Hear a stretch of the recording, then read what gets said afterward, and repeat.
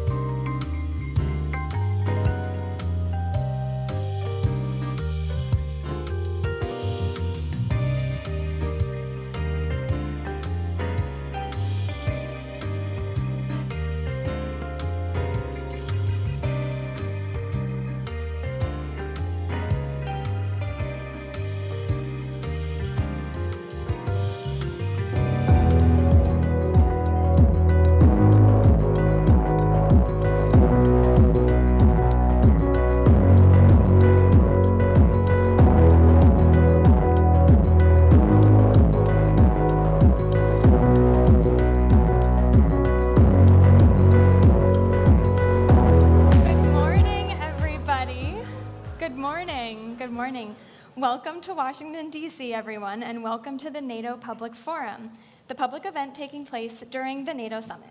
I'm Shannon Vavra, a national security reporter and a CNAS Next Gen National Security Fellow. And I'm Michał Baranowski, Managing Director of GMF East and the Director of our Warsaw office, coming to you from the Eastern Flank. Wonderful to see you all. Many familiar faces, many friends and colleagues. Exactly. Before we start, we would like to have your attention for a moment. We will have several interactive sessions where you'll be able to address your questions. For those in the audience, there are microphones located on either side of the room. And if you have a question, please proceed to the back of the room where our audience team will be able to guide you.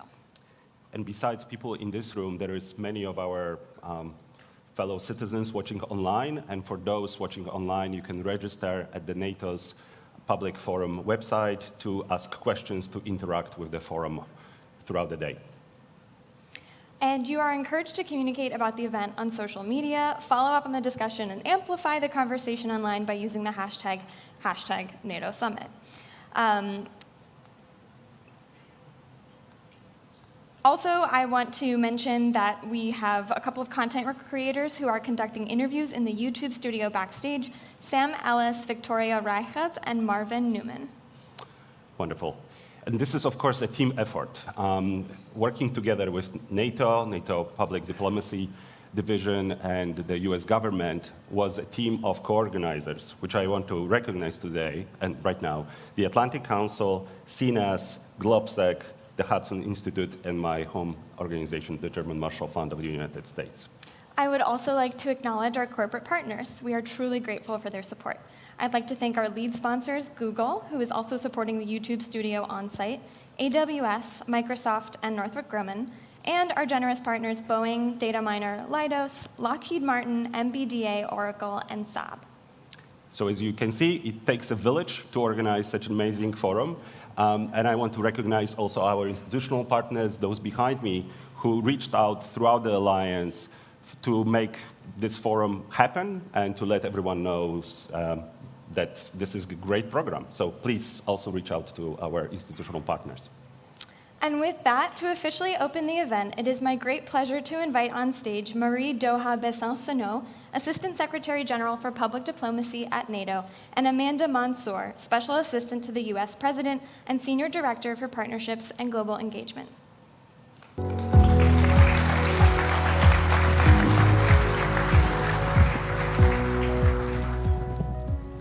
Good morning. Welcome to the NATO Public Forum 2024. On behalf of our Secretary General, Jens Stoltenberg, and all our colleagues at the NATO headquarters, I'm very happy to welcome you to this very special anniversary forum. In Washington for the first time since 1999, that was 25 years ago. After Vilnius last year, it is a great privilege to organize this event here in the United States with a very special host nation. And on behalf of President and Dr. Biden, the entire US government team, and our consortium partners, who I'm going to say them again just because they've been absolutely invaluable, the Atlantic Council, German Marshall Fund, GlobSec, Hudson Institute, and Center for a New American Security, we are thrilled to kick off this historic event. This year's public forum is larger and more diverse than ever before, featuring voices from across NATO, from across the United States, voices of civil society, military, youth, industry, and government, those on the front lines of today's threats and on the threats of the future. We have also partnered with institutions across the Alliance to enable colleagues in all 32 allied nations and many partner nations, not only to follow the event, but also to engage with us live. So to all those attending the watch parties here in DC, back in Belgium, in other locations across the Atlantic, welcome to you too. And finally, a big welcome to the 4,000 followers who are already with us online. This event is indeed being live streamed. The United States is grateful for the opportunity to host the NATO summit here in Washington, D.C. for a few reasons. First, it's NATO's 75th birthday, so happy Diamond Jubilee. And congratulations to the 1 billion NATO citizens for this incredible milestone, for the investment, leadership, and sacrifice that brought us here, and for the many accomplishments still ahead. Second, as you NATO nerds might already know, 75 years ago, the Washington Treaty was signed right here by the original 12 allies in Washington, D.C. And I'll note that last night, Secretary General Stoltenberg described the Washington Treaty by saying, "Never have so few words meant so much to so many." Last, but certainly not least, we are grateful to be this year's hosts because of the foundational role that alliances and partnerships play in U.S. foreign policy. And there is no better example than NATO, the standard bearer for the world. Strengthening and modernizing our alliances has been one of the central projects of President Biden's foreign policy since he took office. So you can imagine how happy we are to spend a whole week with single-minded focus on just that. The Public Forum is definitely NATO's premier public event to connect friends and citizens across the globe to our alliance. So what to expect? What makes this edition exceptional? It will feature over 40 panels and conversations. That's a lot of quality time with leaders and experts just over 2 days. We are proud to host 10 allied partners, heads of state and governments. We are also very happy to host 21 ministers, 13 foreign affairs ministers, 11 from allied nations, 2 from partner nations, 8 allied ministers of defense, and we are especially honored to welcome senior Ukrainian voices like Minister Yermak and Stefanishina. We're also very grateful to the American senators and House representatives who agreed to join us, as well as 10 US government senior officials.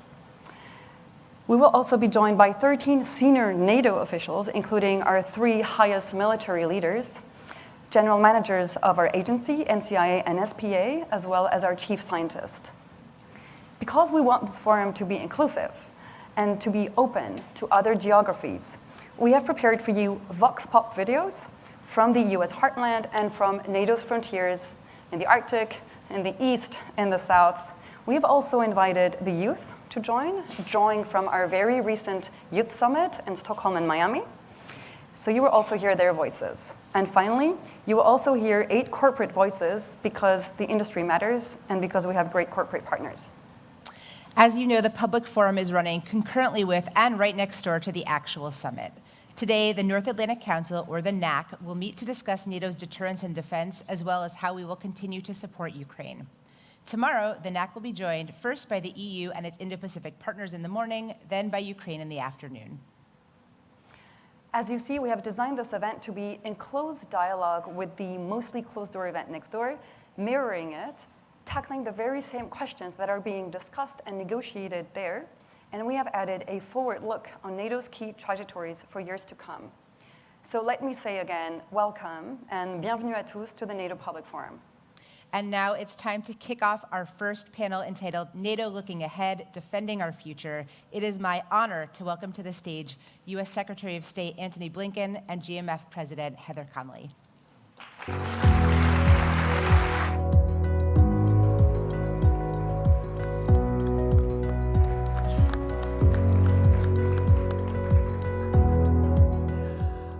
Well, thank you so much, Amanda and Marie Doha. Warmest of welcomes to you, Secretary Blinken. And good morning, NATO Public Forum. You and I have an awesome responsibility here. You and I are sort of like the pace car for this 2-day race of the public forum. I'm counting on you, Heather. Well, I'm counting on you. So I guess we have to say, let's start our NATO engines and let's get going. And we have a lot of news to talk about, a lot of the most pressing issues on the agenda. But I just want to take a moment. I want to take a moment and honor this historic moment. So I looked back at those transcripts from 1949, and I discovered what the 51st Secretary of State said at the signing, Secretary Dean Acheson.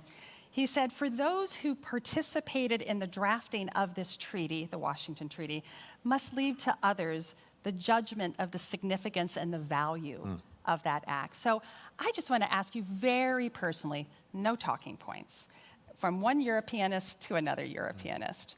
What does this moment mean to you very personally? Well, first, good morning, everyone. It's great to be with you today.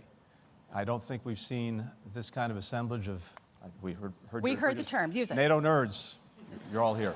We celebrate this. We celebrate it. And I proudly count myself among you, and have for more than 30 years now. Yes, sir.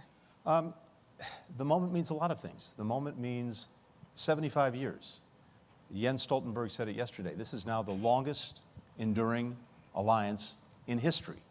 That in and of itself is remarkable.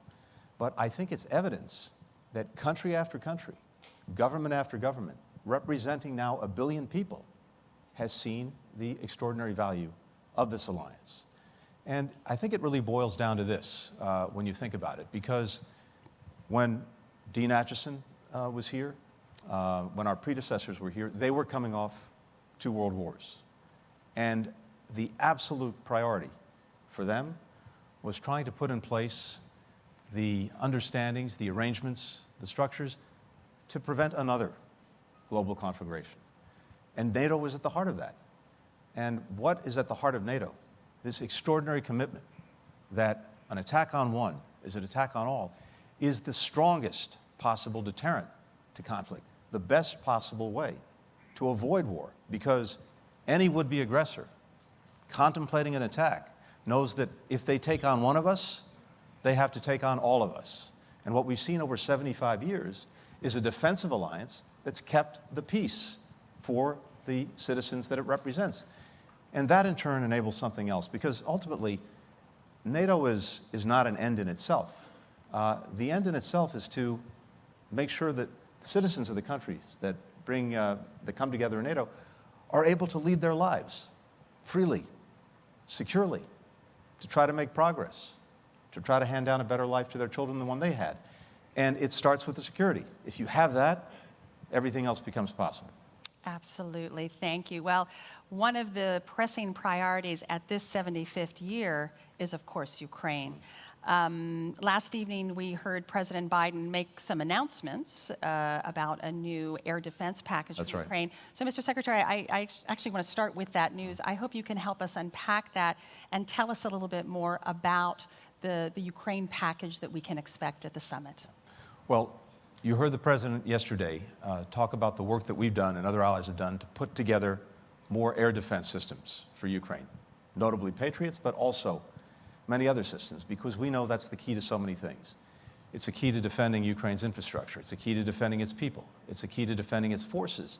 It's also key to making sure that we're unlocking the private sector and economic investment in Ukraine that will also be essential to Ukraine's success going forward. But people need to make investments in secure environments. So these air defense systems, we know, have been job number one for Ukraine and, as a result, for the alliance that's supporting it. But this is just part of a comprehensive package that we're putting in place, that we've actually put in place since before day one, to make sure that Ukraine has what it needs to defend itself when it needs it. And I'm also pleased to announce that as we speak, the transfer of F-16 jets is underway, coming from Denmark, coming from the Netherlands. And those jets will be flying in the skies of Ukraine this summer to make sure that Ukraine can continue to effectively defend itself against the Russian aggression. So we also understand, coming out of the summit, we'll have announcements that there will be a new NATO command. That's right. In Wiesbaden that will be very focused, building on the extraordinary work of the Ramstein Defense Contact Group to sustain capabilities for Ukraine, operations, maintenance. We'll have a NATO liaison officer. That's right. In Kyiv. I mean, this is a pretty robust package that you're talking about. You said something when you last were in Kyiv on, I believe, May 14th. And you said, our strategy is that Ukraine must win. Is that package, and this is robust, but are the packages that NATO is putting forward, is it enough to fulfill that vision for Ukraine to win? Yeah, I believe it is. And let's talk about two things. Let's talk about what winning means, what success is for Ukraine. And in my estimation, at least, success is a strong, independent Ukraine, increasingly integrated with Euro-Atlantic institutions like the European Union, like NATO, and that is able to stand on its own feet, militarily, economically, democratically. And what we see is Ukraine on a trajectory to do just that, militarily. We have an incredibly robust package that will be unveiled over the next couple of days at NATO that builds a very clear, strong, robust, well-lit bridge to NATO membership for Ukraine, including, as you mentioned, the first time NATO's dedicated a command to helping an aspiring country join the alliance. This, in and of itself, is extraordinary. Just a few weeks ago, President Biden signed our bilateral security agreement with Ukraine. At the last NATO summit, on its margins, President Biden brought together more than 30 countries to negotiate and now sign these bilateral security agreements. What does that mean? It means that for the next decade, country after country has vowed to help Ukraine build its deterrent and defense capacity. That sends the strongest possible message to Vladimir Putin that he can't outlast Ukraine, he can't outlast Ukraine's partners. So the military trajectory is clear. The economic trajectory is critical. Making sure that private sector investment is being driven into Ukraine. Our former Secretary of Commerce, Penny Pritzker, has been leading our efforts with so many other allies and partners. We just had a very strong reconstruction conference in Germany. But all of this is about making sure that investment is driven to Ukraine. I'm convinced that Ukraine has tremendous capacity, first, to develop a strong defense industrial base for itself and for other countries, but also because of the extraordinary innovation of Ukrainian entrepreneurs, the Ukrainian economy, to develop a strong, robust economy. Of course, the air defenses are critical to make sure, as I said before, that investments that are being made, physical investments that are being made, are protected. And then finally, democratic deepening. The fact that the EU opened its accession process with Ukraine, the fact that NATO also requires, as Ukraine moves irreversibly along the path to membership, that it continue reforms. That's the strongest guarantee that the reforms that the Ukrainian people so strongly support will continue and will deepen. And that results in a Ukraine that is strong, that is independent, and that is the best possible rebuke to Vladimir Putin. Mr. Secretary, I'm so glad you talked about the well-lit bridge, because I think an enormous amount of energy is being expended upon verbal gymnastics in some ways, the irreversible path, the well-lit bridge, all of these terms. But what you've been talking about, the actions, the robustness, that speaks louder than words. That's exactly right. That's the relationship with NATO. But why are we so caught up? Why can't there be greater simplicity and clarity about this incredibly close relationship that Ukraine will join NATO? Help me understand why we're using all of these very creative words. Well, we have a lot of very talented people who have to spend a lot of time writing NATO declarations. We want to make sure they're fully employed. So that's the secret. So, as someone who's done that myself in the past, in all seriousness, by the way, please. Our colleagues are doing extraordinary work because, look, we have 32 allies. This is a democratic alliance, an alliance of democratic countries.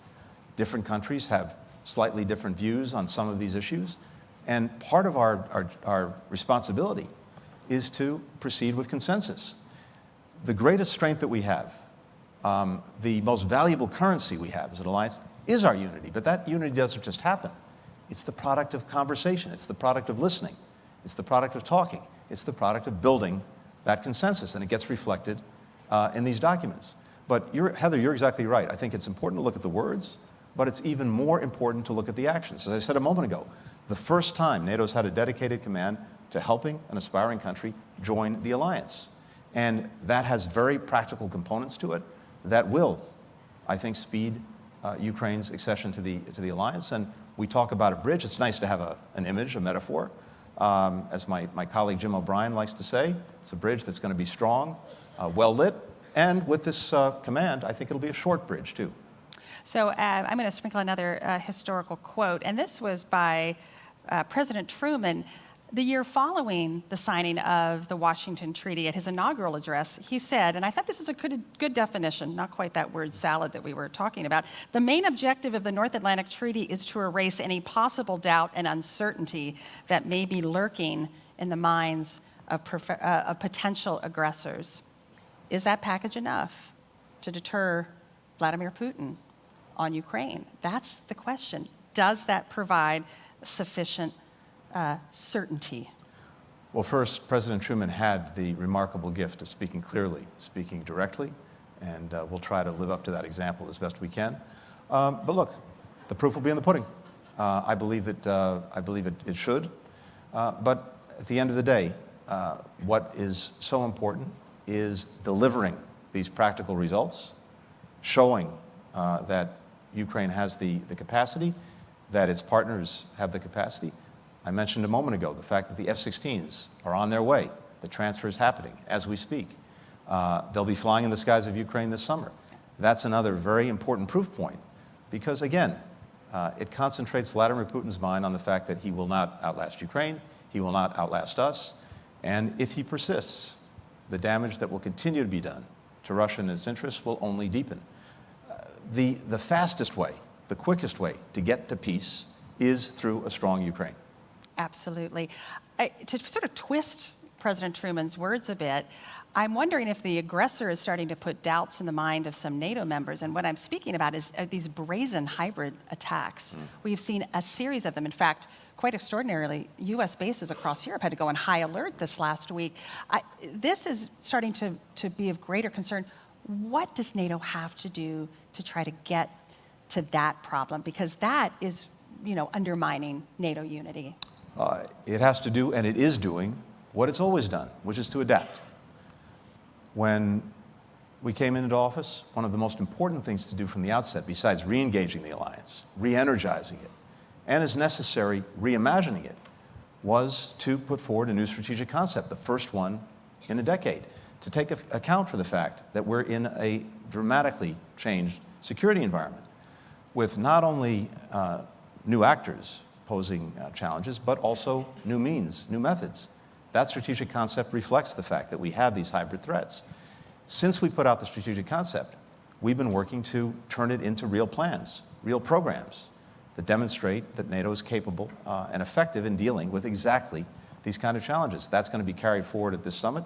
More to be said about that in the next couple of days.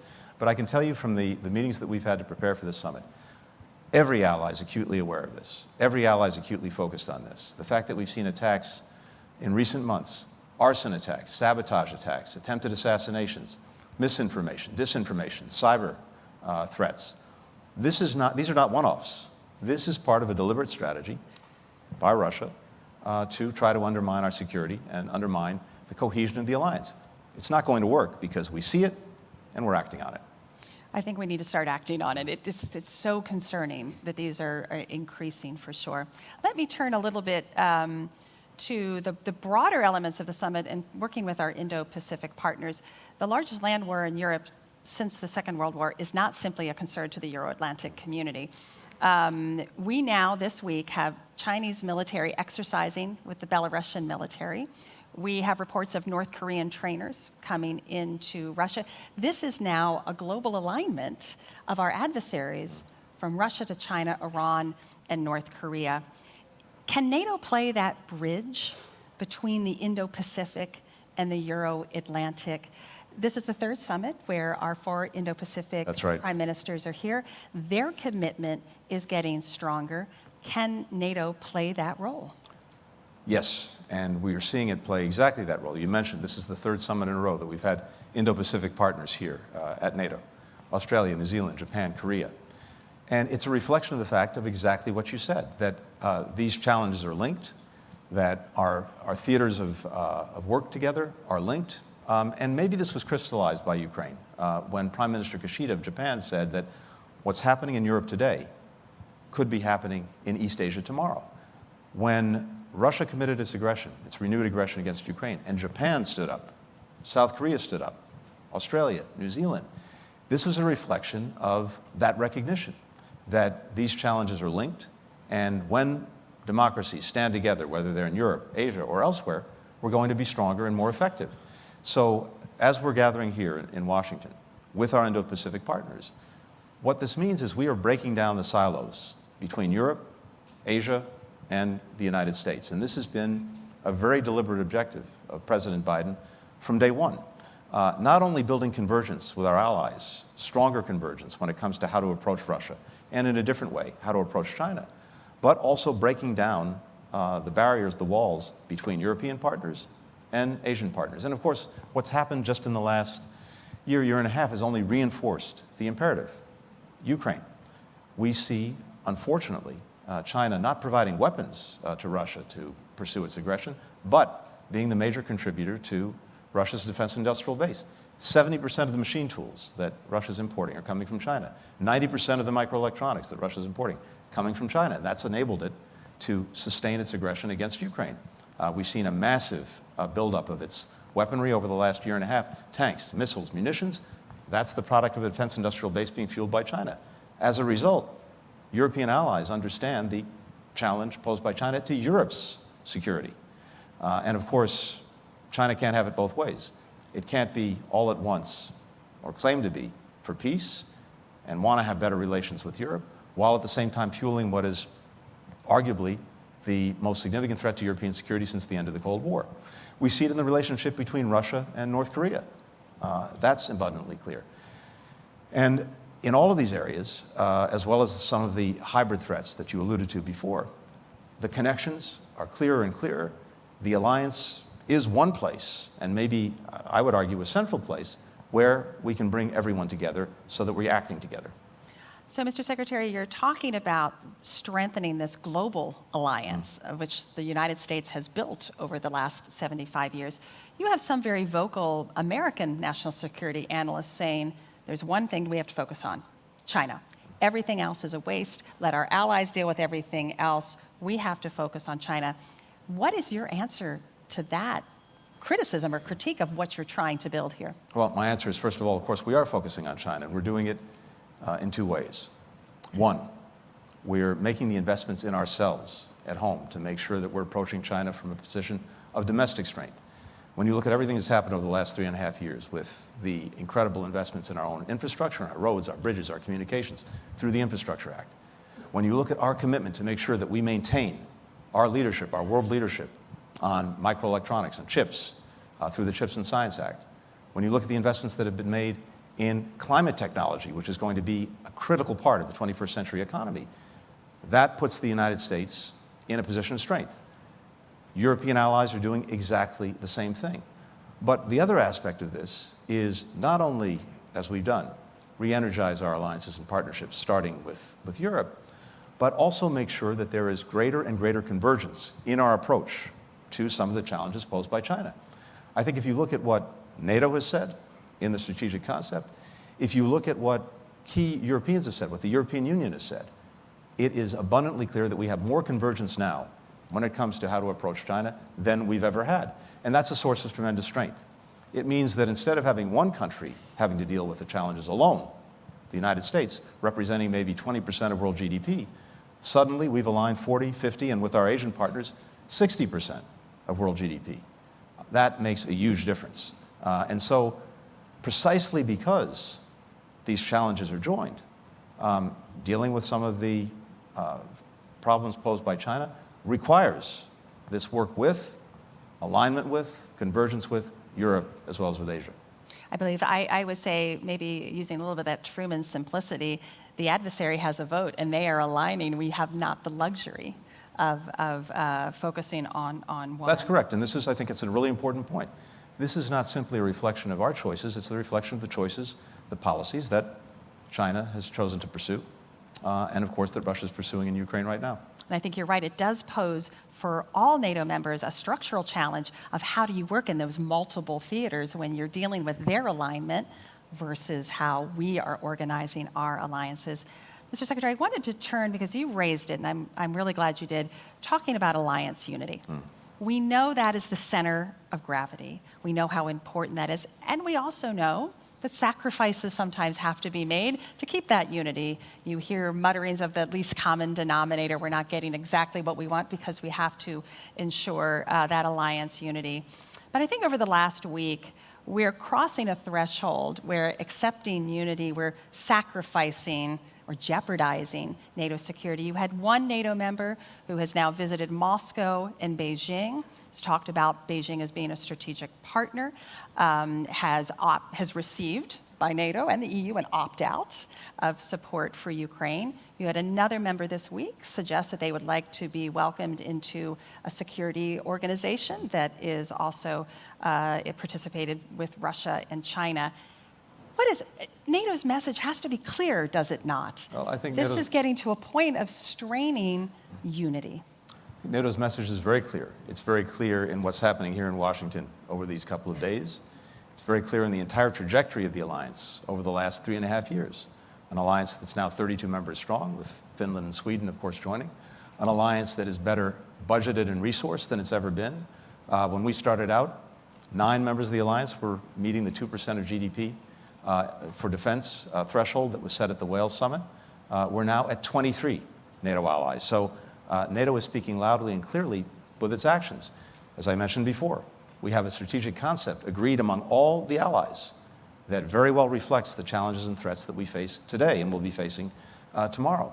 So I see NATO speaking not only with unity, but unity that's actually raising the floor on what NATO partners are contributing, raising the floor on an understanding of the threats that we face, raising the floor on our commitment to take action together to deal with those threats. So far from a race to the bottom just for the sake of consensus or unity, what I'm seeing is a race to the top by this alliance. Again, it's, let's be very simple about it. NATO is stronger than it's ever been. It's bigger than it's ever been. It's more fit for purpose than it's ever been. I think, Mr. Secretary, it's not about necessarily the 2%, and I think we're going to be raising that bar, yes. Don't you think? It's going to be the new 2.5, maybe even the new 3% if we're heading into this era of tremendous instability. No, but I'm saying even a NATO member can spend 2%, but still be working to undermine the the security of the alliance itself. So it's not just 2%. How do we get back to, again, that core of the Washington Treaty, the preamble? We defend democracy, we defend a certain set of values. When allies don't profess necessarily to uphold those values, what's the answer? I mean, this is about us. It's not about the adversary. It's about who we are. Of course, allies, as we speak, for the last 2.5 years now, have been defending those values, defending our democracy that's at stake in Ukraine. They know that it's not only about Ukraine, it's not only about the Ukrainian people, it's actually about the values that unite us and the basic principles that all of us have agreed on together with so many other countries around the world that were designed to try to keep the peace and protect against aggression. And NATO countries are standing up day after day to defend those principles, to defend those values. Now look, communicating with adversaries, with enemies, that's fine. Communications are important. You want to make sure that at least you're not misunderstanding each other. But of course, what's communicated is really important as well. I would hope that anyone, for example, going to Moscow now, makes very clear to Vladimir Putin that NATO's not going anywhere, Ukraine's not going anywhere, the European Union's not going anywhere, and that what we just saw the other day, a horrific attack on a children's hospital, is totally, totally, totally unacceptable, and Russia will continue to be ostracized as long as it engages in those kinds of actions. I would hope and expect that anyone going to Beijing makes clear what I said a moment ago, that continuing to fuel Russia's defense industrial base, continuing to allow the greatest threat to European security since the end of the Cold War to go forward, is something that is unacceptable to Europe. And that means unacceptable's a word. Actions follow that, including, as necessary, sanctions, including, as necessary, not allowing relations that Beijing might seek to improve to actually improve. So what we're focused on is what allies and partners are doing, and I can tell you as an alliance, what we're doing is evidencing greater strength and commitment to the principles, the values that are at the heart of this alliance that I've seen. Are you confident those messages are being sent? I have confidence those messages are being sent. Right. But again, we come together as 32 countries. From the perspective of the United States, it's so important that we listen to each other, that we communicate clearly with each other, and yes, we develop consensus. But what I'm seeing again is a consensus that is moving us up, not holding us back. So we welcomed, this is Sweden's first right. NATO summit. Great to come in. We've got this bolt of energy, I feel it, with Sweden and Finland joining. There's an energy in the Nordic-Baltic quadrant of NATO. How has it been to welcome those new men? They're seeing what's behind the curtain. How have you introduced your two new colleagues now into NATO? Tell us some good stories. Well, of course, Sweden and Finland have been NATO partners for a long time. They've contributed tremendously to the alliance, to our common endeavors for a long time. But to have them at the table is something I suspect most people in this room 3 years ago, I doubt anyone really would have imagined that. If you would have read a lot of think tank reports 15 years ago, you would have known this would have been the case, but that's okay. Let it slip. I might have written one or two of those reports back in the day. Good, see? But in all seriousness, you're right. I think it has added a jolt of energy. They're both remarkable partners. They bring so much to the alliance. They change the strategic equation in a very powerful way. But it's also a reflection of new realities that the entire alliance is facing. New aggression, new forms of aggression, a new determination to stand up together to combat it. But look, we have a little kept secret for the alliance is there's a pretty strong Nordic and Scandinavian component to this alliance, as evidenced by Jens Stoltenberg. President Biden gave him the Medal of Freedom last night. And that was a very powerful reflection of the extraordinary leadership that he's demonstrated over a decade of incredible change for NATO, but a decade that he's managed with brilliance. Well, he's really had a unique talent of communicating with some of those allies that don't see eye to eye, always with the consensus, was incredibly important in resolving some of the difficulties in the run-up to welcoming Sweden and Finland.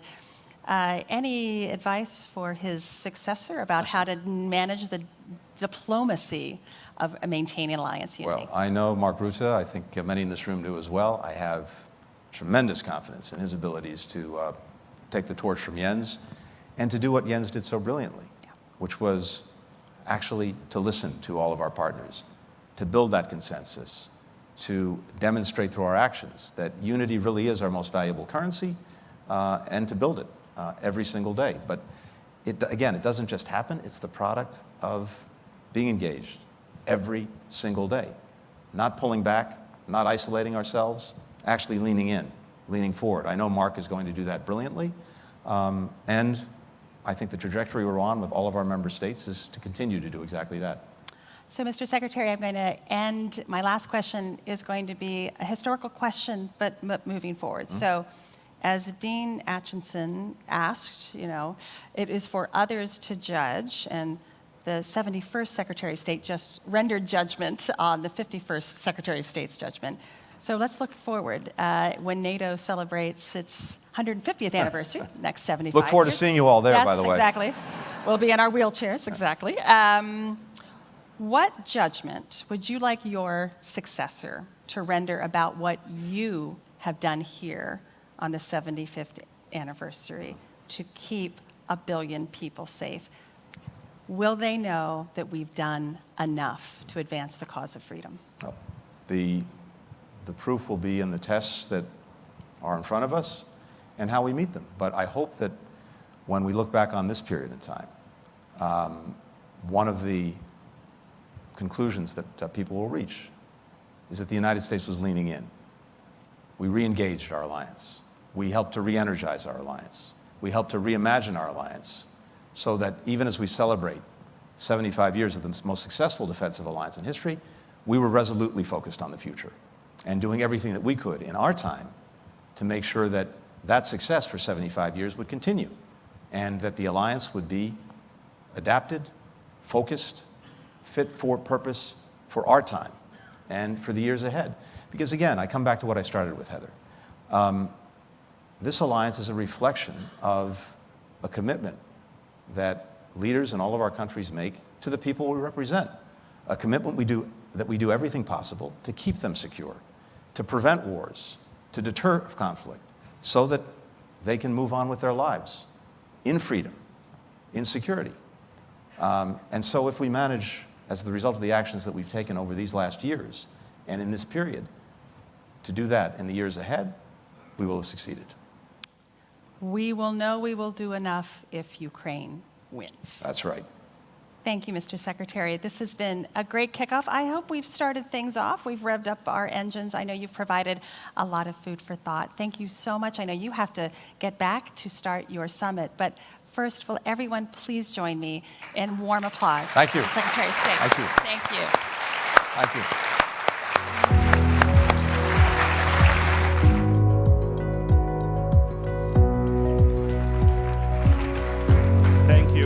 Thank you, Secretary Blinken. Thank you, Heather, for a great scene setter for our conversation throughout the day. Really answering the question, what is at stake for NATO, for close to 1 billion of our citizens. This was a news-making session. F-16s are coming this summer. The bridge for Ukraine will be not only well-lit, but also short. And as Secretary Blinken pointed out at the very end, it's all for us to lean in, both during this summit and in the next 75 years of NATO's history. So with this political scene setter, let me now turn to our military dimension, and let me welcome Peter Rao of Hudson Institute, who will lead a conversation with General Cavoli. Peter, the stage is yours.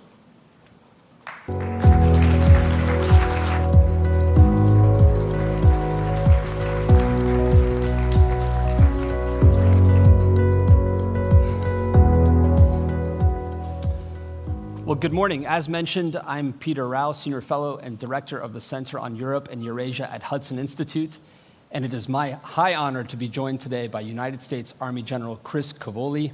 General Cavoli was commissioned into the infantry in 1987. He's had a long and distinguished career, culminating in his appointment to EUCOM, a position he took up on July 1st, 2022. And 3 days later, on our nation's birthday, July 4th, that's right, he became Supreme Allied Commander Europe. General Cavoli, welcome to the Public Forum. Thank you, Peter. At public conferences like these that focus on European security, we tend to talk a lot about deterrence, how to preserve the peace that the alliance has forged for us over the decades. Yeah. But there tends to be less focus on warfighting capability, the ability to actually win a war should deterrence fail. So to rectify that imbalance a little bit, let me ask you, how confident are you that the alliance could be able to conduct high-intensity combat 10, 20, 30 days into a war with Russia should deterrence fail? No, I'm quite confident. So we have, over the last couple of years, based on the work of my predecessors, one of whom is sitting right over there. Hi, Scap, how are you, sir? We have been building out a strategic concept and then the enablement of that strategic concept for the deterrence and defense of the Euro-Atlantic area. So it started with the strategic approach, and then it's come down through a couple of major documents. In the last couple of years, what we've done is turn those into concrete plans, traditional, classical operational plans that describe how we're going to defend specific areas of the alliance and what we're going to use to do it and what the sequence of events is. This is a big shift. The alliance had gone for many years without plans since the end of the Cold War, real significant plans to defend the territory of the alliance. That has produced a whole range of changes for us.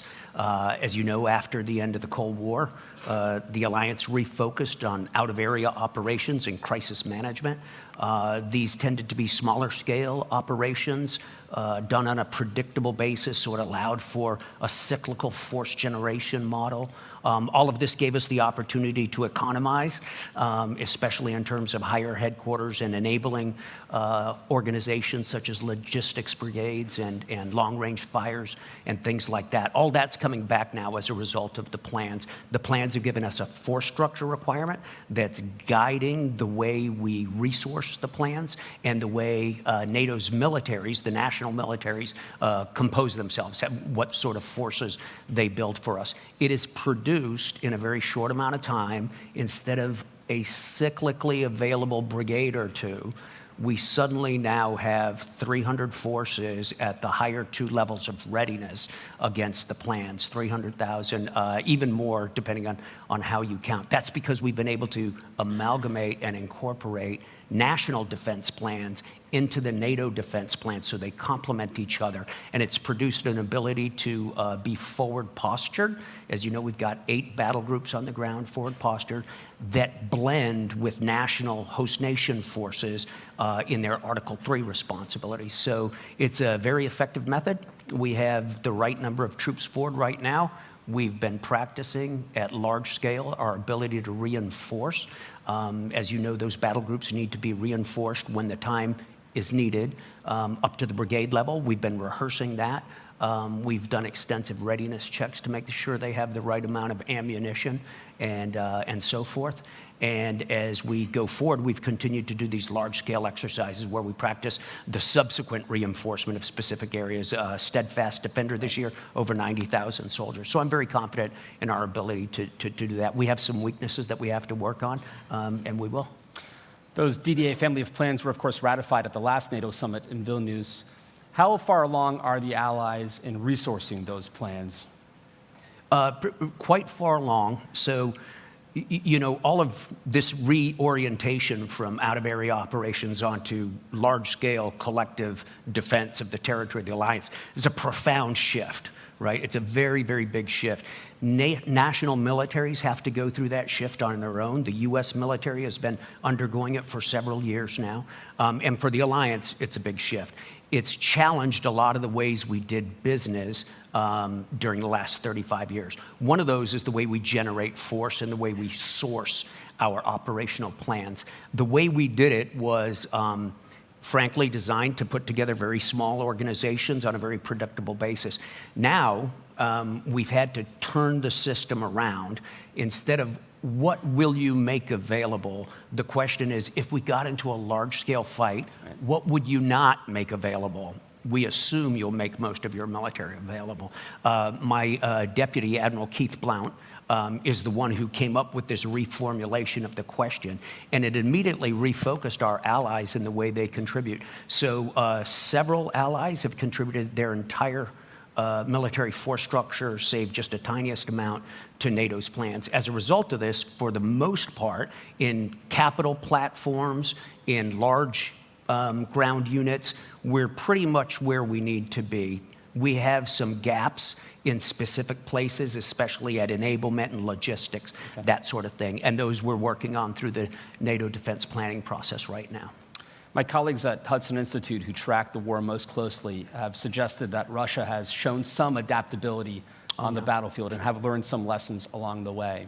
Is NATO learning lessons from the war in Ukraine? And are you confident that our learning curve is ahead of the Russians? Yeah, so I think the first thing to remember is that NATO consists of nations' militaries, right? So those nations are studying very intensely the war in Ukraine, and each of the nations our member nations are developing and evolving new techniques and working on new technologies. But we as an alliance also study it very closely. We have a couple of different organizations that study the war in Ukraine, and we're about to set one up with our Ukrainian colleagues in Poland. The JTEC is going to come together, and that will really be an information exchange center for lessons learned. Then we incorporate those into our future doctrine. My friend Philippe Lavigne, who I hope is here someplace, the Supreme Allied Commander for Transformation, writes future concepts that are largely informed by what we're seeing in Ukraine. And then, of course, inside the alliance, we use our exercise program to test new techniques and new technologies that, for the most part, nations bring forward into the exercise. But it is quickly evolving. Your colleagues at Hudson are right. The Russians are very cleverly adapting to technologically and procedurally to many of the challenges that they run into in Ukraine. One thing that's less discussed are SACEUR's peacetime authorities. Sure. But that has evolved somewhat since Tremendous. the onset of full-scale hostilities in Ukraine. Are your authorities commensurate and sufficient to prepare the alliance in a period of high tension prior to the full onset of hostilities? And perhaps for the audience, you could just lay out what those authorities are. Yeah. So SACEUR's authorities were pretty circumscribed during long periods of peace, which is fairly appropriate, right? At the beginning of this conflict, my predecessor, Todd Walters, petitioned the NAC to activate the 5 graduated response plans, which is a form of planning process that we had. When those were activated, General Walters suddenly got significant authorities to move folks around. For example, he got the authority to deploy parts or all of the very high readiness joint task force on his plan. He got the authority to perform specified enhanced vigilance activities throughout the AOR, so he could name an operation and then conduct it, defensive operations. As we came through the new family of plans, one part of the modernization of NATO's collective defense has been to change the way we grant authorities to SACEUR. And instead of going one by one through an incredibly arcane manual like this thick that gives one authority at a time, what we've done is we've bundled authorities together and we've attached those to certain alert states.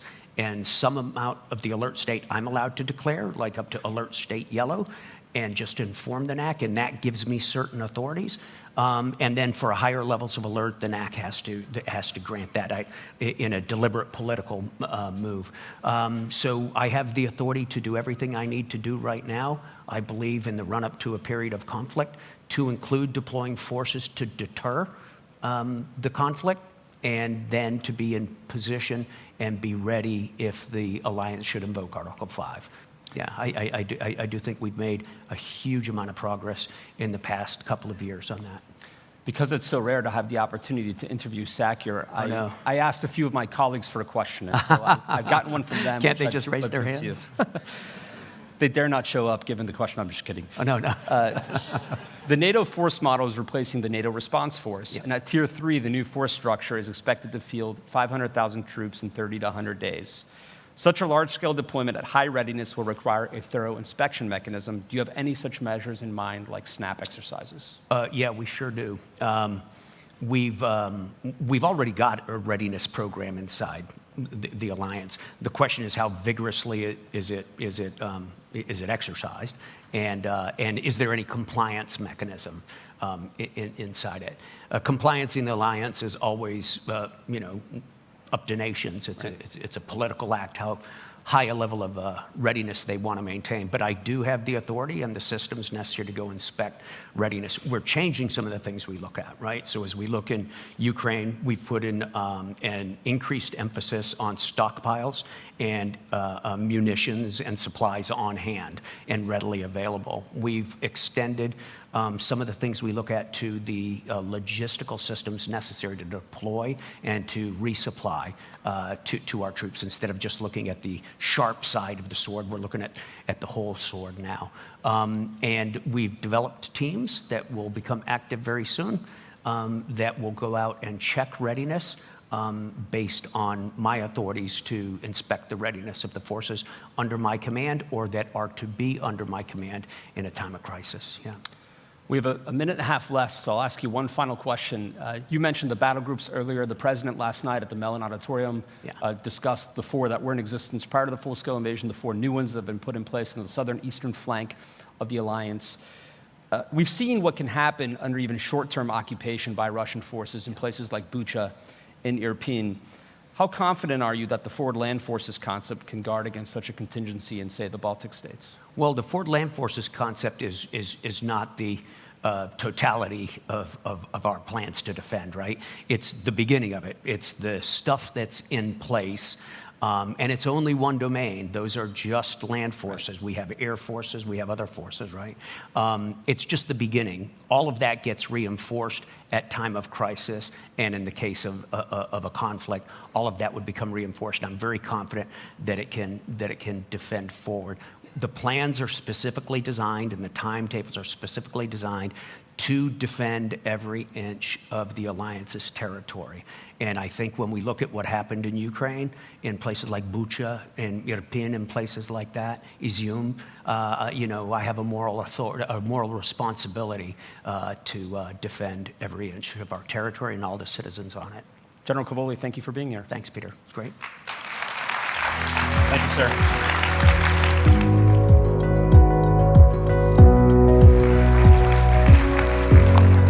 Thank you, General Cavoli. Thank you, Peter, for really another fascinating conversation focused on the military aspect of readiness, of how we are learning from our Ukrainian brothers and sisters fighting brutal war with Russia, but also for emphasizing the need to defend every single inch of NATO territory. And believe me, coming from the eastern flank, this is very real for us and very important.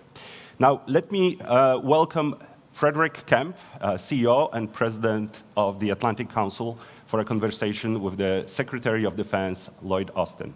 Frederick, the stage is yours.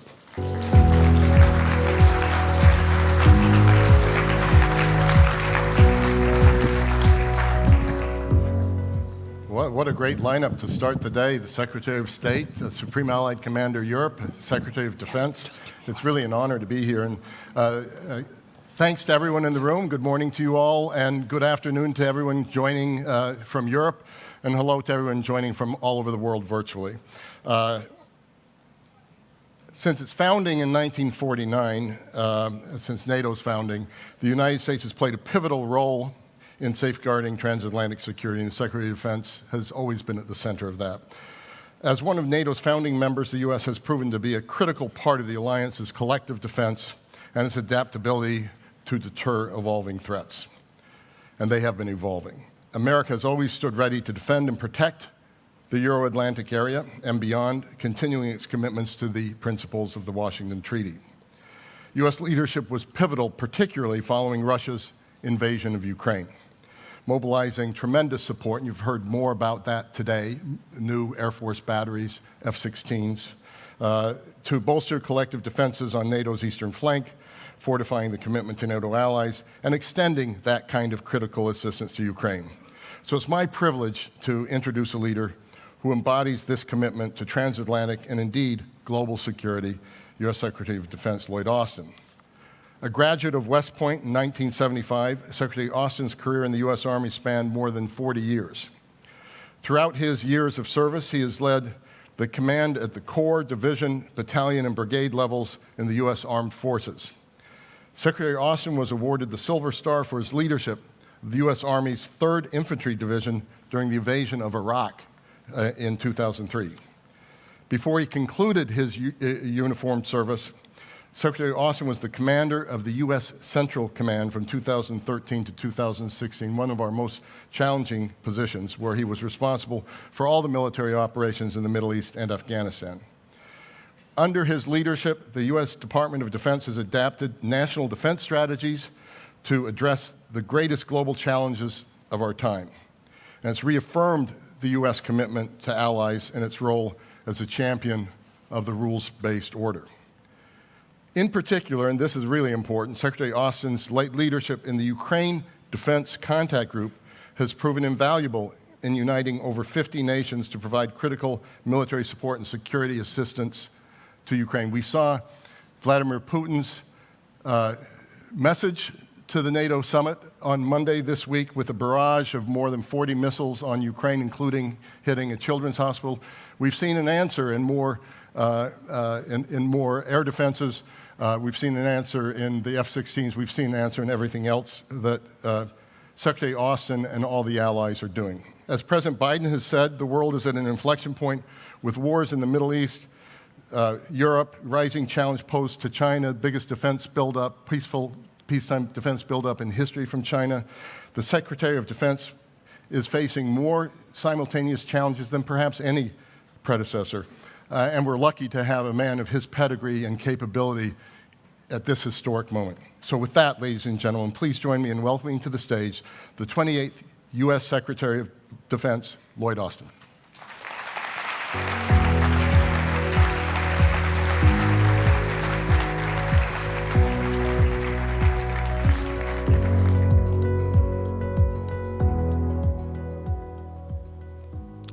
Well, good morning.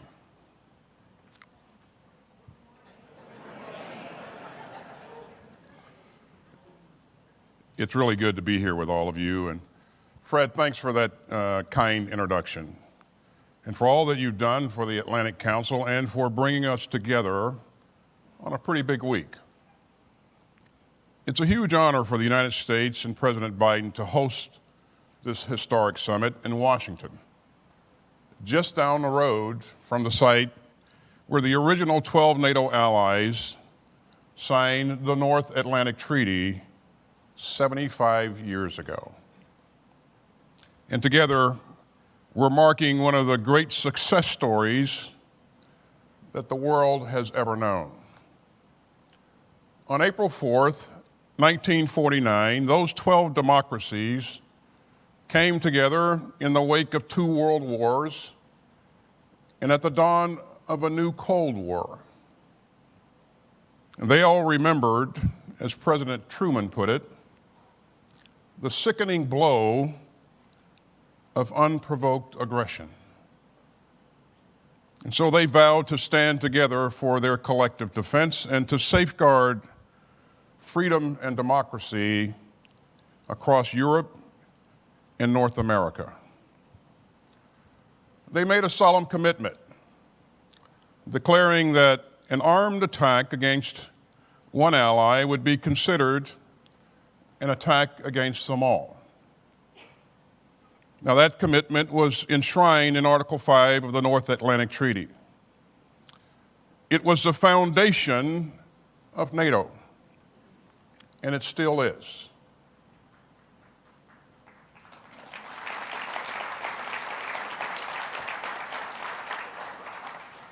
And on that bedrock, we have built the strongest and most successful defensive alliance in human history. Throughout the Cold War, NATO deterred Soviet aggression against Western Europe and prevented a third World War. In the 1990s, NATO used air power to stop ethnic cleansing in Bosnia and Herzegovina and in Kosovo.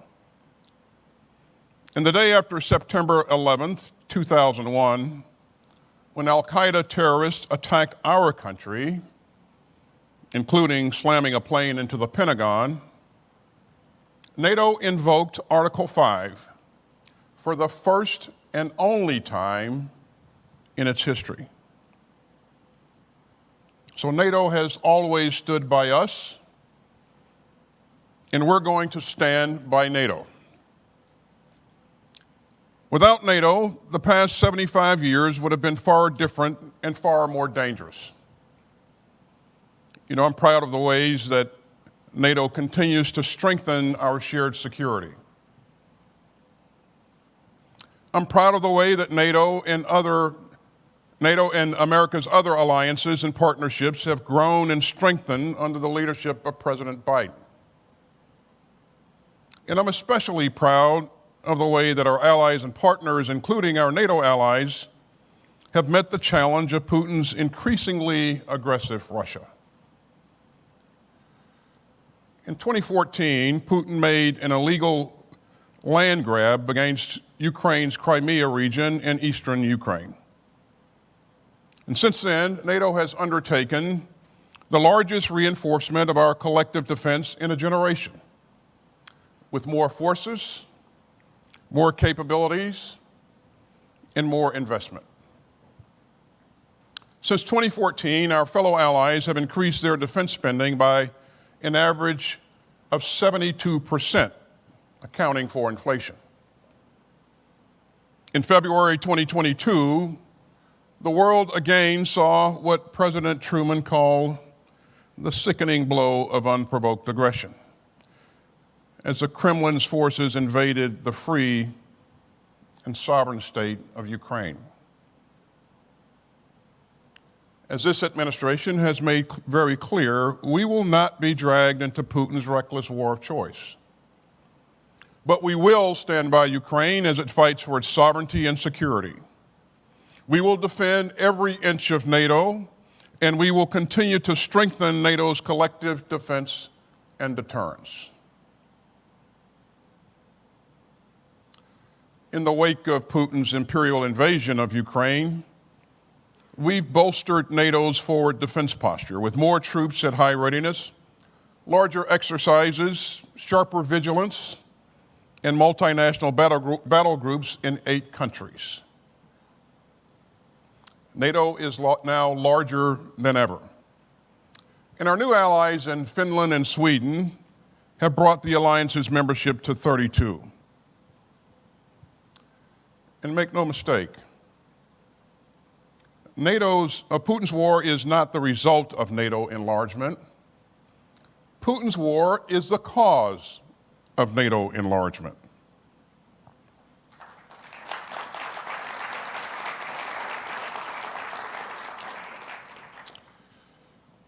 Over the past 3.5 years, we've also seen an historic increase in annual defense spending across the alliance by almost $80 billion.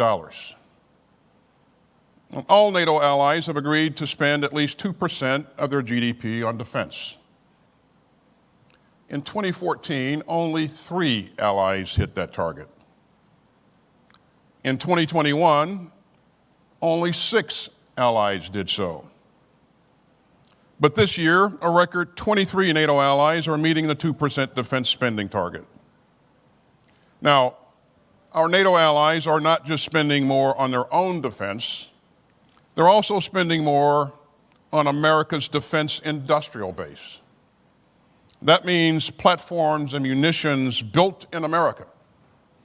And that's helping to revitalize production lines across our country and to create good jobs for American workers. Now, all of that progress is a testament to U.S. leadership and allied solidarity. But it's also a testament to the leadership of our outgoing Secretary General, my good friend Jens Stoltenberg.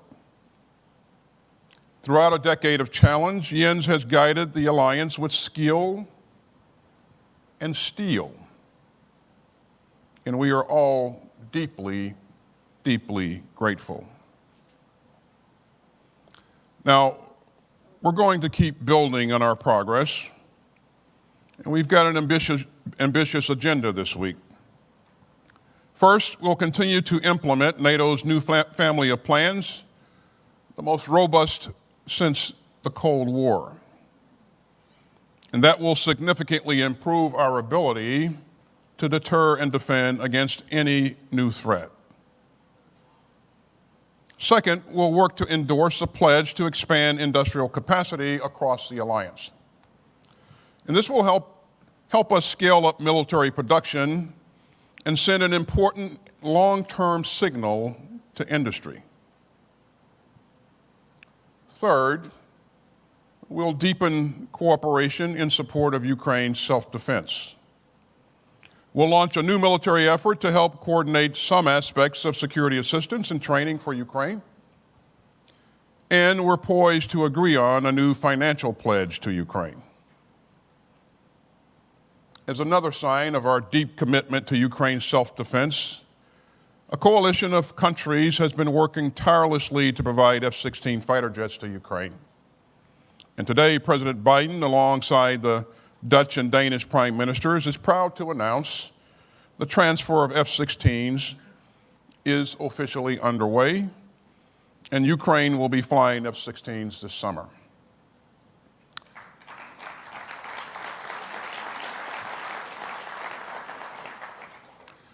And finally, we'll continue to deepen ties with our global partners, especially in the Indo-Pacific.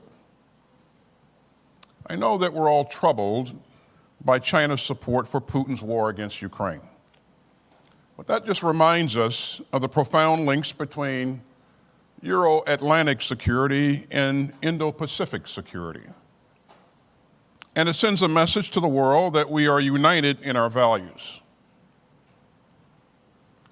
So we have a lot to tackle together. But we're also here to mark this moment. We're here to strengthen an alliance that has kept millions of people safe for 75 years. And we're here to reaffirm the ironclad commitment that those 12 leaders made on April 4th, 1949. An armed attack against one ally is an attack against us all. You know, as you heard Fred say, I had a brief 41-year career in uniform. I started working with NATO back in 1975 when I was Lieutenant Austin. And I've never seen NATO stronger or more united than it is today. And we are determined to keep it that way. You know, I learned a lesson early on in my Army career, and that lesson is that as a soldier, the last thing that you want to do is to fight alone. So here's the blunt military reality. America is stronger with our allies. America is safer with our allies. And America is more secure with our allies. And any attempt to undermine NATO only undermines American security.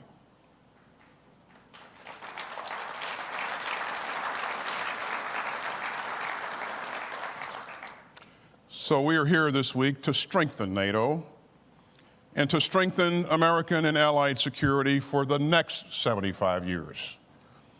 As President Biden has said, our foes and rivals have tried to shatter our unity, but our democracies have stood unwavering. Ladies and gentlemen, that is the legacy that we celebrate. That is the vow that we uphold, and that is the work that we will continue. Thank you very much.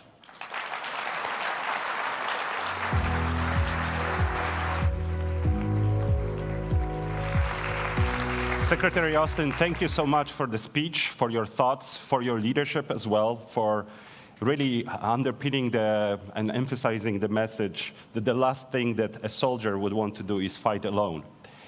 With that, for our guests online, please tune in for conversations with Doug Lute, U.S. Ambassador to NATO, and Rachel Rizzo. And for all of us here, there is a coffee break. Please be back at 10:35 and enjoy the conversations. Thanks.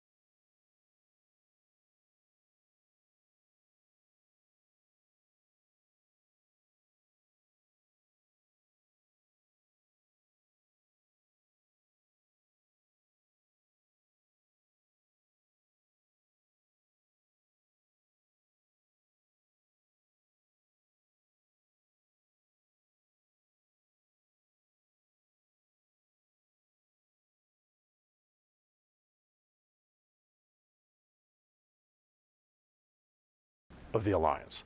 I mean, I don't imagine any of them could have thought of 12 becoming 32. I think that they'd marvel at that. I think with the Washington Treaty being signed in Washington, right, that they'd be shocked that the only time Article 5 has been invoked in these 75 years had nothing to do with an attack in Western Europe, had nothing to do with America responding to that attack and reinforcing our European allies, had nothing to do with the Soviet Union. But in fact, on the day, September 11th, right, it was actually the inverse of all that. It was Europe coming to the assistance of America, to include, in part, because of an attack here in Washington. So they'd be surprised about Article 5. I'd also remark, though, these photos make clear that the 12 men who signed the Washington Treaty, I think would be surprised today at the role of women in leadership positions in NATO at multiple levels. So head of state and government, ministers, both foreign and defense ministers, the NATO staff, ambassadors, and so forth. I would add there that today, perhaps we should be surprised that there aren't more women in prominent roles in NATO. So I think there's a lot to be surprised at. One thing that they would not be surprised at. Yeah, that's my next question. I'll preempt your next question. They would not be surprised that NATO today is rallying in the face of Russian aggression. Yeah. That, of course, was the original forming cause of NATO. And today, I think, the founders would see a familiar Russia in terms of imperialist designs and aggression on its neighbors. They probably wouldn't be surprised. They probably would also be surprised that we're trying to get Germany to spend more on defense and do more and be more forward-leaning as well. Perhaps. Perhaps. Maybe even the Germans are a little surprised. Yeah. There's a lot of surprise that has happened to us since 1949. You know, finally, one of the main headlines at this alliance or at this specific summit is what the alliance is delivering for Ukraine. There's a lot of talk about a bridge to membership that's well lit, that is short. But there's also been criticism that the weapons that we've been giving them have so many caveats on them that we're having Ukraine fight with one hand tied behind its back. What are your thoughts on the deliverables for Ukraine at this summit?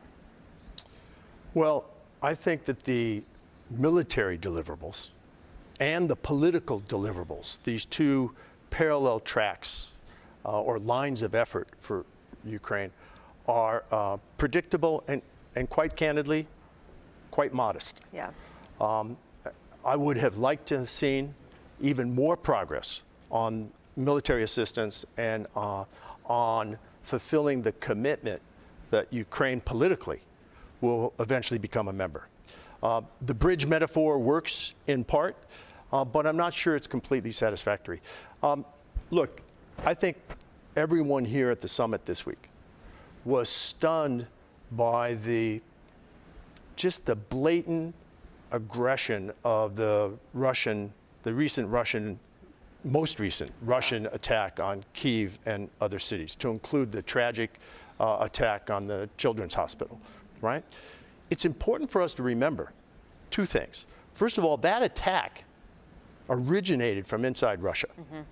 And the base from which that attack was launched is essentially in sanctuary because it is beyond the ability of Ukrainian indigenous capacity to strike it.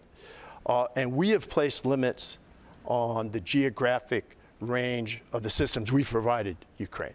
I know of no effective air defense program which focuses solely on defense of the target site by way of air defense systems and so forth, and neglects the attack of the launch sites. Yeah. Air defense is a two-way street, offense and defense. So in particular, you use the words caveat. I think that the restrictions, the caveats that we've placed and others have placed on some of our systems are not justifiable in legal terms. These are legitimate military targets, and they don't make sense in terms of military science. thank you for that clear answer and for your support of NATO and your support of Ukraine as well, and for this interview, Ambassador Lute. And to our audience watching online, tune in for another 2 days of programming here at the NATO Public Forum in Washington. Thank you so much.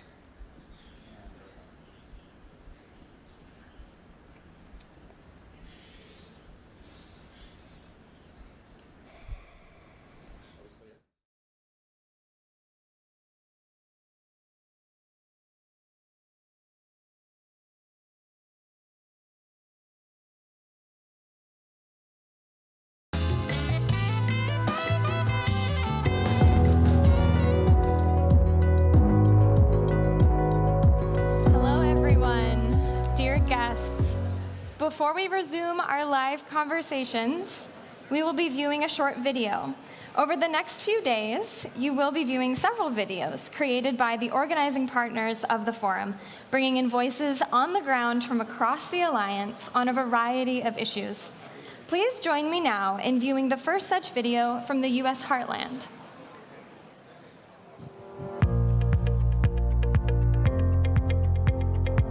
I view NATO as a global institution that is a vehicle for deterrence and collective defense. It is a defender of the free world and is a defender of our shared democratic principles. NATO as an organization means personally to me as a security cooperation between its member countries provides an environment where I'm able to feel safe and secure. NATO means hope to me. Hope that through strength of unity, we will no longer have world wars and have to send our young people to fight in them. Hopeful that a rogue leader or rogue nation will no longer be emboldened to attack a NATO country, and hopeful that into the future, NATO will create a more democratic and peaceful union in the world. I feel admiration, I feel honor in that NATO was created after World War II. It means alliance among people, among nations who trust each other.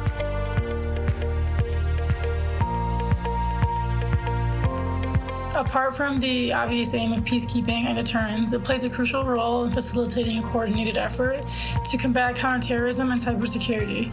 It is adapting to new threats, such as responding to disinformation campaigns and the weaponization of AI. In its 75-year history, NATO has been successful in providing and guaranteeing the security of its countries from foreign intimidation.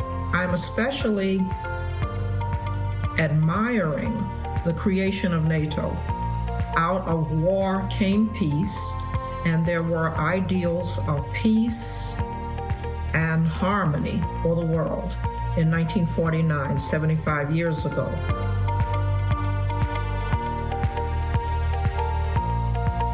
NATO was created for establishing and promoting economic and political security against Soviet or another future demagogue aggression. It's unfortunate that 75 years later, we are standing more or less in the same predicament with modern-day Russian military hostilities in Europe. What I hope for NATO, first and foremost, is for NATO to gain an ally in the next American presidency. And secondly, for nations in Europe to rise to the occasion and to meet the continued Russian aggression with the severity and seriousness it demands in order to protect Europe. Finally, a unified show of support in the future will demonstrate to other authoritarian leaders that NATO will not allow malicious leadership to trample on the will of the free world. What I wish for in NATO's future is to act as a bulwark of democracy in these trying times of uncertainty, economically and politically. As the future comes forward, we want that trust to be continued, and if it is at all destroyed a little bit, we want it to come back. So I say to the NATO nations, thank you, and keep peace for us in the world. What a great way to bring in voices from across the United States heartland. For our next conversation, please join me in welcoming once again Frederick Kemp, President and CEO of the Atlantic Council, to the stage for a conversation with NATO Secretary General Jens Stoltenberg. Join me in welcoming Frederick to the stage, please.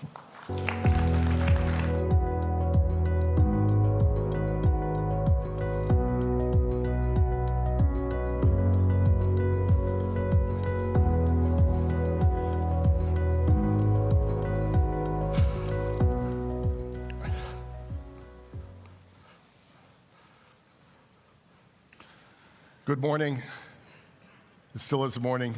It's great to see you all here in person. It's wonderful to have so many people here online from all over the world, and of course, across all of our allies in Europe as well. And so it's my honor to introduce someone I've known a long time now, the NATO Secretary General Jens Stoltenberg. And I'm going to moderate a conversation with you in a moment, something you've called a pivotal moment for our alliance. I was going to start by saluting you on something I didn't know about, which is your great arm, because you threw out the first pitch of the Nationals game. And it was an amazing, yeah. I was there in the heat, sweating while I was watching you, but it was an amazing salute to NATO.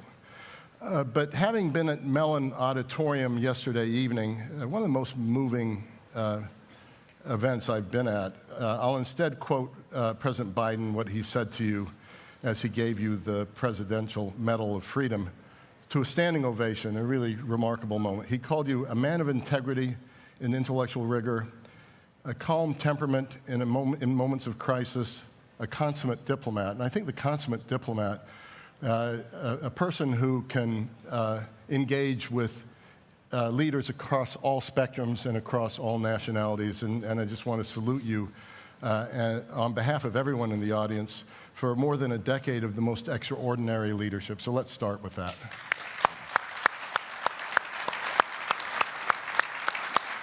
Thank you. So we at the Atlantic Council gave you our highest honor, the Atlantic Council Distinguished Leadership Award in 2017, and I consider that visionary. We knew you'd already accomplished a lot in your life, and I won't go through it all. You know, Prime Minister of Norway, all the things you've done for NATO and at NATO in terms of strengthening its defense, strengthening the defense spending, and I think it would take too long to go on that, and you're a humble man, and I don't think you would even want that. So I'm going to go right into the questions. You laid out 3 goals for this summit: increasing support for Ukraine for the long haul, reinforcing collective defense, and deepening global partnerships. I'm sure they're all important, but for this week, what do you consider most crucial?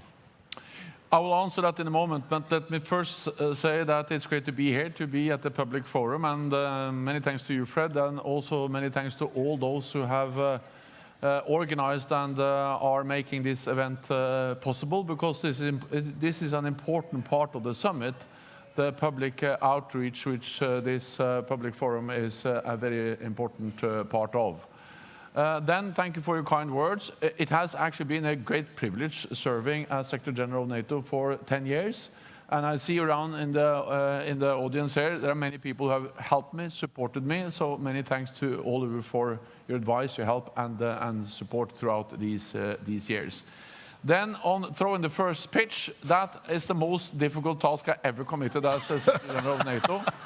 Not least because I've never been at a baseball match ever before. The first time I touched the baseball, actually, when I started to exercise for this, I thought it was a tennis ball, but it's not the case. So it was a very steep learning curve, and I think my future is not in baseball. I think my future is in something else. I was going to say in the introduction that it showed that NATO always sets lofty targets. Yeah. And we have to adapt to the challenges. Yeah. Then, of course, this summit, it's of course a summit we're going to celebrate the 75th anniversary of the strongest, most successful alliance in history. But the only way to truly celebrate that achievement, the 75th anniversary, is, of course, to demonstrate that NATO is adapting, that we are changing when the world is changing, because we are the most successful alliance in history, because we have changed when the world is changing. And now we live in a more dangerous, more challenging security environment, and therefore NATO is changing again. And therefore we will make important decisions at this summit for the future, not only celebrate the past. And there are three main issues. Is deterrence and defense, is our partnership with our Asia-Pacific partners. But of course, the most urgent, the most critical task at this summit will be everything we will do and decide on Ukraine. Because this is really the time where we are tested. If we want to stand up for democracy and freedom, it's now, and the place is Ukraine. I expect that the NATO leaders will agree a substantial package for Ukraine. There are fundamentally 5 elements in that package. One is that we will establish a NATO command for Ukraine to facilitate and ensure training and delivery of security assistance to Ukraine. It will be 700 personnel. It will take over much of what the US have done so far in leading the coordination of security assistance and training. It will be a command in Wiesbaden in Germany, but also with logistical nodes or hubs in the eastern part of the alliance, to ensure that we have a more institutionalized framework for our support to Ukraine. Then it will be a long-term pledge to support Ukraine, not least to send the message to President Putin that he cannot wait us out. Because the paradox is that the stronger and the more we are committed for a long term to support Ukraine, the sooner this war can end. So that's the thing we have to do. Then we will have, and we have already seen some new announcements of military immediate support with the air defense systems, with F-16s and all the things that allies have and will announce. We have the bilateral, that's the third, also the announcement of more military aid. Then we have the bilateral security agreements, 20 agreed between NATO allies and Ukraine. And then the 5th element of the package for Ukraine will be more interoperability. We will have a new joint training and evaluation center in Bydgoszcz in Poland. We will have the comprehensive assistance package to help Ukraine implement reforms on the defense and security institutions to ensure that the armed forces are more and more interoperable with NATO. And together, the NATO command, the pledge, the bilateral security agreements, the announcement of new military support and interoperability, these 5 elements combined constitute a bridge to NATO membership for Ukraine. And later on today, we will see the language which we will agree in the NATO declaration on how to ensure that Ukraine is moving closer to NATO membership. So these are the 5 important deliverables on Ukraine that I expect allies will agree later on today. Not to press you on what's actually going to be in the document, because of course you can't reveal that, but we saw at the Vilnius summit, hearing it again in Washington, that allies closer to Russia or more eager to provide NATO membership sooner for Ukraine. And no doubt the bridge and all the elements of the bridge are pretty impressive, including the new command. But are Ukraine's NATO membership prospects sufficient? We did our own wargaming with our Estonian partners in the Estonian government. We found almost under any scenario Ukraine was safer in NATO, that Russia would respond in a way that would be less provocative with it in than outside. What's your thinking on that, and have we gone far enough with Ukraine? So first of all, the language you will see later on today in the NATO declaration, or the declaration from the heads of state and government, of course that language is important because language matters. It sets an agenda, it points a direction. But of course, action speaks louder than words. So in addition to the language in the declaration on membership, which again is important, I think that what we actually do together with Ukraine is as important. And therefore, the fact that we now have a NATO framework, we'll have a NATO framework around the support. The fact that we have a long-term NATO commitment when we agree the pledge. And also the fact that we actually are delivering more weapon systems to Ukraine. All of that is helping Ukraine to become closer to NATO membership. Because when we now deliver F-16s, we don't only deliver F-16s, we deliver the training, the doctrines, the operational concepts that will actually move Ukraine closer to being fully interoperable with NATO on more and more areas. So again, language is important, but the elements in the package I mentioned, they are actually changing the reality, enabling Ukraine to come closer to membership. So we can then, when the time is right, when we have consensus and the political conditions are in place, so when an invitation then is issued, they can become members straight away. I cannot give you a date because, as you know, there has to be consensus in this alliance on membership. But what I can say is that when the fighting stops in Ukraine, we need to ensure that that's really the end. Because what we have seen is a pattern of aggression. First, Russia annexed Crimea. We said that was unacceptable. After some few months, they went into Eastern Donbass. We said that that was unacceptable. Then we had the Minsk I agreement with the delimitation of the ceasefire line. That was violated, and Russia pushed the front lines further east, further west in Donbass in 2014. We had Minsk II, and the Russians waited then for 7 years, and they had a full-scale invasion of Ukraine in 2022, because Minsk II was in 2015. So we have seen a pattern where they've taken slices of Ukraine. So if there is now a new ceasefire, a new agreement, then we need to be 100% certain that it stops there, regardless of where that line is. And therefore, I strongly believe that when the fighting stops, we need to ensure that Ukraine has the capabilities to deter future aggression from Russia, and they need security guarantees. And of course, the best and strongest security guarantee will be Article 5. So therefore, I believe that a way to ensure that it stops is actually NATO membership. Thank you for that very clear answer.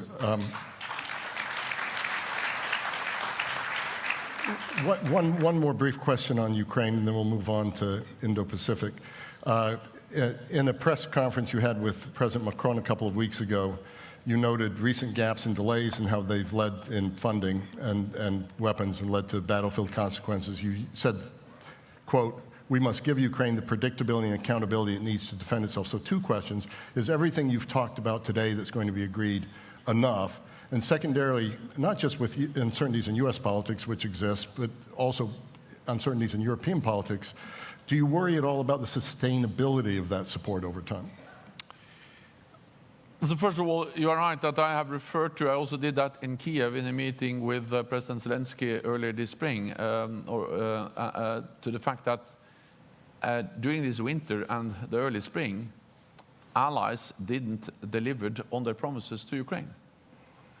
We saw the delays in the US, months agreeing a supplemental, but we also saw European allies not being able to deliver the ammunition and the support they have announced.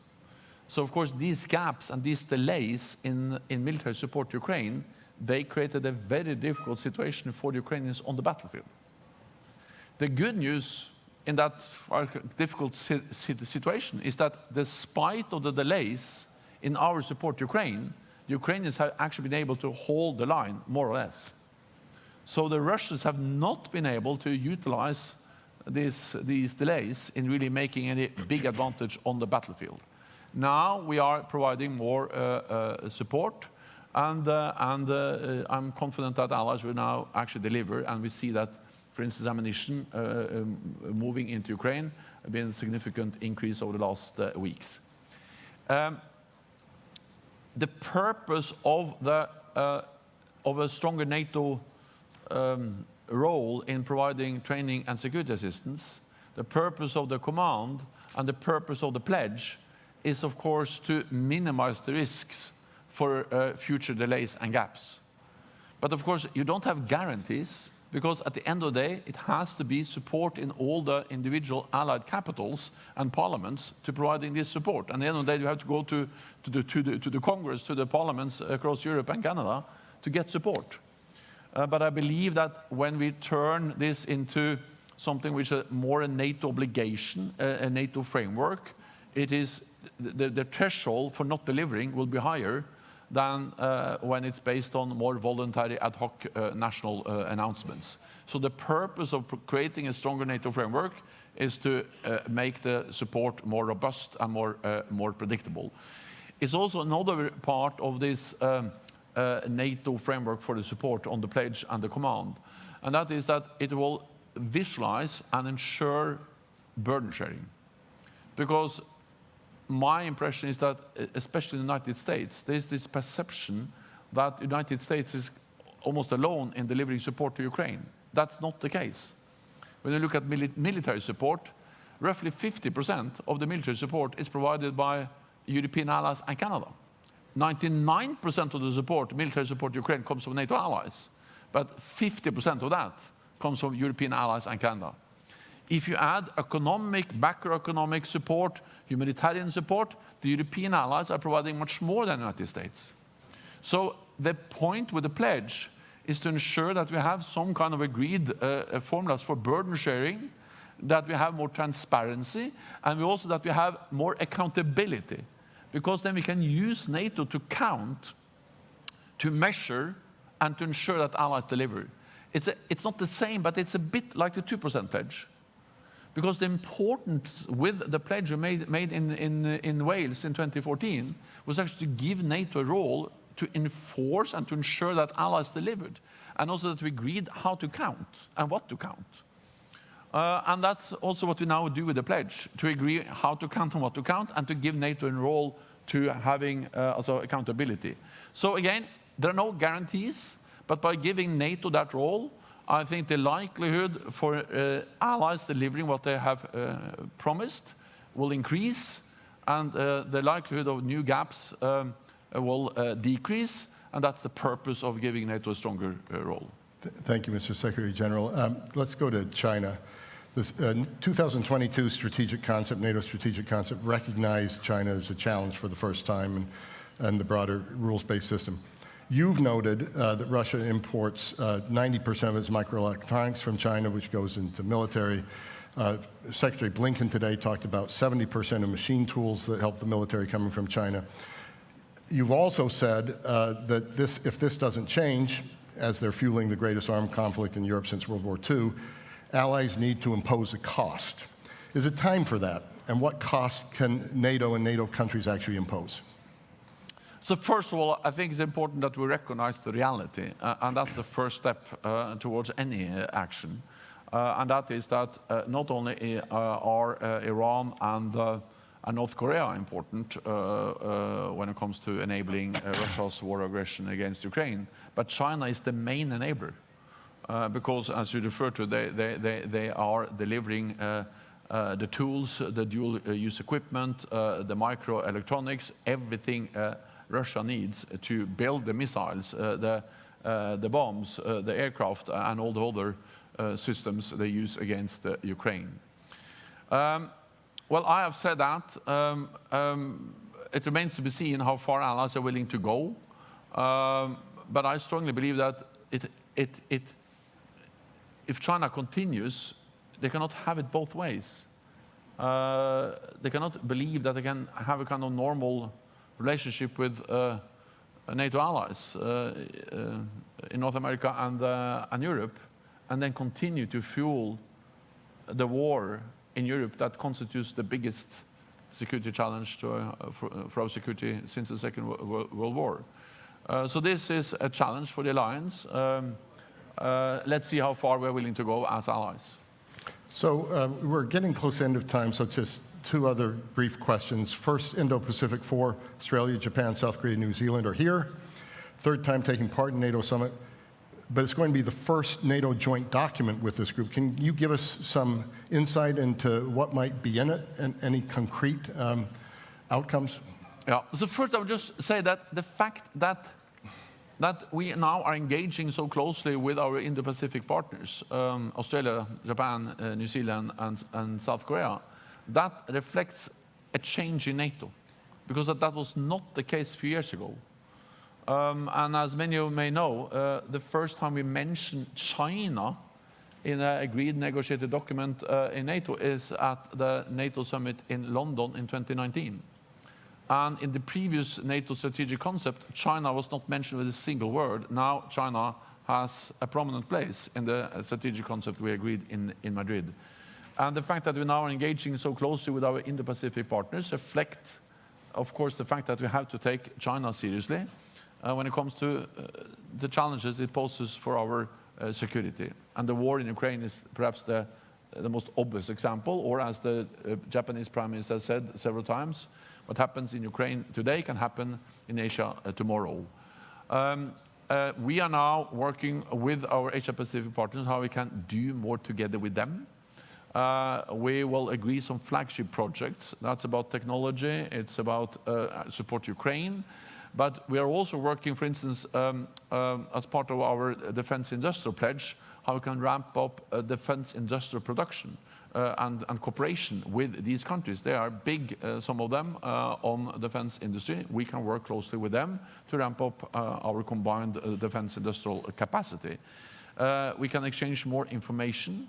And I also welcome the fact that more and more allies are now also conducting joint exercises. Recently, there was a big air exercise. Allies are also more and more actively also looking into how they can also have more naval exercises with our Asia-Pacific partners. Because NATO will remain an alliance of North America and Europe. We will not be a global NATO. NATO will be North America and Europe. But this region, the North Atlantic region, we face global threats. And the reality is that's nothing new. Global terrorism, international terrorism, brought us to Afghanistan. Cyber is global. Space, which is becoming more and more important for our armed forces, is truly global. And of course, the threats and challenges that China poses to our security is a global challenge. So this region, the North Atlantic region, faces global challenges. We will remain a regional alliance, but we need to work with our global partners, the Asia-Pacific partners, to address these global challenges. That, I guess, will be a very important issue at the next NATO summit. I will not be there, but I'm certain it will be a great... And that brings me to my final question. This is your swan song summit. Yeah. And as you prepare to step down, I think everybody in the audience, everybody virtually, would love to hear what gives you the most hope stepping down from this, but also what gives you the most concern.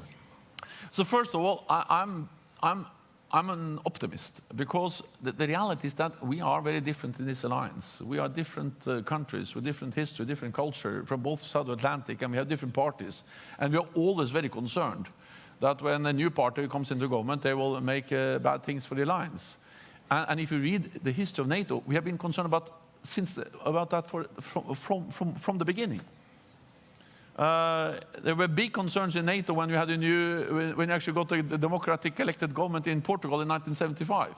They were concerned not going to be committed to NATO. There were concerns when you had some left-wing parties coming into government in some European countries in the 70s. When I formed my government in 2000, my second government in 2005, there were big concerns that we had a left socialist party there. It went quite well, to be honest. And now there are big concerns again. But the reality is that despite all these differences, which are part of NATO, we have proven extremely resilient and strong. Because when we face the reality, all these different governments and politicians and parliamentarians, they realize that we are safer and stronger together. And that's a very strong message. And that's the reason why this alliance prevails again and again. As I said in my speech yesterday, we cannot take it for granted. It's not a given. It was not a given in 1949. It's not a given now. It's not a given in the future. But the reality is that we have so strong common interest in standing together. So therefore, I'm optimist for the future of this alliance. That was the first question. The second I've forgotten. I think I answered both of them. But I will only say one thing, and that is that I remember very well when I became Prime Minister in 2000. First of all, I attended my first NATO summit in 2001. That was a very different guest list. It was President Bush, newly elected. It was Gerhard Schröder, Tony Blair, very different people then than now. So I think it's time for me to leave. But second, also, I remember then my predecessor, when I became prime minister in 2000, she told me, so Gro Harlem Brundtland, the Norwegian prime minister, she told me, Jens, you have to remember that most of your life you will be former prime minister. And now I have to acknowledge that most of my life I'll be former Secretary General of NATO. But that's not so bad. And I will hang around and see you, and I look forward to then perhaps be part of this audience next time. Thank you so much.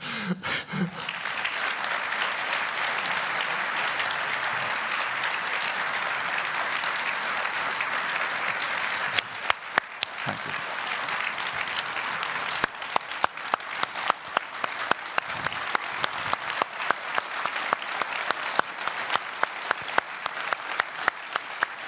Thank you.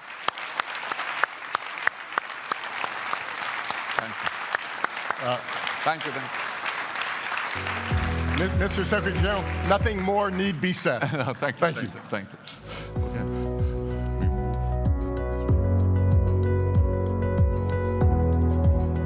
Frederick and His Excellency Jens Stoltenberg, thank you for such an enticing conversation. I personally loved the commentary on the first pitch as a baseball fan myself. We can be safely assured that the Secretary General is focused surely on transatlantic security and not baseball.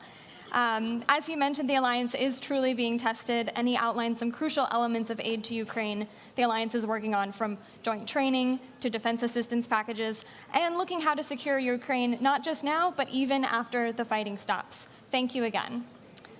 Our next panel, Strengthening the Transatlantic Bond, will aim to answer questions such as, what is the future of the transatlantic partnership? How can Europe and North America cooperate more efficiently? How can the transatlantic bond be affected by recent elections? Now, please join me in welcoming to the stage Mr. Robert Vash, President of GLOBSEC, and the panelists.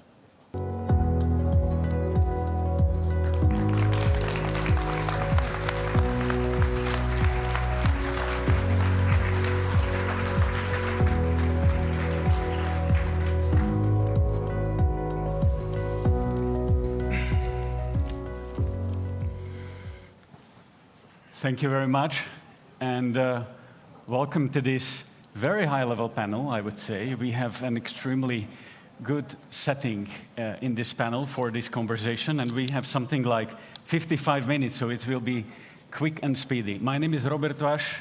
I'm the president and founder of GLOBSEC, and I'm extremely honored that I have the opportunity to partner in the consortium with our American friends and with the White House to organize this forum as the only European partner. Yesterday, thank you. Yesterday we were celebrating the 75th anniversary of the alliance in the Mellon Auditorium, in the same room where the Washington Treaty was signed. It is undoubtedly the largest, most successful, and longest enduring military alliance in the history of mankind. We are also celebrating 20 years of enlargement of NATO and the 25th of enlargement of NATO, and actually countries of Central Eastern Europe joined NATO 20 and 25 years ago. And I think that was a symbol of Europe whole, free, and at peace. Something that was not automatic, something that leaders needed to take hard decisions, and they needed to make bold decisions to make it happen. And 20 years later, I think it is a great success. And the story of the enlargement is connected also to GLOBSEC, because we have organized our first conference 20 years ago, exactly in the year when we joined NATO. We have here, and I'm happy that I'm joined here in the panel by Peter Pavel, the President of Czech Republic. Welcome. Hello.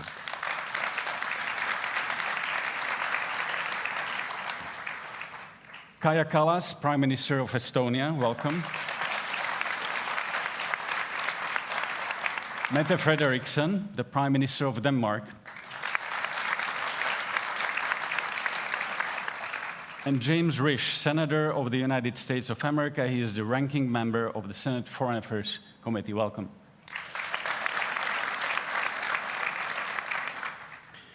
As we celebrate the 75th anniversary of NATO, and all these anniversaries that I mentioned, at the same time we are facing the most difficult challenge for the alliance, and that's the Russian aggression in Ukraine. The war is back in Europe. And we've done a lot, we united, and we've been stronger than ever. But is that enough for the future? Is that enough to secure our future? Are we up to the speed? Because Russians are speeding up as well in Ukraine. So these will be the questions and the conversations we'll be talking about today. So let me turn to you, Prime Minister Kallas, first. You come from, and by the way, congratulations on nomination to be the High Representative of the European Commission.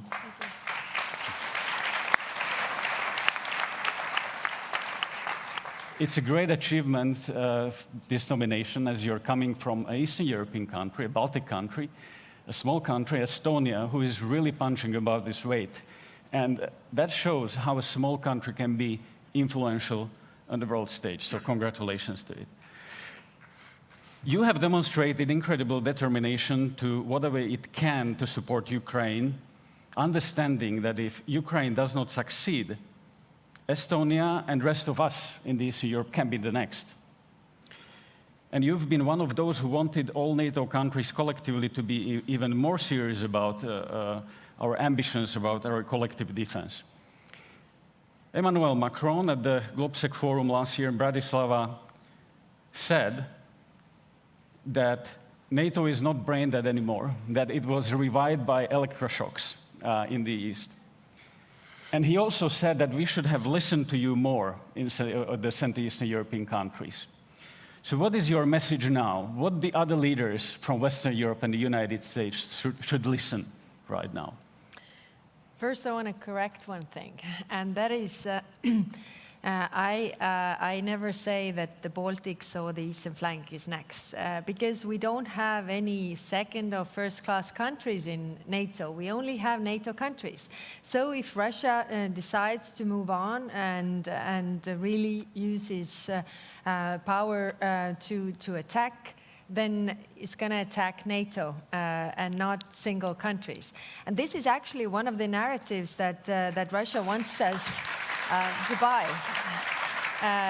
Because they constantly separate, like the Baltics and the, the Warsaw-backed countries are separate, from the NATO. Like it's not like Germany or France. No, we are in NATO, and that's why, we have the Article 5, and that means that attack on one is attack on all.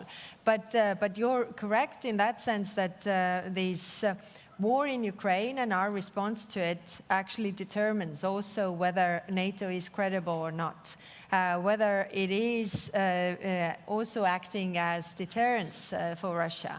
Why we don't have a war in NATO's countries is because Russia is not taking up that fight.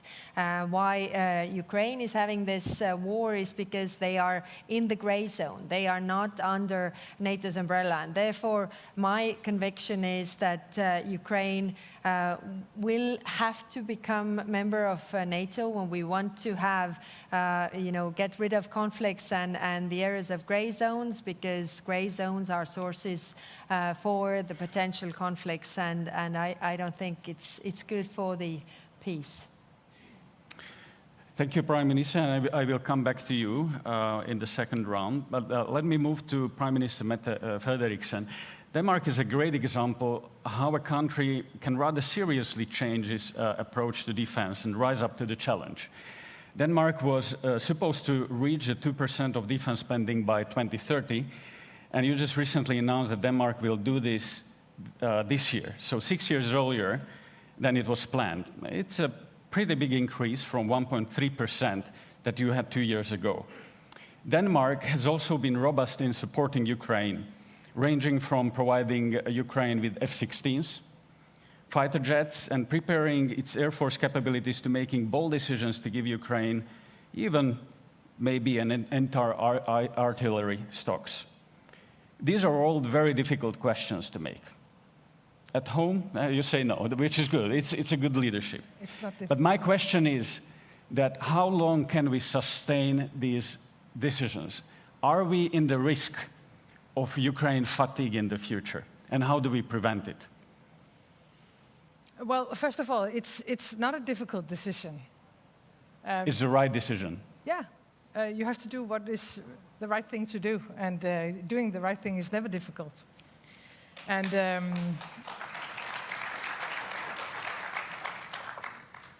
you're totally right.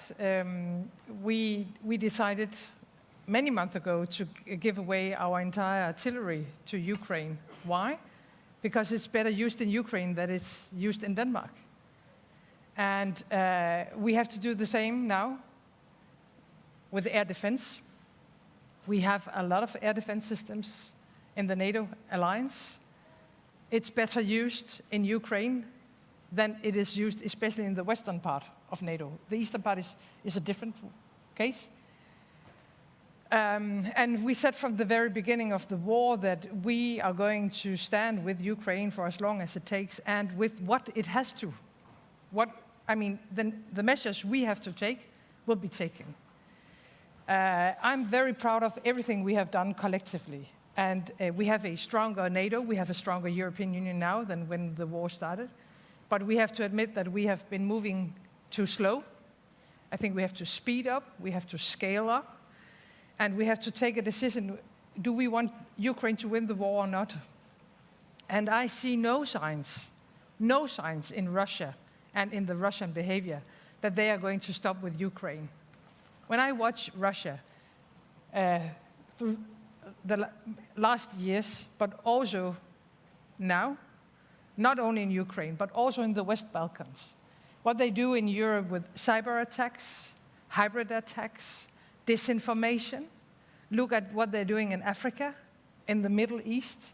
They're trying to destabilize everything we believe in. Everything we believe in. And therefore, asking me, it's not enough to provide the Ukrainians with what they need to defend themselves.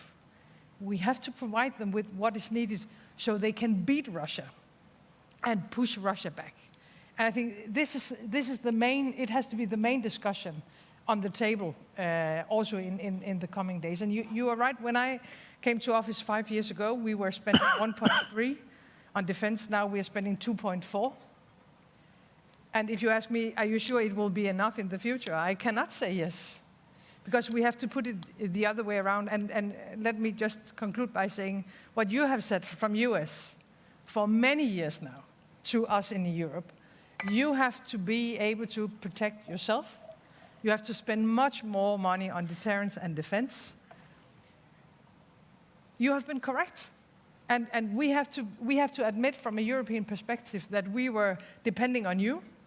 We're still depending on you. And never leave us alone. Never. We have to fight together also in the future. But you were right, that we have to be able to defend ourselves.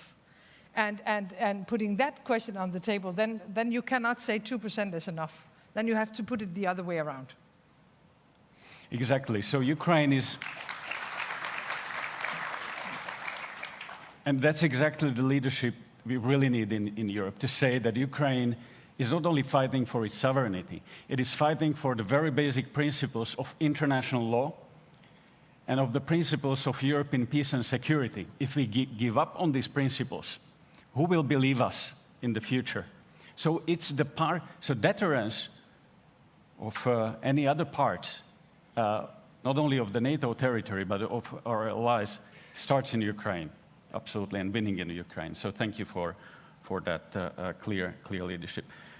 President Pavel, you are the president of Czech Republic, who is leading a lot of international initiatives supporting Ukraine, especially the ammunition initiative that has really caught interest internationally. So Czech Republic is also pushing or punching above its weight. You also spent all your career in military. You were also chairman of the NATO Defense Committee, and you will be hosting the next GlobSec Summit in Prague, and we are very glad. Thank you for that.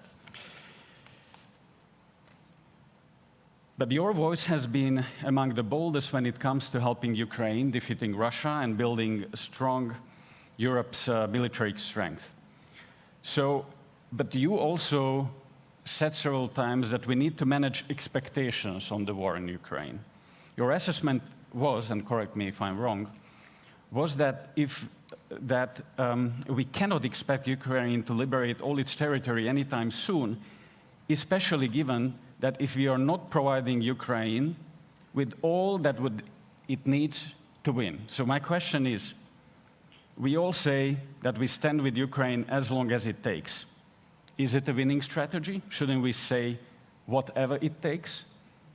Do we have a consensus within NATO on what our short-term and long-term goals in Ukraine are?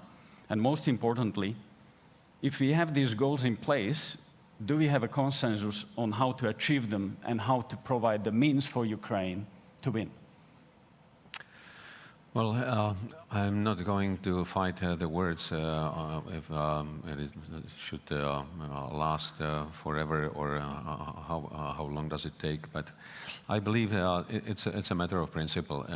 It doesn't matter if we take it as a matter of liking or disliking Ukraine. It's about if we like to live in a world where rules matter or not.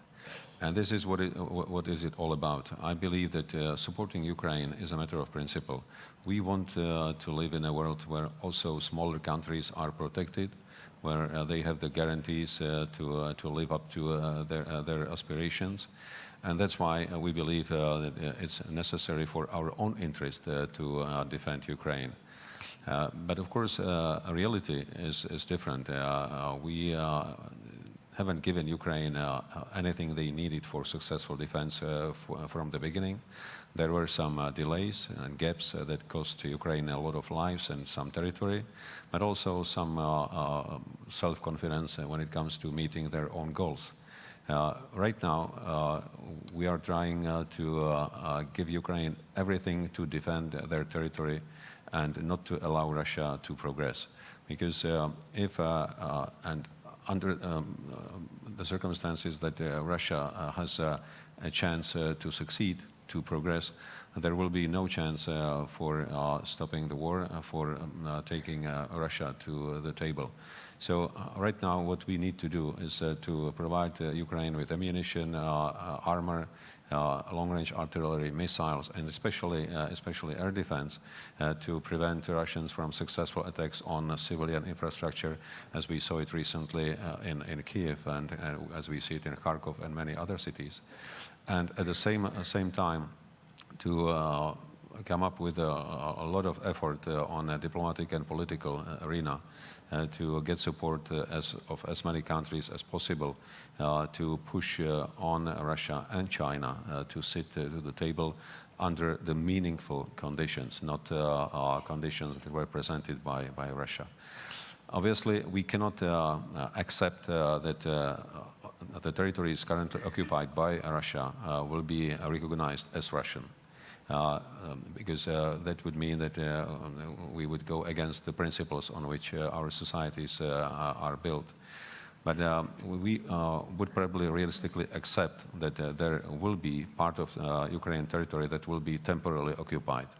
But such a situation shouldn't prevent us from going on with Ukrainian integration into NATO or the EU and pushing on restoring their full sovereignty in a foreseeable future. And for that, Ukraine really needs our support and full determination in our own sake. Mm-hmm. Thank you. I've seen Prime Minister wanted to react. Yes, I wanted to react. I think everybody wants this war to end. So that is very clear. And what we have to do, I mean, of course, give military aid to Ukraine. But there's also one element that needs to be addressed. And that is, we have the sanctions in place so that, Russia wouldn't build its war machine, really. But then, if it is true, that what was written in the media, that the Russian missile that hit the hospital, children's hospital, actually has Western elements in it. So they are not able to bomb if they are not using the Western elements to build this. Mm-hmm. And this is very important. When I go to different European countries that are further away from the war and don't see Russia maybe the way that we do, then I see this will still, to profit from it. Yeah, it doesn't really concern me. I just want to do my trade, and we see the circumvention of sanctions. But these are the same companies that are complaining that our businesses are hurt, our economies are hurt because of it.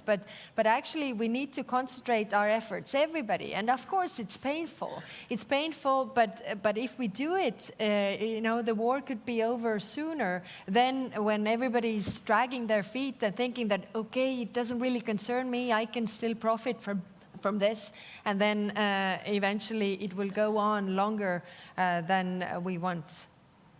Yeah, absolutely right. Let me move to Senator James Risch. You've been a very strong supporter of the alliance and of Ukraine and of our collective security, and thank you for that. And all of the countries represented here at the NATO summit have done their utmost to support Ukraine and to raise the bar when it comes to the defense spending. The EU has provided economic assistance to Ukraine and has put Ukraine on the track towards EU membership. Do you think we are doing enough? What can be done more? Let me take that on, but before I do, I want to respond very briefly to what the Estonian Prime Minister said right at the beginning regarding the Baltics. Right after the invasion, a number of people from the Baltics came to see us here in America, and they were concerned. And NATO had become stodgy. We'd forgotten what it was formed for. NATO was formed for the exact circumstance we find ourselves in today. I told my friends from the Baltics, I said, look, Article 5 means exactly what it says. An attack on one is an attack on all, not 1 square inch, whether it's in the Baltics, whether it's in London, whether it's in New York, not 1 square inch. Mr. Putin, listen. Article 5 means exactly what it says. I make that commitment now for the United States, and the United States is there to meet that commitment if we ever have.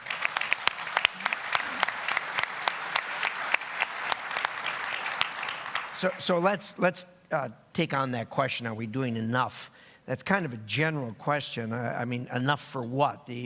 You've got to state what your objective is, and if the question is, are we doing enough to reach the objective? Well, you reevaluate that every day, whether you're doing enough or not. I would say that we are a robust democracy in the United States, just like the European countries are, and there are people who dissent from the view that we should be doing something in Ukraine.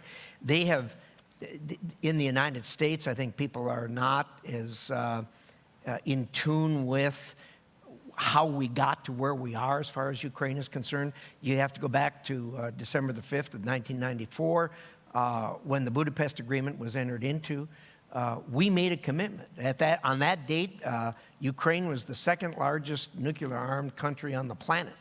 It was the policy of the United States then, it's a policy of the United States now, and always has been, that as few countries have as few nuclear weapons as possible, so you have less of mischief on the planet.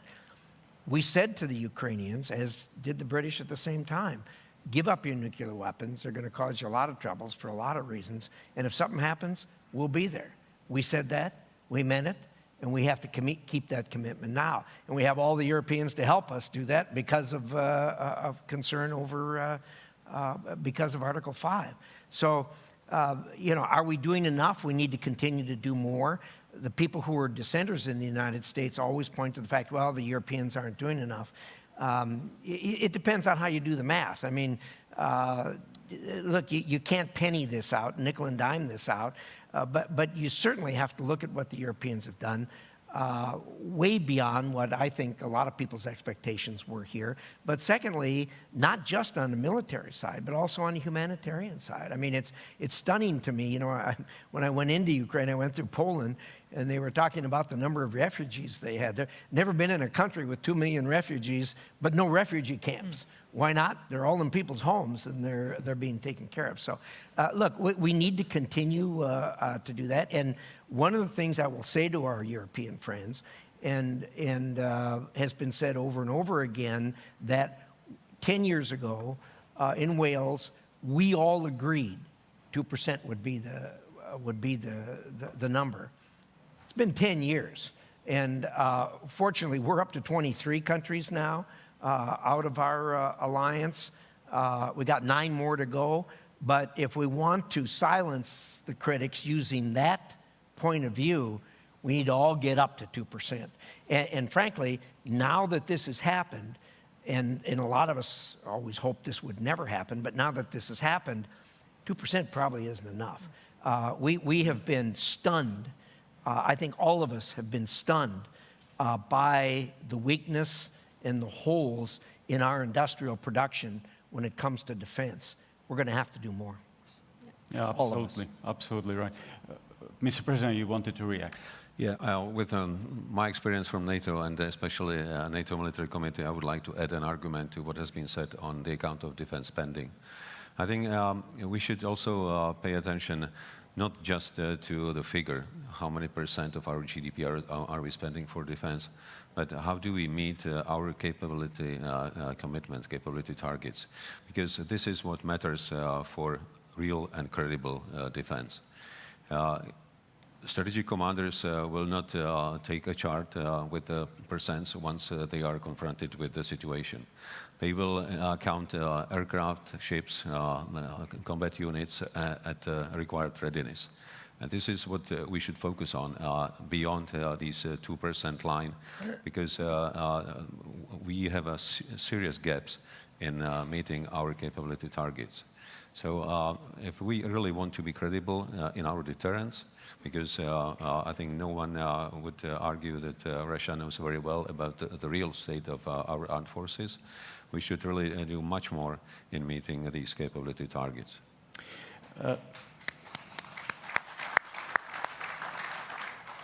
I will give you the word in a second, but I would like to follow up on what you said, because we at GOPSEC in several reports, we've been saying that there are several transatlantic gaps. One is in the defense spending that we are closing down. Another one is in the efficiency, how we spend this money. In Europe, we have a huge potential still to increase the efficiency of that spent money. And the third transatlantic gap that is not closing down, but is growing, is the technology gap. Yeah. US is much faster in the technological innovation than Europe, and Europe is lagging behind. This is going to create serious troubles in the future if we don't act now. And NATO has started with the Diana, with the Innovation Fund, etc. But I think we need to speed up Europe, that it's up to date. Prime Minister Frederiksen and then Kallas.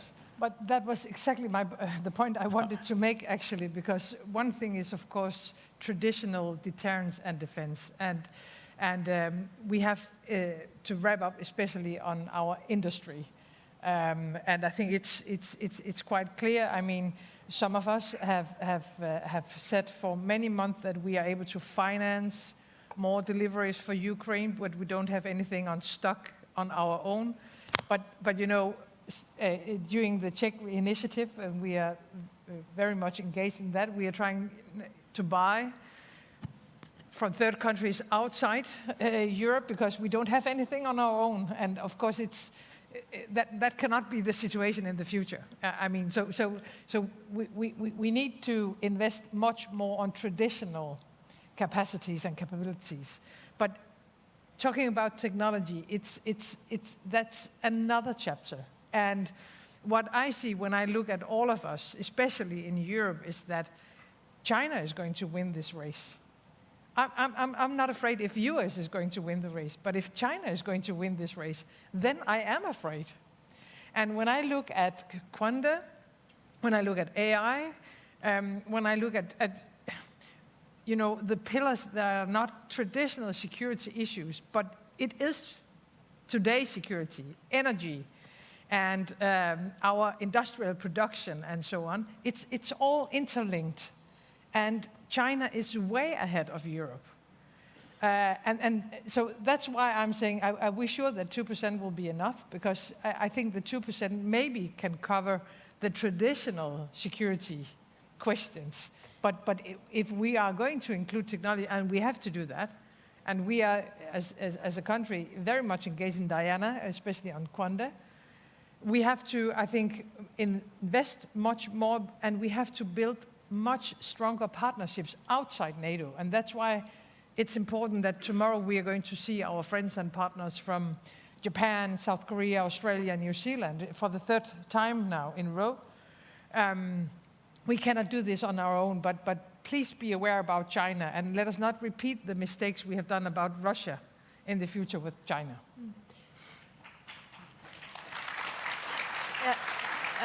I wanted to build on that because innovation is the key, and I think there's actually also the possibility to take the costs down and be more effective. We have a very vibrant tech sector in Estonia. So what we did was to bring them together. So the tech sector that is very much into investing into defense and making these processes faster, more innovative and more up to date, and the traditional defense sector. So combining the two is actually the key. But of course, what is the question is the access to funding. So because we have, defense investments are very much in the same category as pornography and for the funds, private funds. So you can't really use the funds for those. So we need to open up those. We need to open up the public funds as well. And what I also wanted to say is that I've been meeting with the defense industry, and it's a bit the chicken and egg issue. So the defense industry says that we don't have orders. We have slogans, but we don't have orders from the governments. Whereas the governments say that, from richer countries, one prime minister asked me that, where can I spend? I want to spend 2%, but nobody's selling me now because they don't have anything.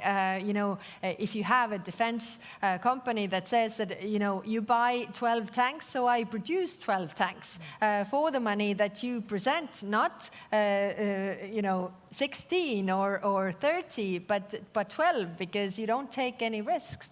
I think also both sides, also the defense industry, should read the room and understand that you have to make and take some risks, even if it is not the government's immediately showing the money, because we have the decisions coming in many countries to invest more in defense, but there has to be something to really be able to invest immediately.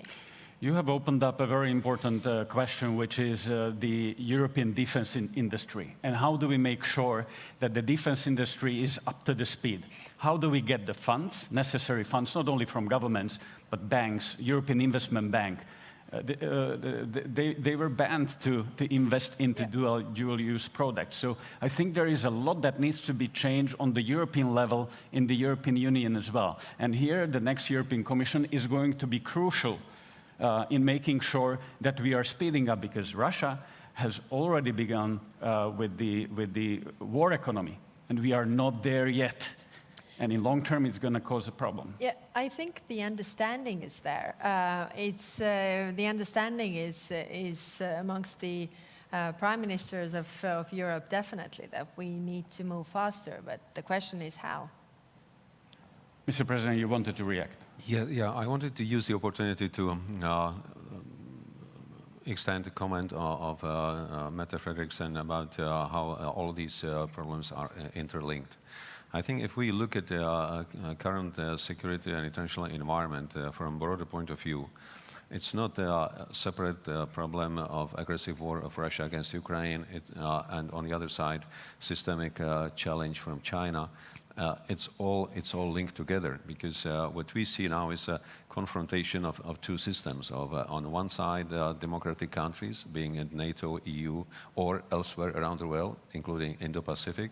On the other side, different forms of autocracies, mainly now represented by Russia and supporting countries, China, North Korea, Iran, but many others. And if we want to prevail in this global confrontation competition, we really need to approach our cooperation from different angle of point. Because right now we pretty much compete in economic terms between the EU and United States. We are quite secretive when it comes to research and development. When we look at China, how they can combine resources, how they can focus on priorities, we are not doing the same.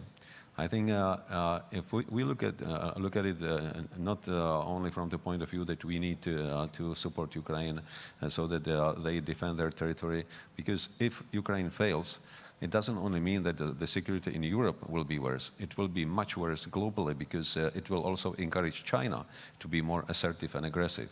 So the same way as we ask for the United States being with us in solidarity in supporting Ukraine, we should be in a solidarity with the United States to support them in their competition with China in all areas around the globe.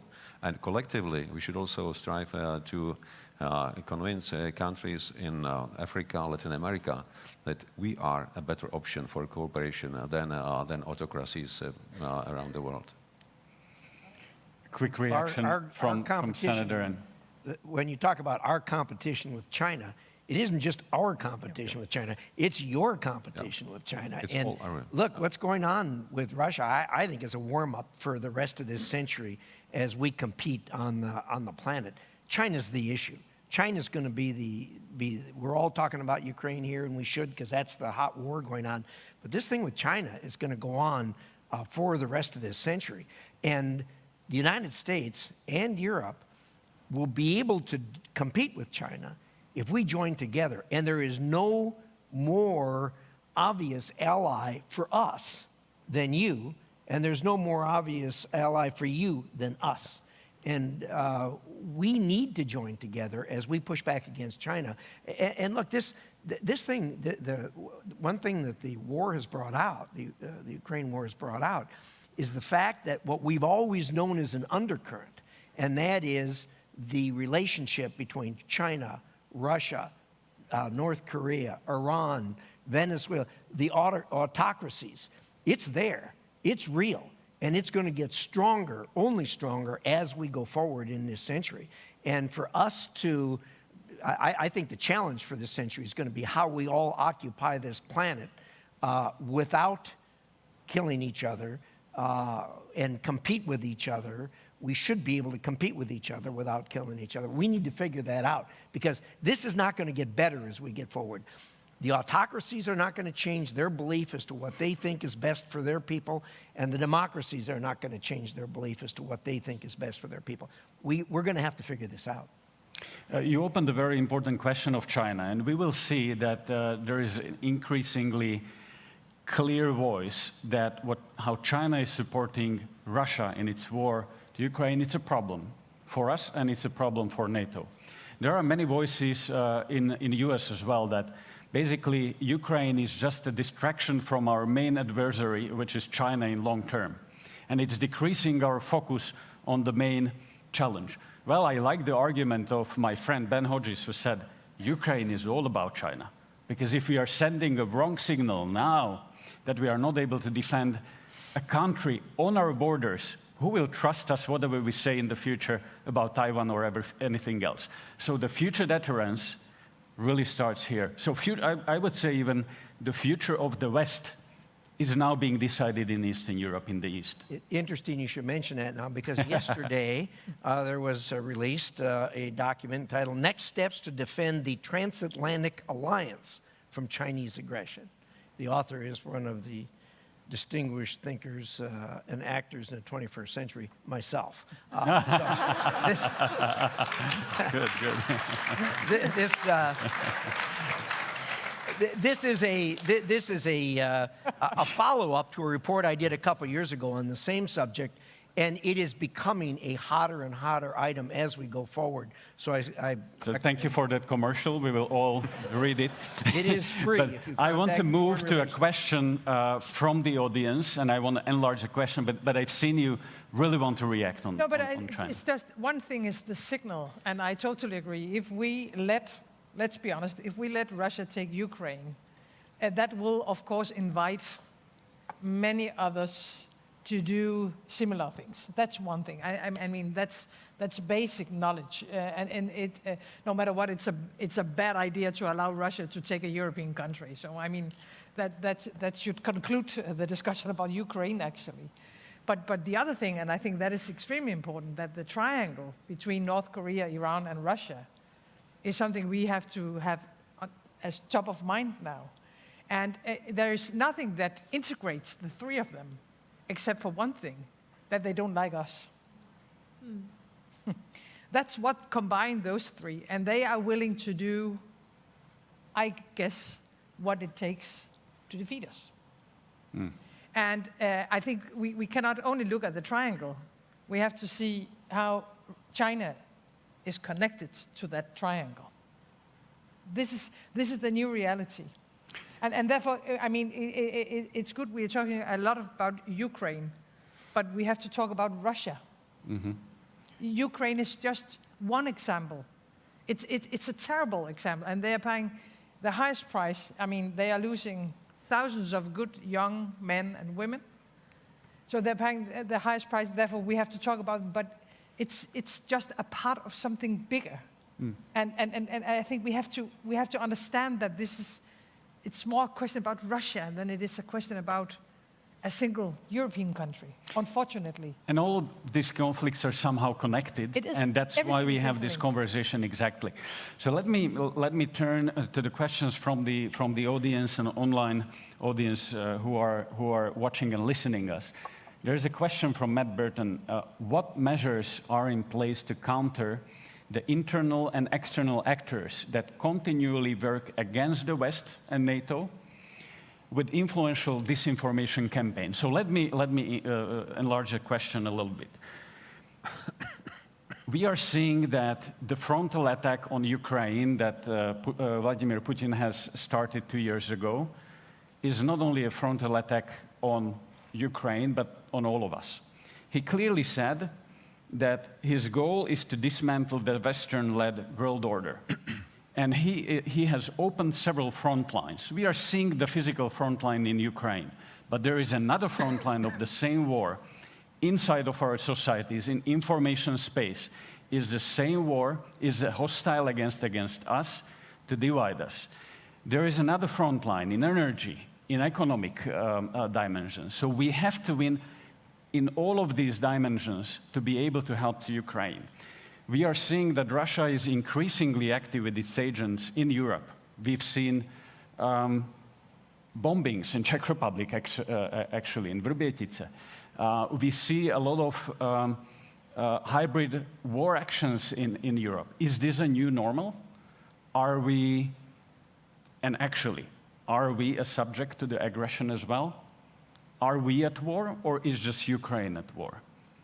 Because hybrid war and information war is also a war. And as my friend from UK said, that if two parties are at war and only one recognizes it is at war, it tends to win. So shouldn't we recognize that there is a war that is waged against us in information space, hybrid, cyber, and many other domains? Because unless we clearly say that that's a situation and we appreciate the long-term impacts of that, we are not going to be able to win it. So that's my question to all of you who would like to be. Well, there is a shadow war going on. That is clear in all those domains that you mentioned. So the question for us is, what is our response really? I mean, because we see all these events all across Europe and the Western Hemisphere, but we treat those events as isolated events, not connected to each other. I mean, there's a fire in a warehouse, so it's treated as a fire in the warehouse, although we have intelligence that actually, Russians wanted to set the fire in that warehouse. So the question to us is, what is our response? Is it, because it's also, it could also be a provocation, because, Russia wants us to react very strongly. So how to find the balance is a big question. I think we have to raise the awareness. We see this in our intelligence, but I'm not sure that everybody does see this in the same way. And then the question is whether, we are being the frogs that are being boiled, because every next time they're bolder and we don't react. So how do we address this? And we have discussions going on in NATO about these things, but they are really very initial. It should start from the awareness, the same awareness of all the members in NATO. Thank you, President. To answer your question, I think it is not so important how do we see us at what stage we are finding ourselves, because we heard a number of academic discussions if we are in war or not, because we still work in the categories of peace, crisis, and war. But for Russia, it looks different. They see at a history like a continuous conflict, where only intensity and tools differ. From time to time, they are using hard power. From time to time, they are using hybrid tools, which we see today. Since the times of, we call it Gerasimov doctrine, but actually it came up earlier than Gerasimov. But it was around 2010 when Russians came up again with their vision of non-linear warfare, where all the kinds from cyber, hybrid, disruptive operations, sabotages, up to hard war fighting are present.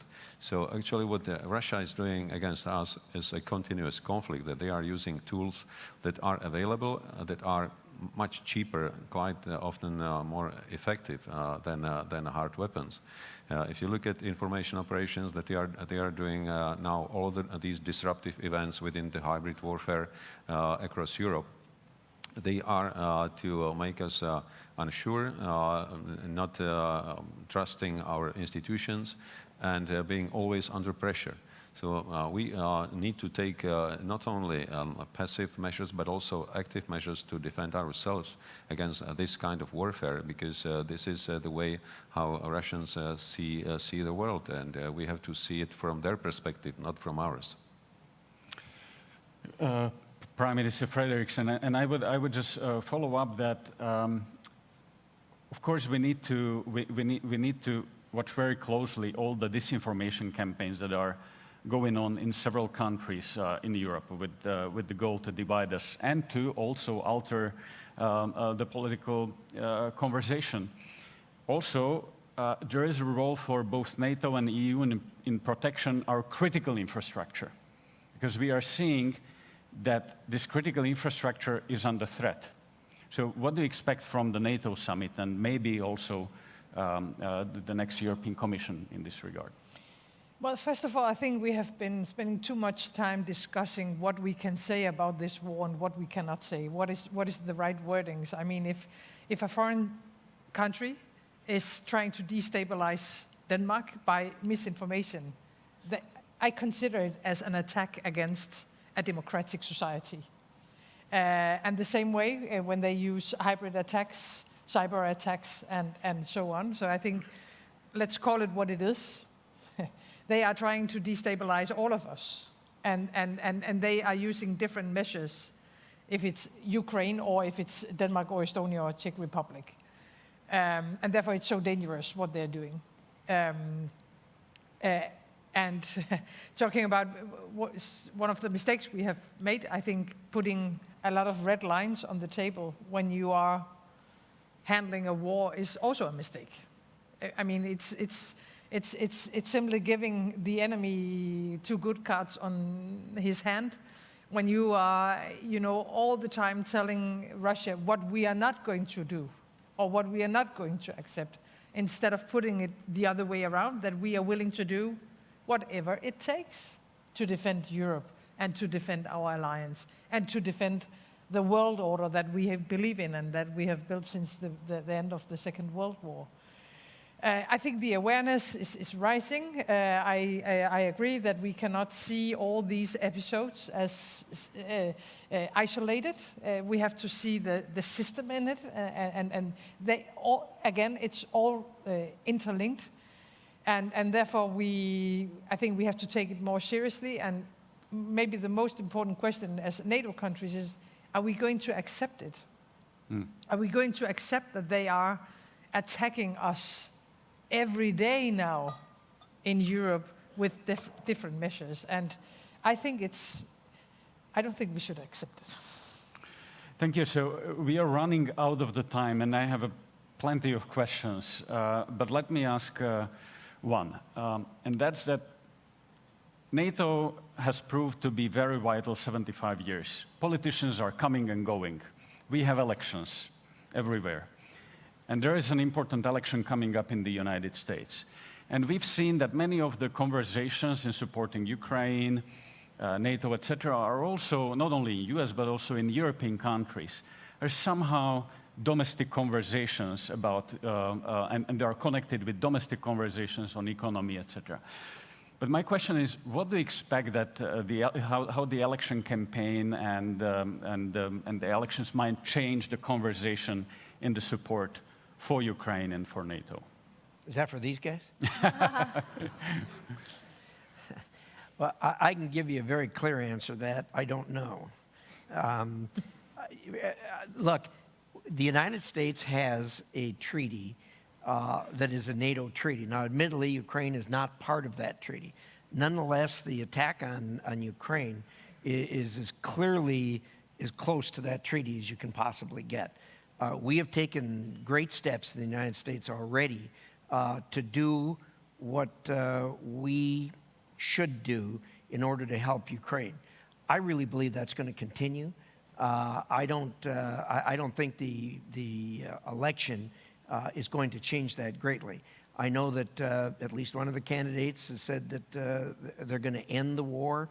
We haven't got an explanation as to how that's going to happen, but the candidate who says that generally gets done what he says he's going to get done. So I'll be anxious to see that. But look, I think people should not be wringing their hands over this.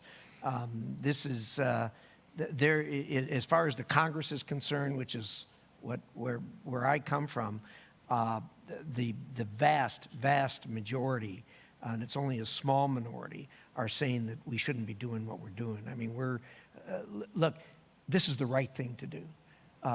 America generally does the right thing that should be done. And given that, I have confidence we'll be there. Thank you very much, Senator. And let me thank all of the panel, because this was a wonderful conversation. And this shows that we had US and 3 small countries of Europe who have shown the way how to raise up to the challenge and how to support Ukraine. And I think there is an increasing understanding of the situation we are in, that we are going to be in a difficult situation, but we all understand that we are stronger together, and that we need to do whatever it takes to secure Europe and Ukraine. So with that, thank you very much for the conversation.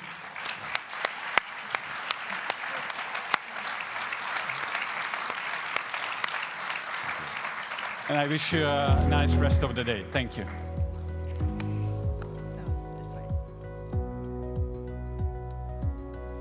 Thank you so much to our panelists and our moderator for such an engaging conversation. They talked about some crucial questions of elections and language, giving Ukraine what it needs to keep fighting to push Russia out and keep Russia out. They talked about keeping pace with China, concerns about competition with autocracies around the globe, and challenges and gaps racking our defense industrial bases. We will now be viewing a second video from the NATO Youth Summit, which took place on May 14th in Miami, Florida in the US, and Stockholm, Sweden, with watch parties viewing around the world. The NATO Youth Summit delves deep into the most pressing global issues of interest to youths. Let us all now learn something from how the next generation will tackle the future issues of the alliance. On May 13th, at the NATO Youth Summit in Stockholm, I warned about the dangers of disinformation and the imperative to tackle the challenge more robustly. The time to act is now.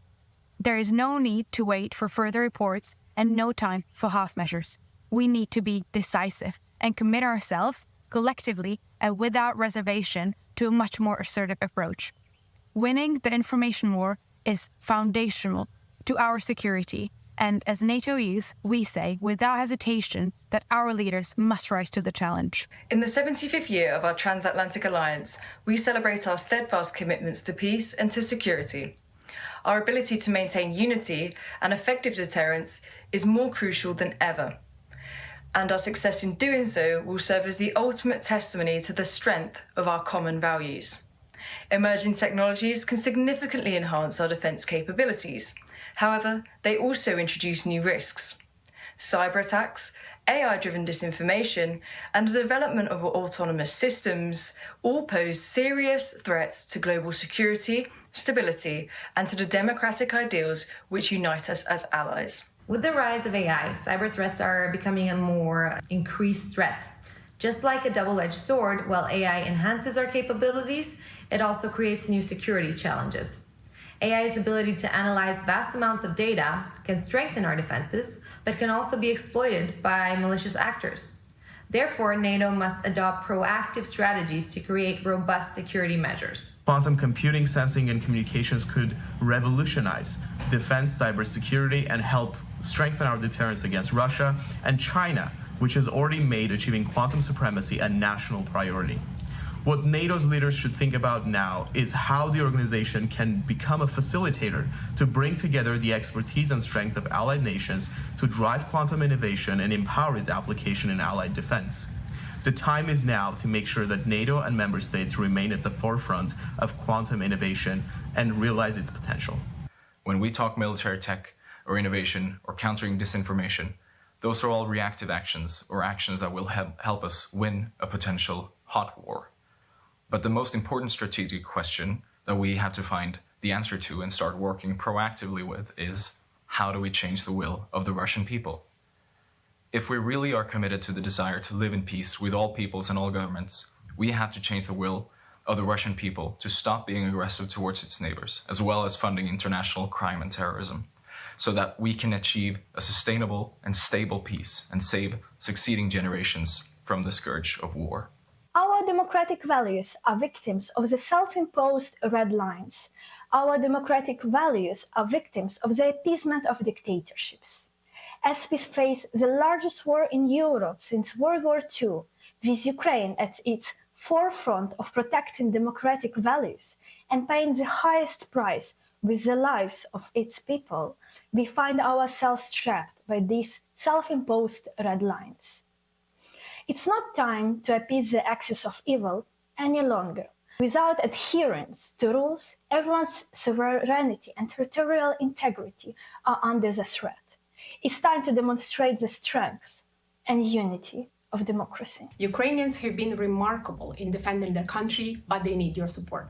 But do not support Ukraine just enough to survive. Support Ukraine to win. We know that decisions in democracies take time, but time in Ukraine is not measured by days, hours, or weeks. It's measured in human lives. Therefore, do not let political games and individual interests get in the way of decision-making. Therefore, I urge you to be bold, to be brave, and to be decisive. The biggest gift for NATO's 75th anniversary would be a victorious and free Ukraine. Thank you. What a great way to highlight the individuals and issues that will be shaping tomorrow with our youths. Now, please join us for lunch, where we will all be able to discuss these pressing issues before resuming our programming. For those of you joining us online, you will now hear a series of interviews. The first from His Excellency Alexander De Croo, Prime Minister of Belgium. The conversation will be moderated by Elena Kudsko, Vice President for Policy and Programming of GlobeSec. Next, you will hear from His Excellency Kyriakos Mitsotakis, the Prime Minister of Greece, which will be moderated by Nadia Shadlow, Senior Fellow at the Hudson Institute. And finally, we'll be replaying the earlier conversation between Rachel Rizzo and Douglas Lute on the history and geography of NATO. Enjoy. And a few notes for our in-person audience and those of you in the plenary room. We kindly ask that you refrain from saving seats as it is disruptive in the room and impedes the flow of traffic. Also, please be mindful and do not leave your personal belongings in the plenary room during pauses in programming. Our programming will resume at 1:15. Enjoy your lunch.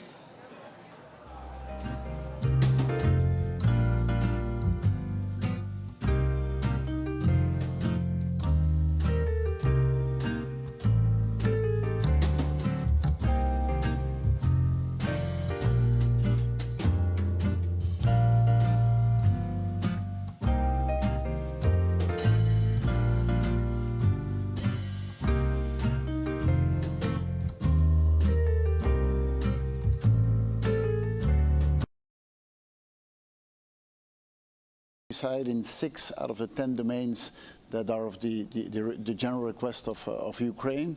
It is about military capacity, but it is also about reconstruction. It is also about humanitarian support. So it's a very broad scope. Of course, a lot of people talk about is the delivery of the F-16. So we have committed to at least 30 F-16s that will be delivered between now and 2028. That is contingent on the deliveries of our new planes, which are the F-35s. And we hope that we would have deliveries. I mean, we will aim to have deliveries this year of a couple of F-16s. We will do that. And there's not that many countries that do it. I think the Netherlands does it, Denmark does it, and Norway. We are already involved in the training mission with our planes. And we hope that we will deliver a few this year. With the 30 that we committed, we will be the biggest contributor to the fighter jet capacity of Ukraine. And of course, the sooner they arrive, the better.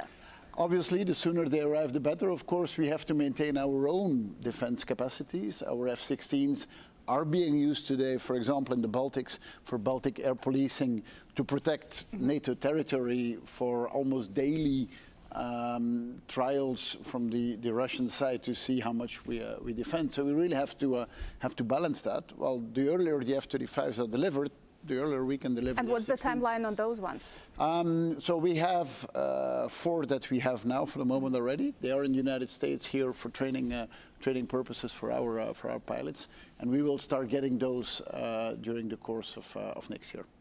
We are living definitely in very uncertain times. Everything is uncertain, and things are increasingly challenging given that half of the world is going through elections. Yeah. And Belgium is one of those countries who just had elections. There's going to be a new government in Belgium, but people do want certainty. Both our populations want certainty to know that the governments can deliver, but also for Ukrainians, it's important to know that we stay committed to the course and we deliver what we promised. Yeah. Are you certain that your new government is going to stick to the pledges that you've made? I really have no doubt on that. And we have a long history of these type of commitments.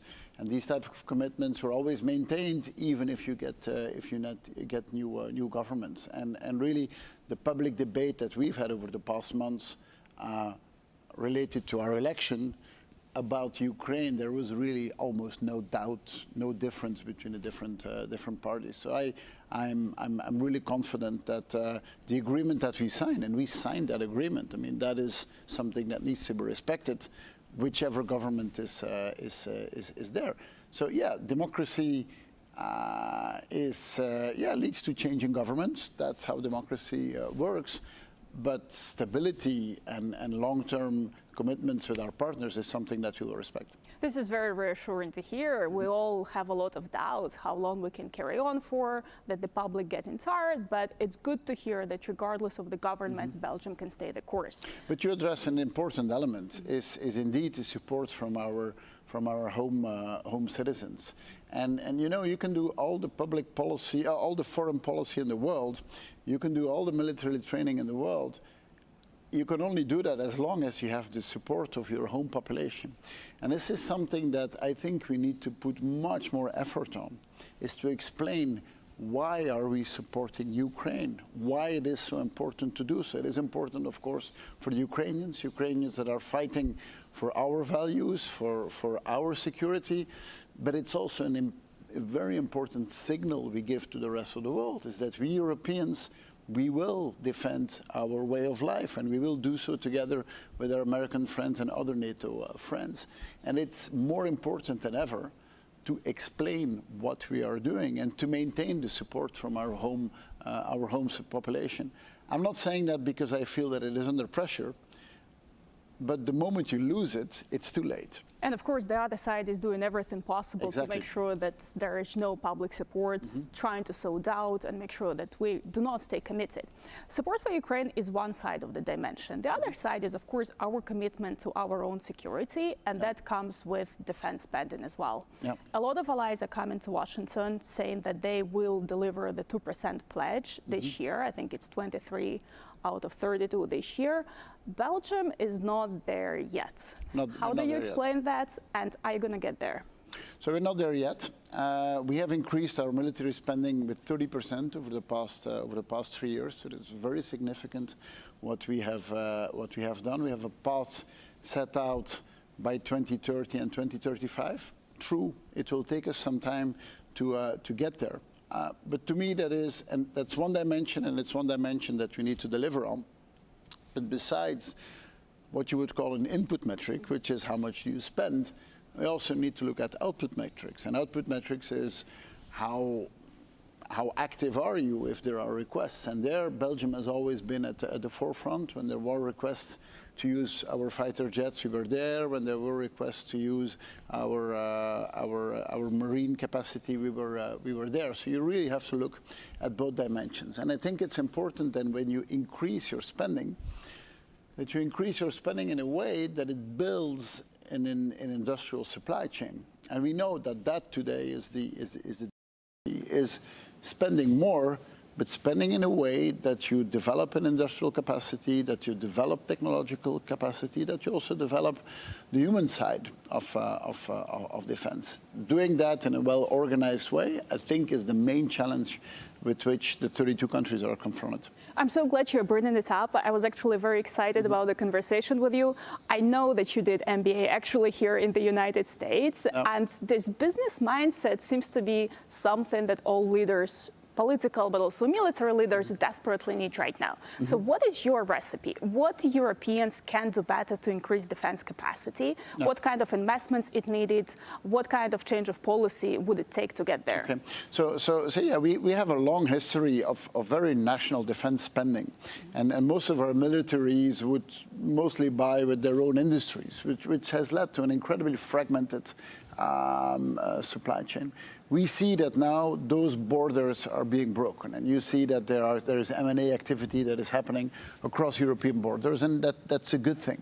I think next to that, as you pointed out, we need more investment. There is a tendency to always look at public investment. Now, I think public investment has a role to play, but the real volume of investment needs to come from private investment. And it's not that there is a lack of capital throughout Europe. I mean, we are a rich continent with people who have savings and who want to invest their savings. And so we need to create a very attractive business case for our population to say, you know, your savings can be used to invest in technology that will make us safer, that will help us to maintain our freedoms, our way of life. So that means that public investment has to play a role, but it really has to be merit-based. So not in the classic way where we say, okay, we have 10 billion, we're going to split it up within Europe, for example, across 27 countries. Let's look where the capacity is, let's look where the expertise is, and allocate it based on the merits and not just on an accounting principle. And that public investment should be used to leverage private investment. And getting the private investment going into those industries is how we will get there. So I'm not against public investment, but I think public investment should be something that is an accelerator to get private investment going. Right, and it's a bigger problem in Europe where we have not particularly well-functioning capital markets, but also when we're talking about investments in defense, we need to make sure that it complies with our own ESG standards. So there's a lot of work to do on this dimension. There is a lot of work to do, and our ESG standards, of course, date a bit from another era. And the world has changed so rapidly. So yes, we need to adapt to that. But I mean, that is why the world is changing. I mean, if you look at NATO, what are the two pillars of NATO's success? And we're here to celebrate 75 years of NATO. The first pillar, obviously, is solidarity. Is we say we stand shoulder to shoulder and we will defend one another. But the second element, besides solidarity, is adaptability. The world has changed so much and so fast in the past 75 years. And an organization like NATO has only been successful because it can adapt. And it's quite clear that, again, we will need to adapt to a new environment. And I'm afraid we're running out of time, but I'll sneak in one last question. We've been covering a lot of ground here, but also at the NATO summit. What do you think, though, is the blind spot, a particular challenge that we're not paying too much attention to right now, but we will regret it in the future? Well, so I think one of them was working on our own public support that we addressed. I think a second one is what we would call the southern flank, is what is happening in the Sahel, for example. I'm convinced that if there would not be the war in Ukraine and the dramatic violence in the Middle East, that we would be talking much more about what is happening in the Sahel. So this is something that we need to address. It's good that at this summit we've come up with an action plan, but I'm convinced that in the next years we will be investing way more into stabilizing the Sahel, into creating economic development there. All of that is necessary for us. If we want to live well, we need to make sure that our neighbors are living well as well, and that will need a big engagement from our side. Thank you so much, Mr. Prime Minister. I'm afraid I'll have to release you back to the NATO summit negotiations. We appreciate your time here, and thank you so much, everybody, for being with us today. 9, 8.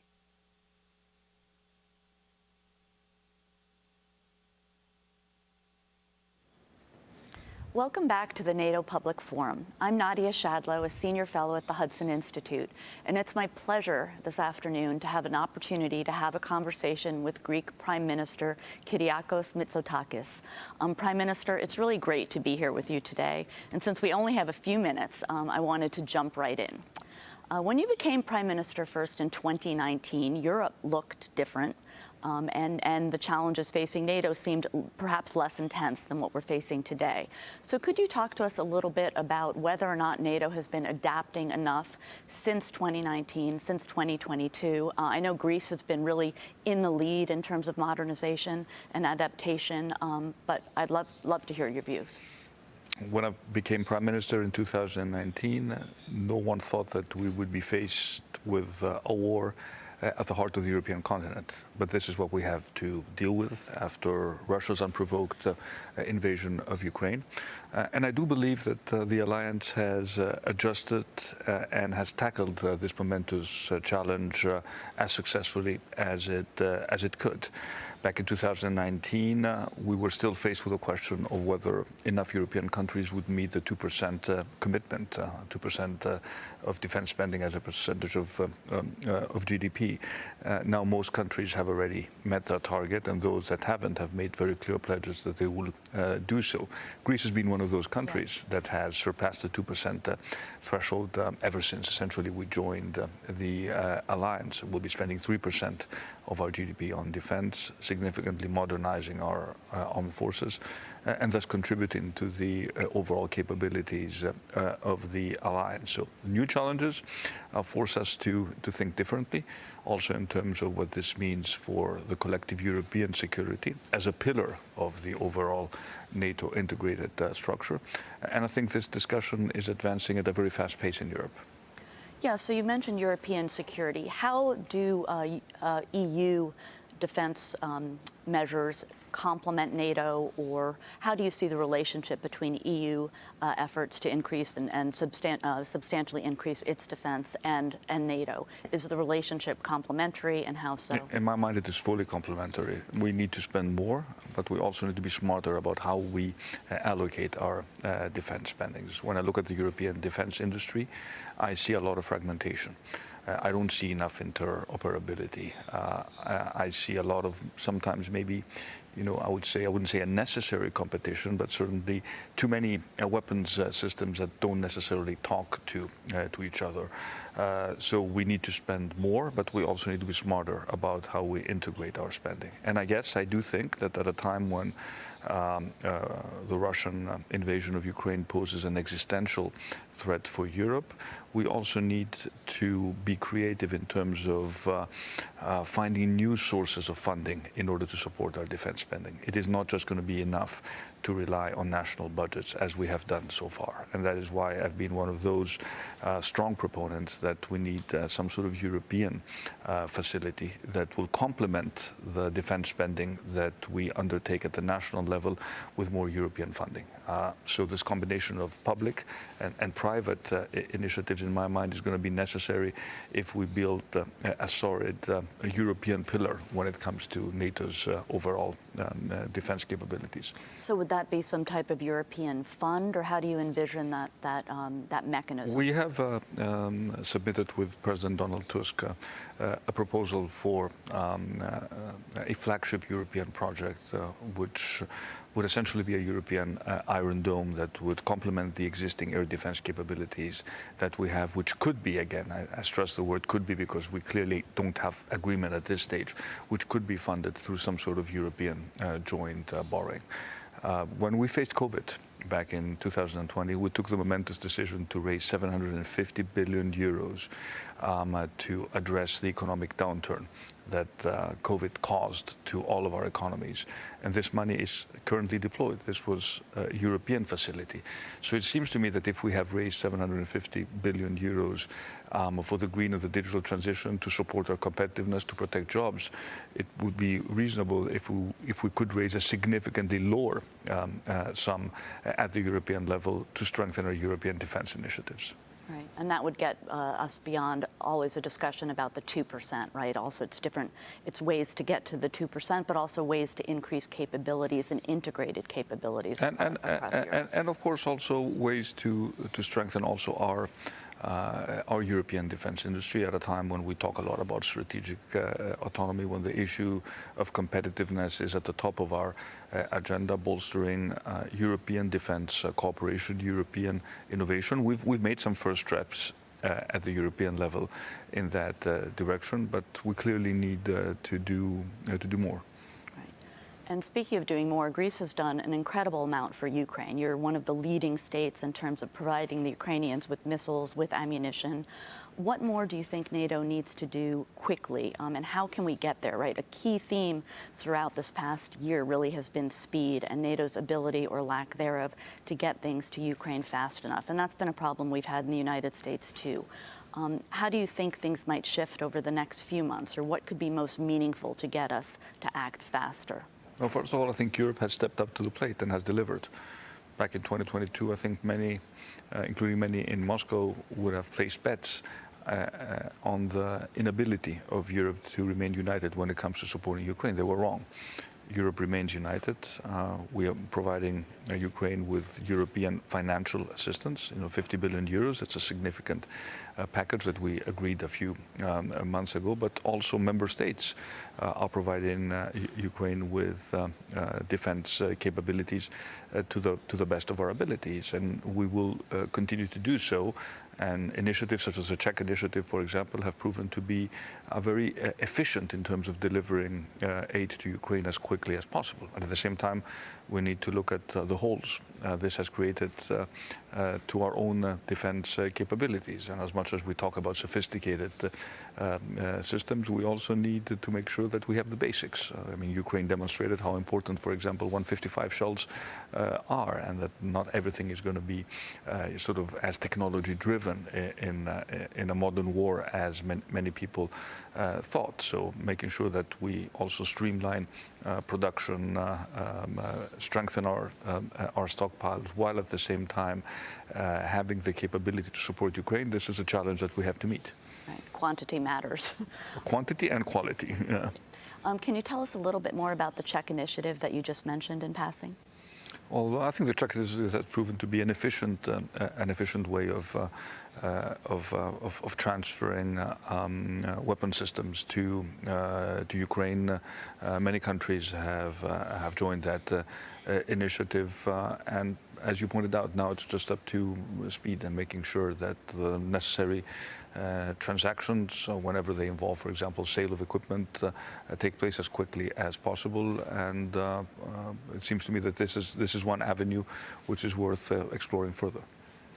So as we close, what is your hope for the 75th Public Forum? What do you think, NATO, what would you like to see out of the 75th Anniversary Summit? Well, first of all, I think it is important to take stock of what we have achieved.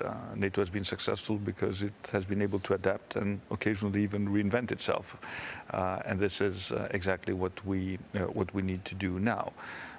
For me, the most crucial aspect of NATO has always been the strength of the transatlantic partnership. And I think it is very, very important that we maintain this mutual commitment, but to also recognize that in an alliance, we all need to do our own part. There are no free riders, and that is why meeting the 2% commitment is so important, at least for those countries that have always been very consistent with this target. And maybe at some point we will need to discuss about raising it. Maybe 2% is not enough. Maybe we need to get to 2.5% if we really want to deliver everything we want to do within the alliance. But the one thing which is certain is that at a time of great uncertainty, being part of an alliance that is strong, defensive, and capable of defending us all against external threats is as important as it has ever been. Well, thank you so much. Thank you. It's been a pleasure. Thank you. Thank you.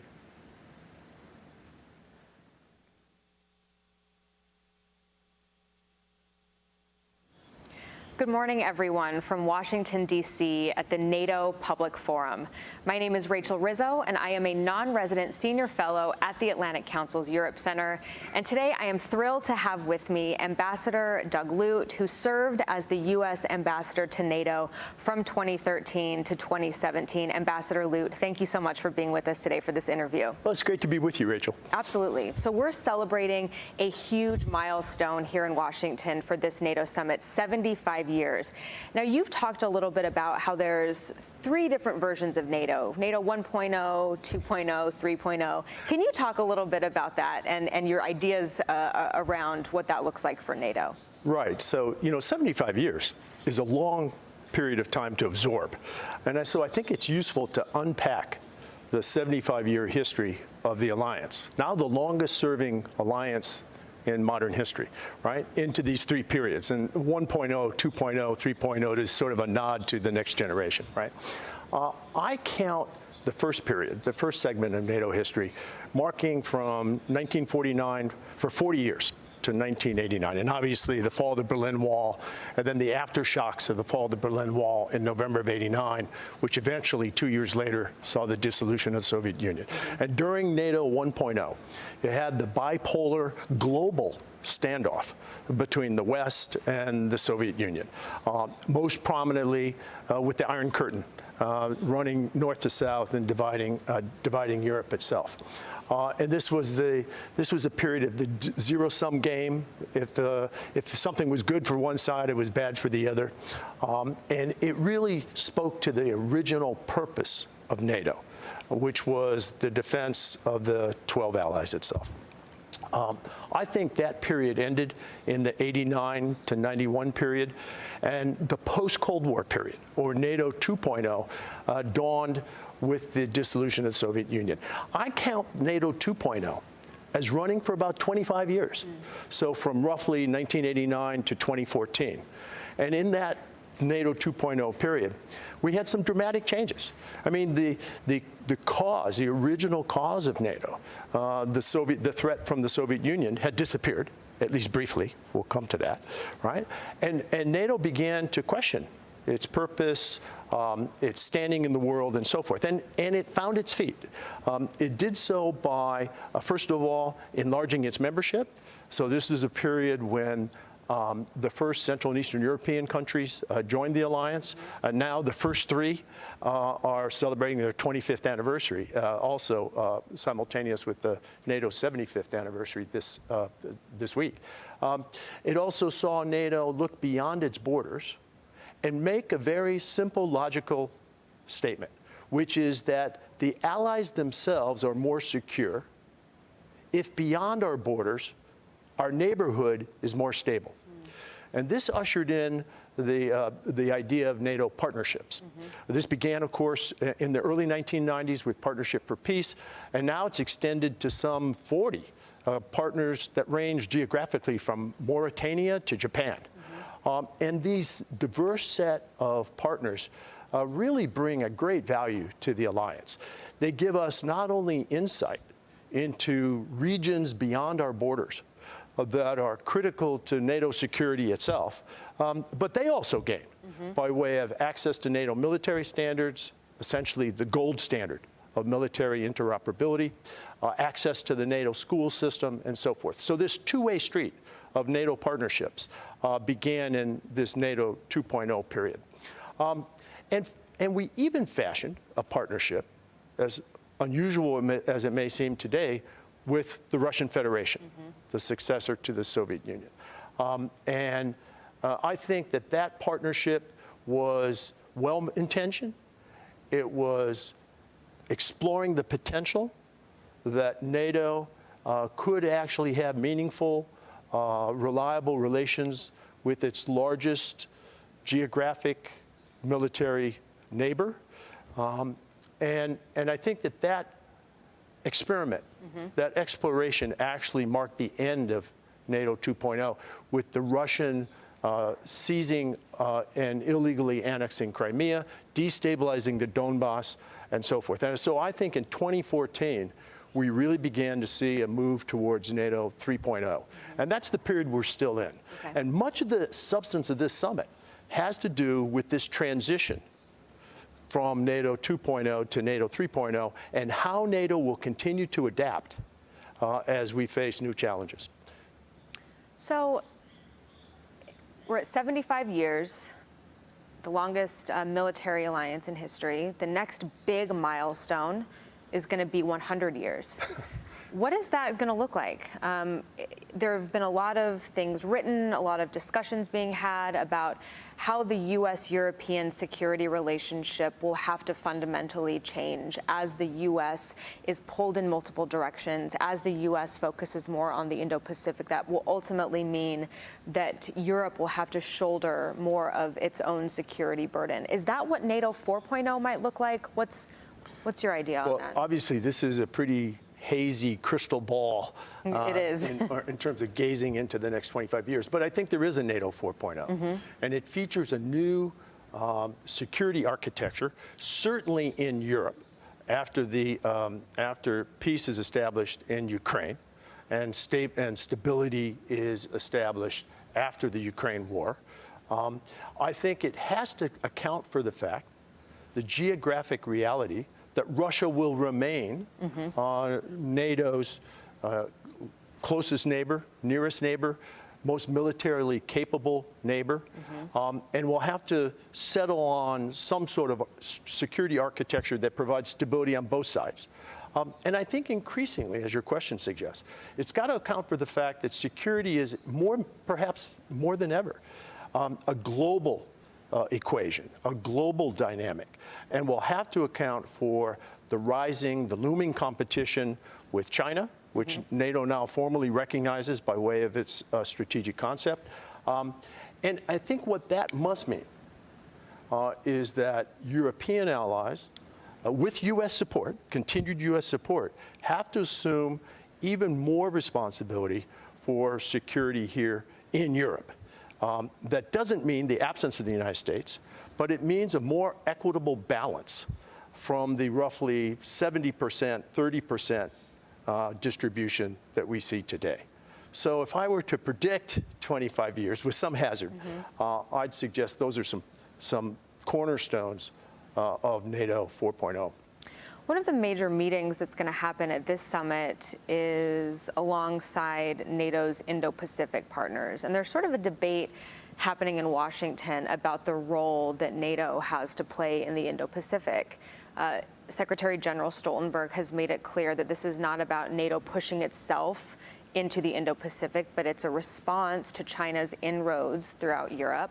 But there's also another side of that debate where people say, look, NATO's main area, its main theater of operations is the European continent. Its main adversary is Russia, and that's what it should be focusing on. What are your thoughts on how NATO should navigate this new geographical challenge when it comes to China and the Indo-Pacific? Well, I think the first point to make very clear is that the NATO treaty itself lays out the geographic confines of the alliance. So it is the North Atlantic area. Yep. And so NATO doesn't have a treaty obligation beyond the North Atlantic, so not into the Indo-Pacifics, for example.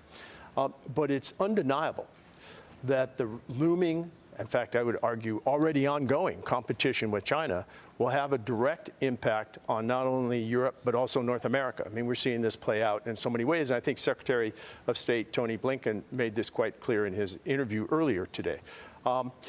I think for European allies, one of the things that has to be of concern is the buying up by China of commercial infrastructure in Europe, which is actually not just civilian infrastructure, but dual purpose infrastructure. So here you see this pattern, this trend of Chinese investment and purchasing of seaports, transportation infrastructure, energy infrastructure, mass communications infrastructure, and so forth.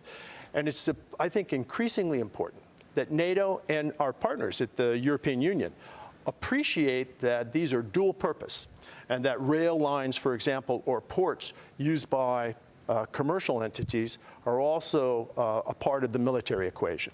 So I think being more aware of Chinese attempts to influence Europe by way of commercial infiltration with the expectation that there's a political payoff down the road after these commercial investments are made. That's a place for us to be much more aware. And I think it illustrates China's end game, China's long game, which is the Belt and Road Initiative leading to the marketplace of Western Europe, and with the idea of commercial infiltration leading eventually to political influence. So we are here in Washington, just blocks away from where the Washington Treaty was signed at the Mellon Auditorium back in April of 1949. There were 12 original NATO members. We're now at 32. What do you think would surprise those original founders about where the alliance has been and where it is today? Right. Well, first of all, I think they'd be surprised that we're at 75. Right. Okay. I mean, I don't think anybody does something today and imagines where he or she will be in 75 years. Right. So I think they would be surprised. The 12 founders would be surprised at the durability of the alliance. And I think that they would remark that the source of that durability is actually in the second sentence of the Washington Treaty that cites that all the signatories to the treaty will abide by and believe in 3 democratic principles, which I think are the glue of the alliance and largely account for how we made it to 75, right? And those 3 are democracy, individual liberty, and rule of law. Now look, NATO was at 12 and is today at 32, a alliance of democracies. But there's 32 varieties of democracies here. And each of those I would offer, and humbly as an American, citing American democracy as well, each of them is a work in progress. But the fact that we're founded on these core values, I think, is part of the reason that, that we've been this durable. And I think that the founders would be proud of that second sentence. Yeah. I also think they have to be surprised at the geographic scope of the alliance. I mean, I don't imagine any of them could have thought of 12 becoming 32. I think that they'd marvel at that. I think with the Washington Treaty being signed in Washington, right, that they'd be shocked that the only time Article 5 has been invoked in these 75 years had nothing to do with an attack in Western Europe, had nothing to do with America responding to that attack and reinforcing our European allies, had nothing to do with the Soviet Union. But in fact, on the day, September 11th, right, it was actually the inverse of all that.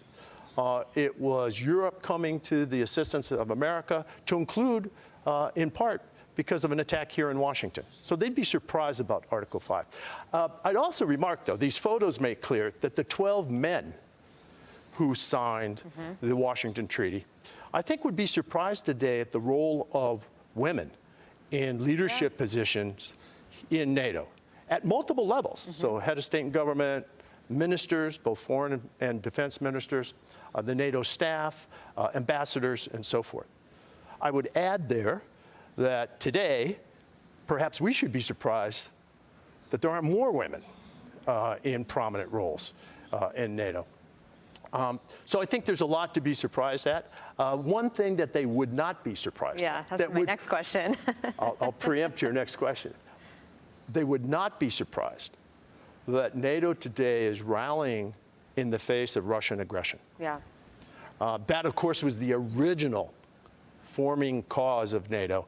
And today, I think, the founders would see a familiar Russia in terms of imperialist designs and aggression on its neighbors.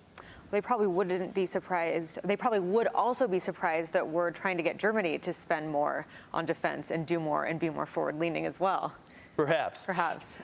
Maybe even the Germans are a little surprised. Yeah. There's a lot of surprise that has happened since 1949. You know, finally, one of the main headlines at this alliance, or at this specific summit, is what the alliance is delivering for Ukraine. There's a lot of talk about a bridge to membership that's well lit, that is short. But there's also been criticism that the weapons that we've been giving them have so many caveats on them that we're having Ukraine fight with one hand tied behind its back. What are your thoughts on the deliverables for Ukraine at this summit? Well, I think that the military deliverables and the political deliverables, these two parallel tracks or lines of effort for Ukraine, are predictable and quite candidly, quite modest. Yeah. I would have liked to have seen even more progress on military assistance and on fulfilling the commitment that Ukraine politically will eventually become a member. The bridge metaphor works in part, but I'm not sure it's completely satisfactory. Look, I think everyone here at the summit this week was stunned by just the blatant aggression of the most recent Russian attack on Kyiv and other cities, to include the tragic attack on the Children's Hospital, right? It's important for us to remember two things. First of all, that attack originated from inside Russia. And the base from which that attack was launched is essentially in sanctuary. Because it is beyond the ability of Ukrainian indigenous capacity to strike it. And we have placed limits on the geographic range of the systems we've provided Ukraine. I know of no effective air defense program which focuses solely on defense of the target site by way of air defense systems and so forth, and neglects the attack of the launch sites. Yeah. Air defense is a two-way street, offense and defense. So in particular, you use the words caveat. I think that the restrictions, the caveats that we've placed and others have placed on some of our systems are not justifiable in legal terms. These are legitimate military targets, and they don't make sense in terms of military science. Thank you for that clear answer and for your support of NATO and your support of Ukraine as well, and for this interview, Ambassador Lute. And to our audience watching online, tune in for another 2 days of programming here at the NATO Public Forum in Washington. Thank you so much.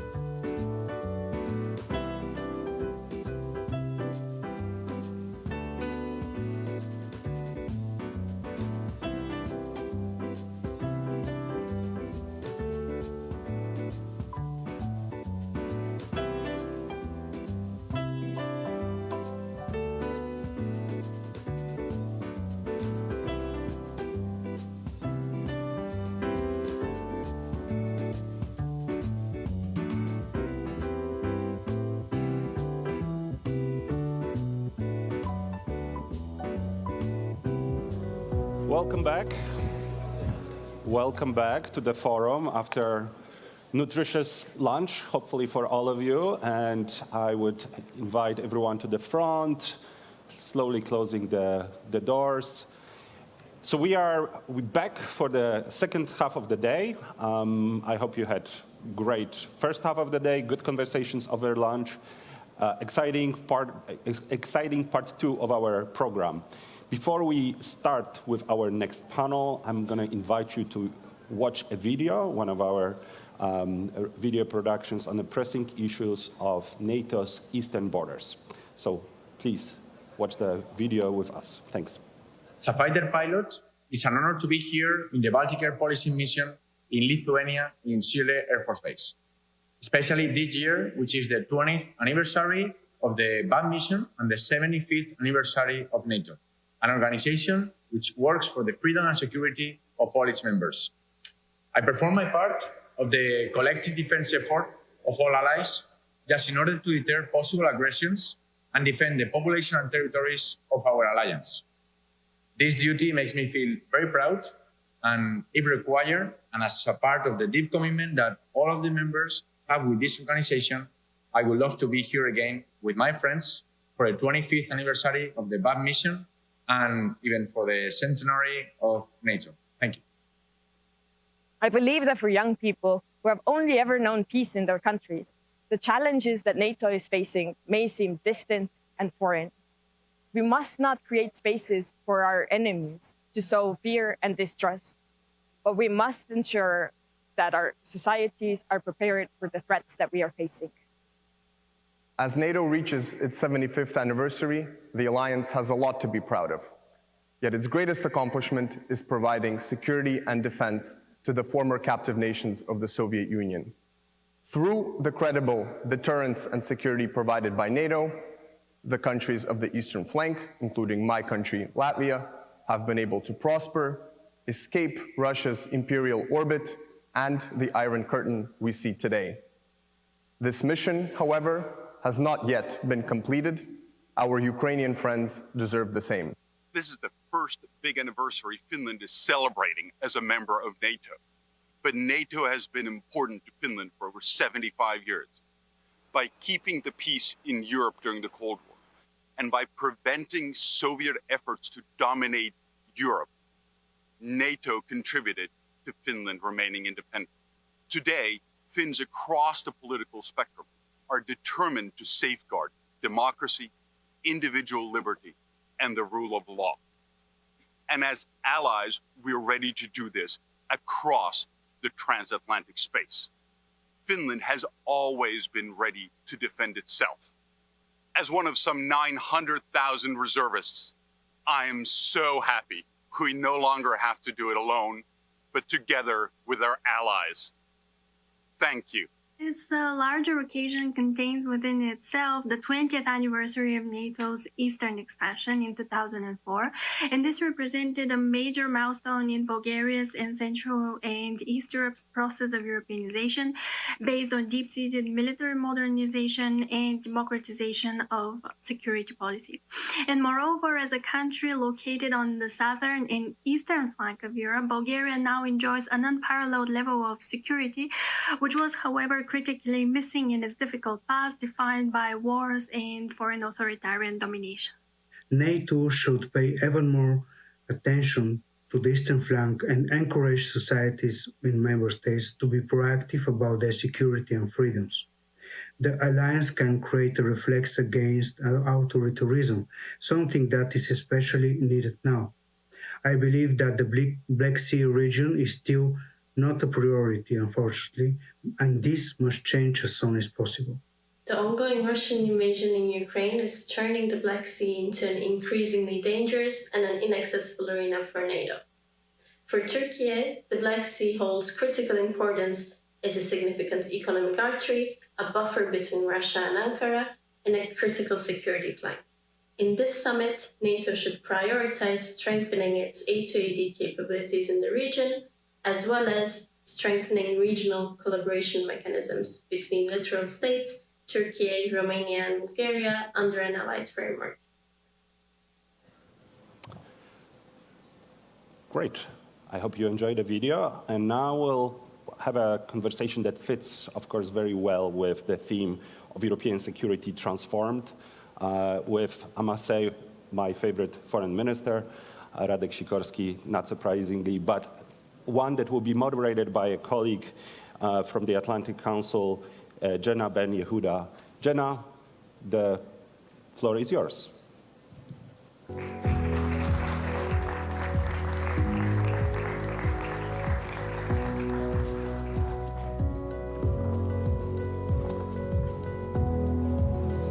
Thank you.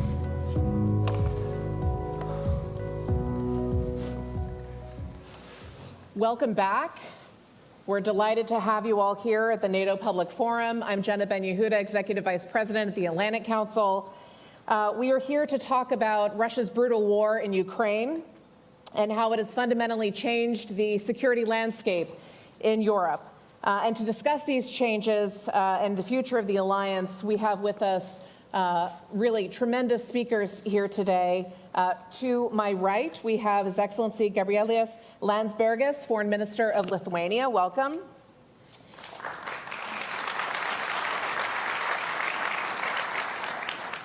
Foreign Minister, I almost promoted you.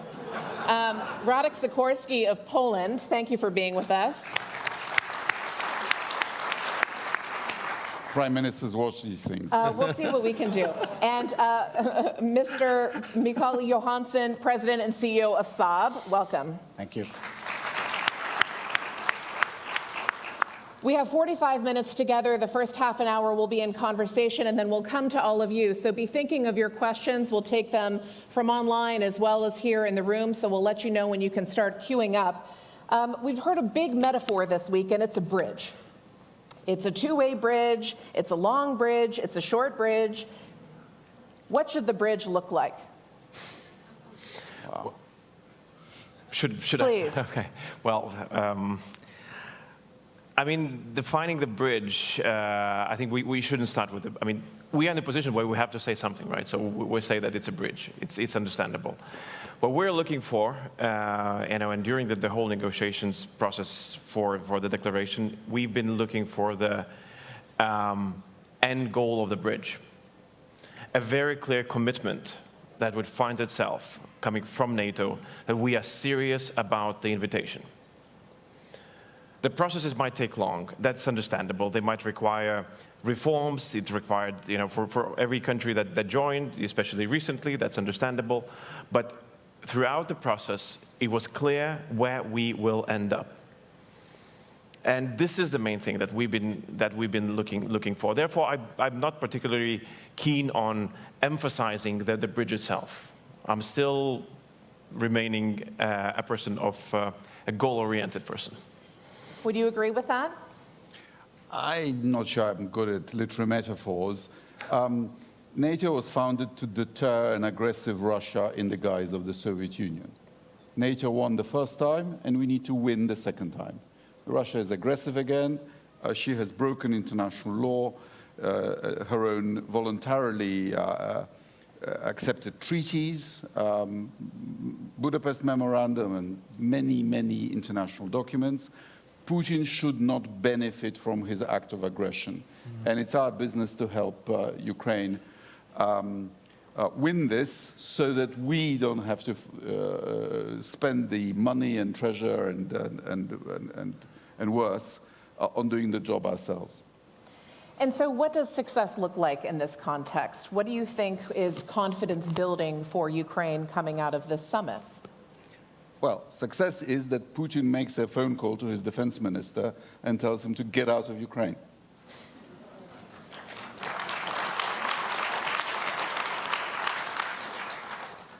Will that happen this week? I don't know. What does success look like within a summit context for each of you? Let me turn to you, Mr. Johansson. What can be achieved this week that is confidence building, that leaves folks feeling as though the 75th anniversary is not just a marker of what's been in the past, but a really strong future yet to come? Well, many have said it, but I think we, as industry, we're doing everything we can to support our nations, to donate and to raise capacity and all that, but to really make sure that we give them something that makes them win the war, rather than not to sort of lose the war. It's still a little bit of hesitation on that in terms of may it escalate, or how do we treat that in terms of can we avoid to keep that stuff ourselves, or can we actually donate things? So if we can come to giving them really sophisticated things going forward to make them win the war, that's probably the best thing that can come out of this, I think.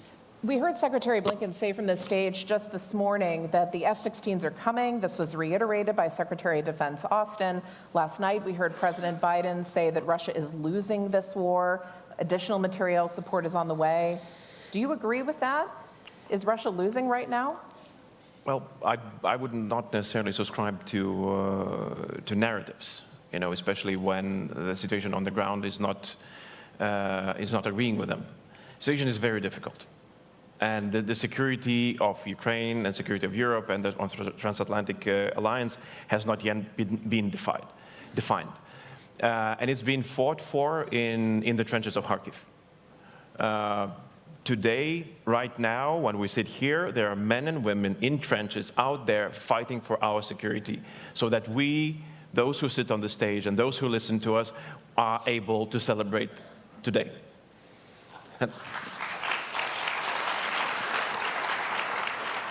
And it's, this passage of history has not yet been written.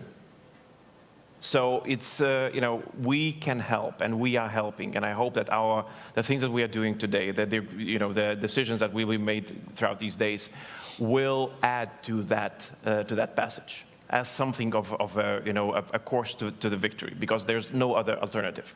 You know, if it's not the victory, then it's lost. If it's lost, it's our loss. It's not, you know, just Ukrainian or anybody else. It's everybody who is here will lose that. And, you know, for, you know, defining what could be a success of these couple of days in Washington, Putin sent a very horrible and bloody postcard to each and every one here. What he thinks of us being gathered here with an ultrasonic missile that attacked a children's hospital in Kiev. That's on us, if we're going to react to that. If we're not, then it's out there, behind our back, left for these couple of days as a reminder. What is actually happening while we're here discussing? So I think that if I were to look for a successful answer, and I would add, you know, what Minister of Poland just said, that yes, that would be a very good, you know, victory sign, so that Putin is forced to rethink, or at least he's forced to pay for what he did to the children of Ukraine just a couple of days ago. Does payment look like F-16s this summer and additional air support, air defense mechanisms? What sends a strong message, Minister Sikorski? Well, the Patriots are on the way. The effectors to the Patriots are being produced. The F-16s are on the way. The American package is on the way. So things are happening. The Russians have regained initiative on the ground. They are making incremental gains at huge personnel losses. I think last year there was an opportunity to push them much harder. And the confluence of Ukraine delaying its mobilization and the American package being delayed did not help. It was perhaps an opportunity to settle the war quicker. But I believe that Putin has already lost in the sense that his original war aims are unachievable. He wanted to have all of Ukraine as a vassal state. And I don't think he can take Kiev anymore. Even when he makes these outrageous demands that tantamount to Ukraine capitulating, he actually now talks about occupying chunks of Ukraine rather than all of it. So this is the real negotiation on the battlefield. Right. Ukraine won the Battle of the Black Sea. Russian aviation cannot move freely over Ukraine, so Russia has advantage but not air domination. And, you know, a few more Pyrrhic victories over places like Avdiivka and Volchansk and others, and Putin will also run out of personnel, of troops. Plus, do not be misled by Russian propaganda about how their economy is doing. This is, to measure what Russia is doing by GDP is silly. When you produce a tank instead of a motor car, and you send that tank into battle, and it gets destroyed, you have created a lot of economic activity, but you've also destroyed a lot of wealth. That's right. Wars end in all kinds of ways. World War I ended for Germany when they ran out of resources. And I think Putin is way on the way. So this is a good place to pivot to a conversation on industry, Mr. Johansson. One of the defining moments of this war has been the totally revolutionized role of industry. How has it changed for you as CEO of a defense company? Is it easier for companies to move? Has the acquisition process changed in a meaningful way? We've talked about things are on the way, on the way, on the way. Part of the challenge has been fielding this and getting it into theater. What's your impression of how things have shifted? Of course, I mean, it's a huge wake-up call. And I mean, industry, if I look at Europe, have been optimizing their capacity and capabilities to more or less a peace dividend sort of situation. And all of a sudden, everyone wants everything from us at the same time, everywhere. And this is, and then sort of a little bit of the problem ends up in our lap. Why can't you deliver in short lead times? And we are investing heavily. My colleagues, when I talk to them, all of us are investing heavily now to step up. We start by boosting the capacity we have, the shifts and automation and production lines, and then we build new facilities and all that. This is not a walk in the park. It takes a bit of a time before we can actually raise the capacity. It has led to much more collaboration also in Europe between industries.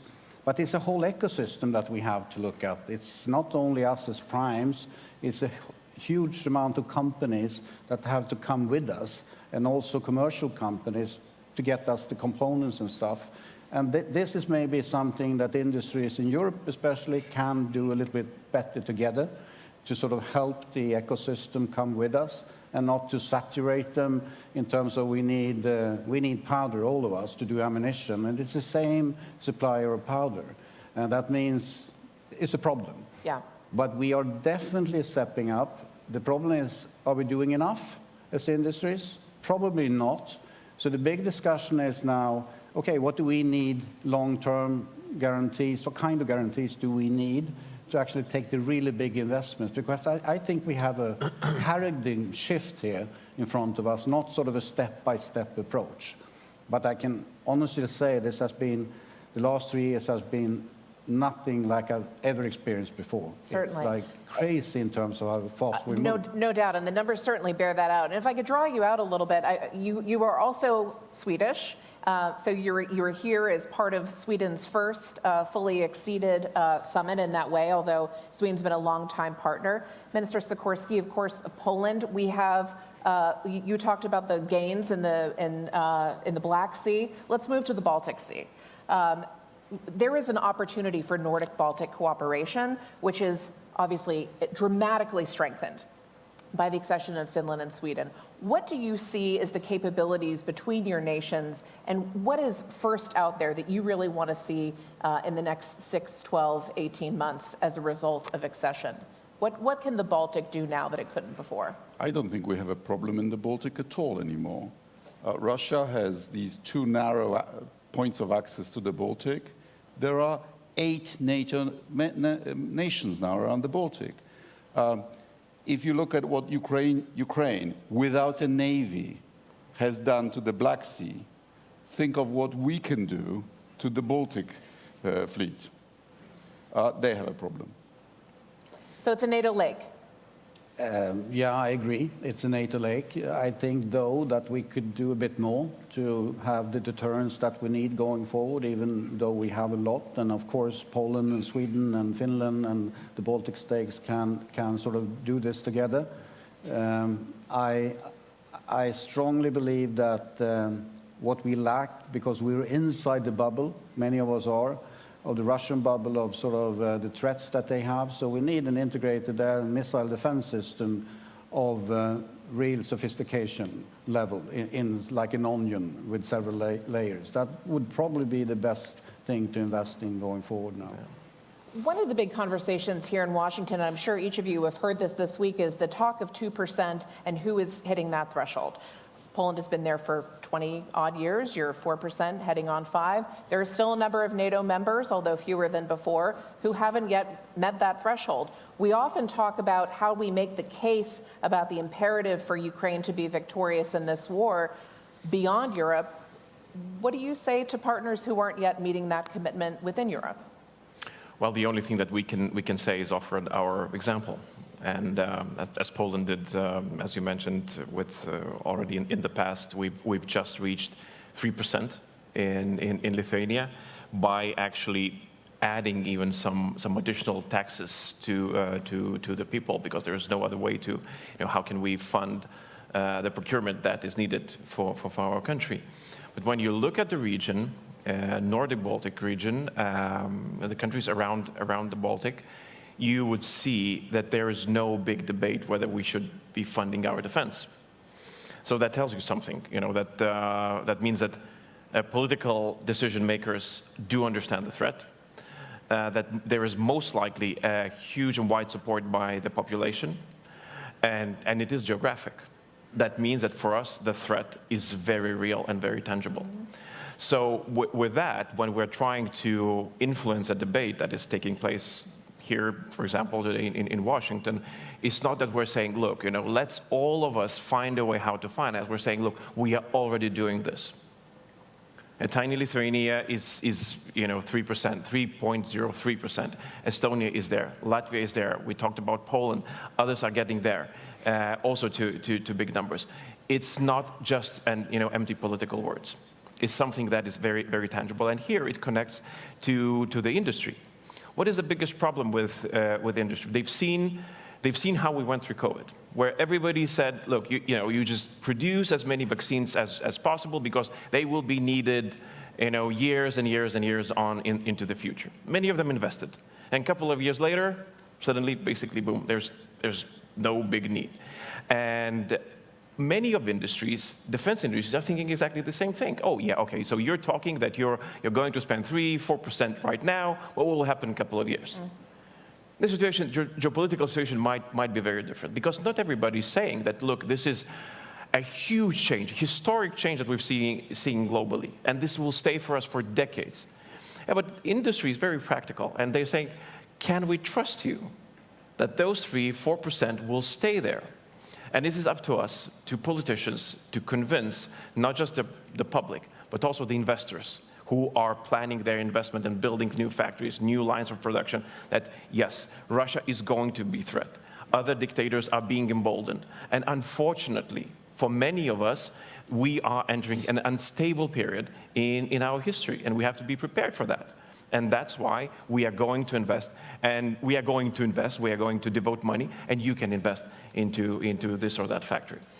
I think this is a really important point. Mr. Johansson, I'd love for you to respond to this.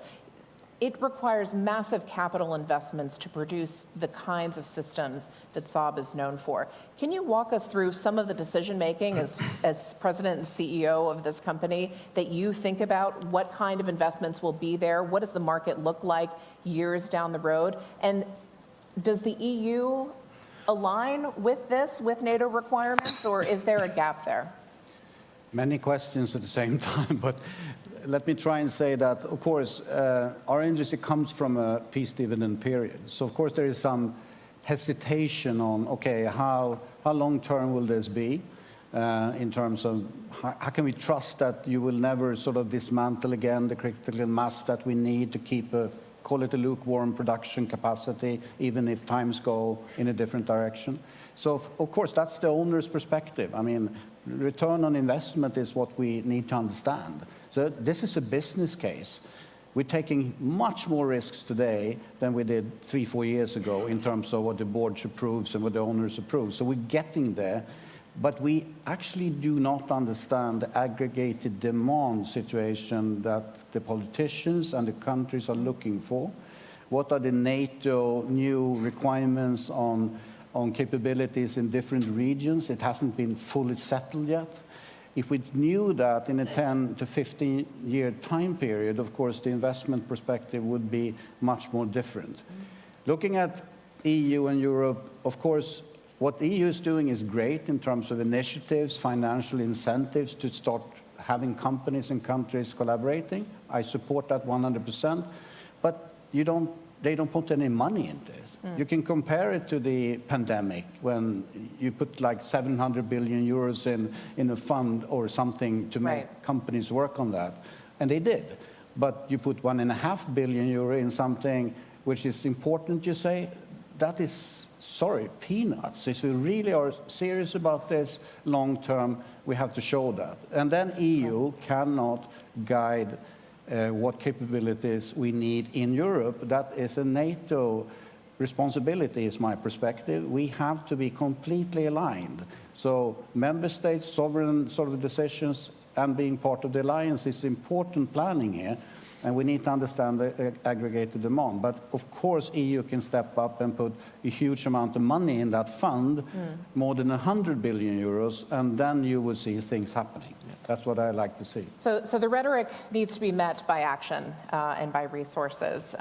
Minister Sikorsky, we've heard a lot of rhetoric about the role of China.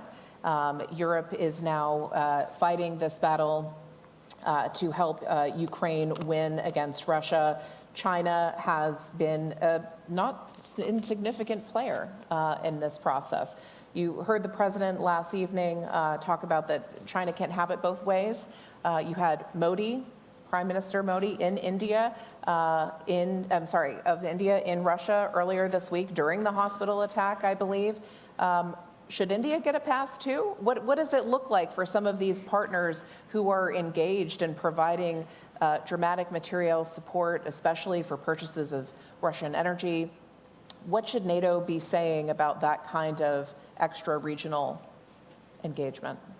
I'll solve the China and India problems for you in just a second. But let me just say that Napoleon Bonaparte, who is in our national anthem, said that a country that doesn't feed its own army is doomed to feed a foreign one. In Poland, we have a somewhat similar saying that every country has an army, either your own or a foreign one. Your own is cheaper in the long run. We are spending over 4% of GDP on defense this year. We have the 14th biggest defense budget in the world, and next year we'll go higher. We will do whatever it takes not to be a Russian colony again, irrespective of what anybody else does.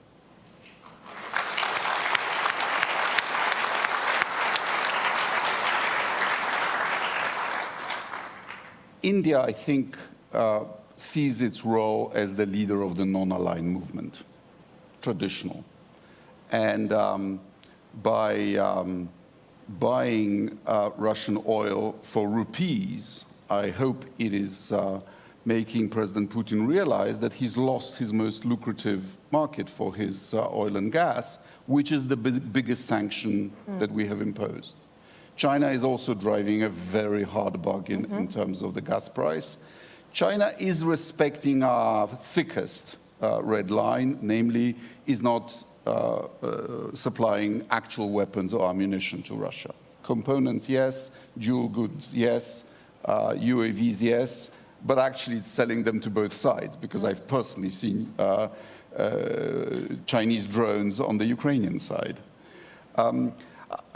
China, I think, is getting a vassal on the cheap. My friend and mentor here in Washington, Zbigniew Brzezinski, used to say that Russia's choice is to be either an ally of the West or a vassal of China.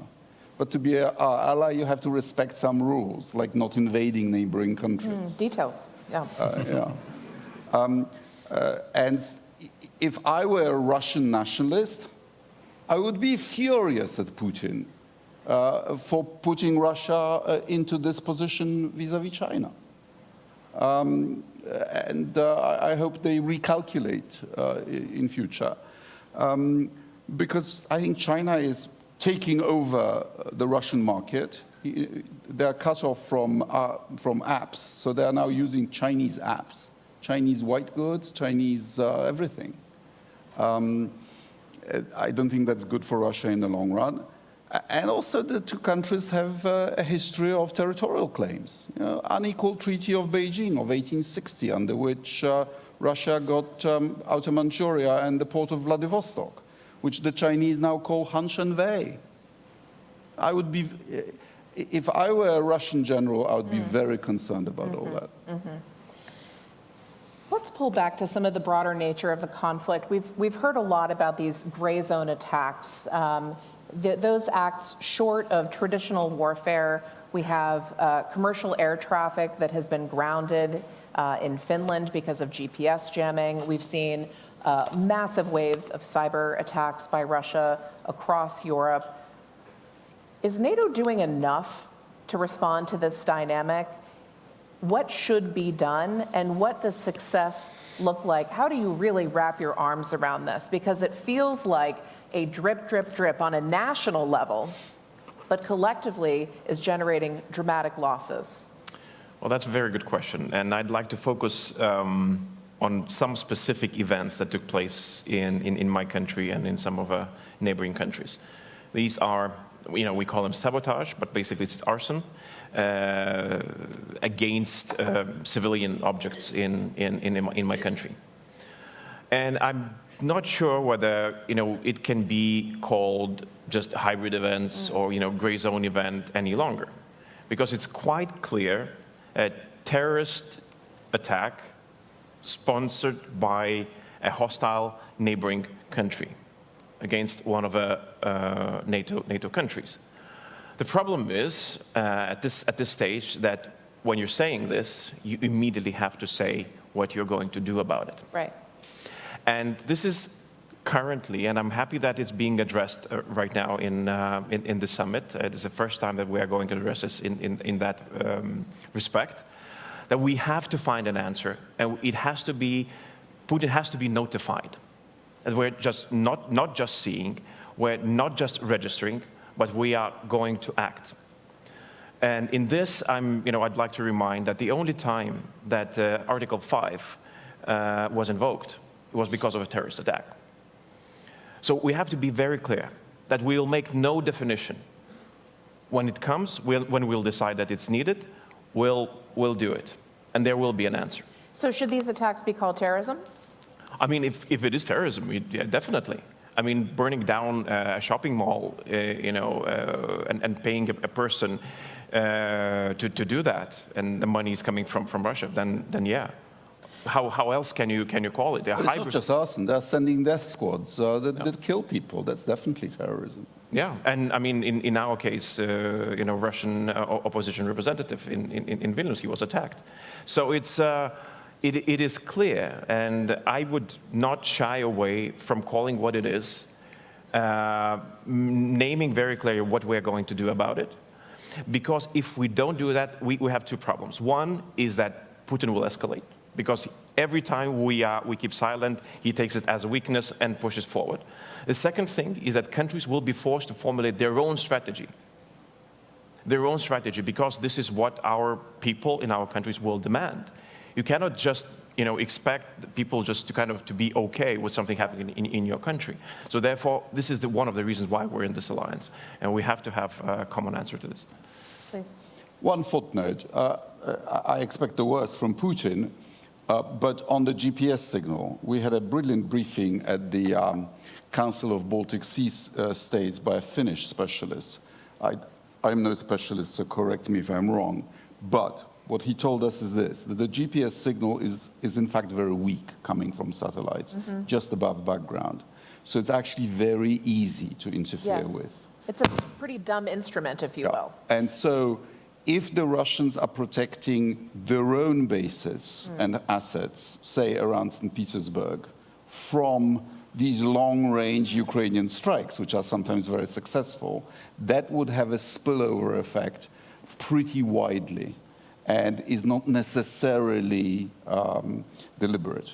So, and Ukraine, of course, does it too. So when I was last in Kharkiv, delivering pickup trucks to the front last year, And there was a Russian drone attack on Kharkiv. The Ukrainians would switch on GPS jamming in order to make that job more difficult. And your Google Maps suddenly go crazy. And you have no idea how disorienting it is. Of course. Well, you raise a really important point, which is that there is an element of this where attribution becomes pretty fuzzy. And we see this in cyber too, which is part of what makes it effective. It's damaging the system, but its origins may be unknown. And what I'm hearing is that naming it is critical. Is there some kind of proportional response element that needs to be clarified as well? Well, I think that what wouldn't work probably is that if every time Russia does something, we go against every single event, because their capacity, and they've shown that, their capacity is vast. And they can, they can wreak havoc in Lithuania, Latvia, Estonia, Poland, wherever they want, because with social media, they can reach very wide audiences, and find people who would do their job for them in those countries. But we have to create a very clear deterrence for these sort of events, so that then the next time they start planning, they know that there is an answer ready, prepared, signed on the table. And if you do this, this will be the answer. And now, currently, I mean, the easiest way, I mean, I've got this question so many times, like, what would you, suggest? Right. How do you manage this sort of escalation? Now we have a country that's willing to manage escalation for us. They're actually asking here in Washington today, allow us to strike deeper into Russian territory. We will manage your escalation for you. And we're saying, look, no, not right now.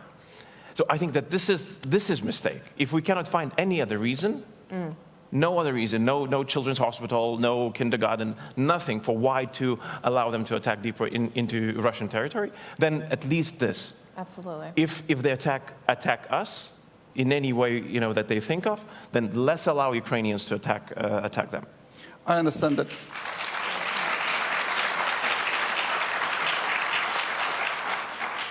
I understand that our final communique will refer to Russia as a multi-domain threat to the alliance.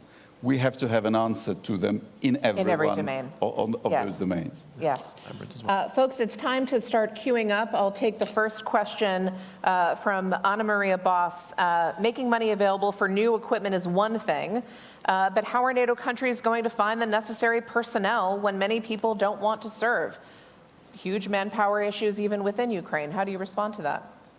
Well, in Poland, we are beginning to train the first Ukrainian brigade composed of volunteers from inside Poland. We have up to 1 million Ukrainians of both genders, and several thousand of them have already registered for their draft.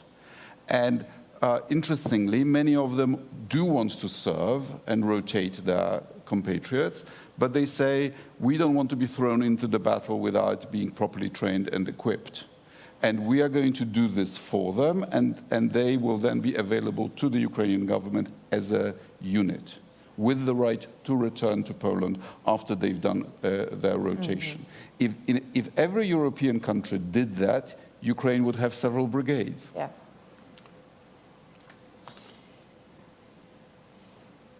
I want to take us to the future, but first go back just to this morning. We heard from General Cavoli on this stage that NATO's transition from out-of-area operations, Afghanistan and the like, to fighting now on the European continent, reshaping those plans, thinking about those capabilities, represents a really dramatic shift for the alliance, and it's taken years to get there. So in this moment now, what is the next big moment we should be planning for? What is the blindness that you feel we have now that we'll look ahead to 25 years from now and think, boy, we really missed that? Well, the blindness would be, I'm not necessarily saying that it is there, is the expectation that somehow Putin, this Putin, will stop.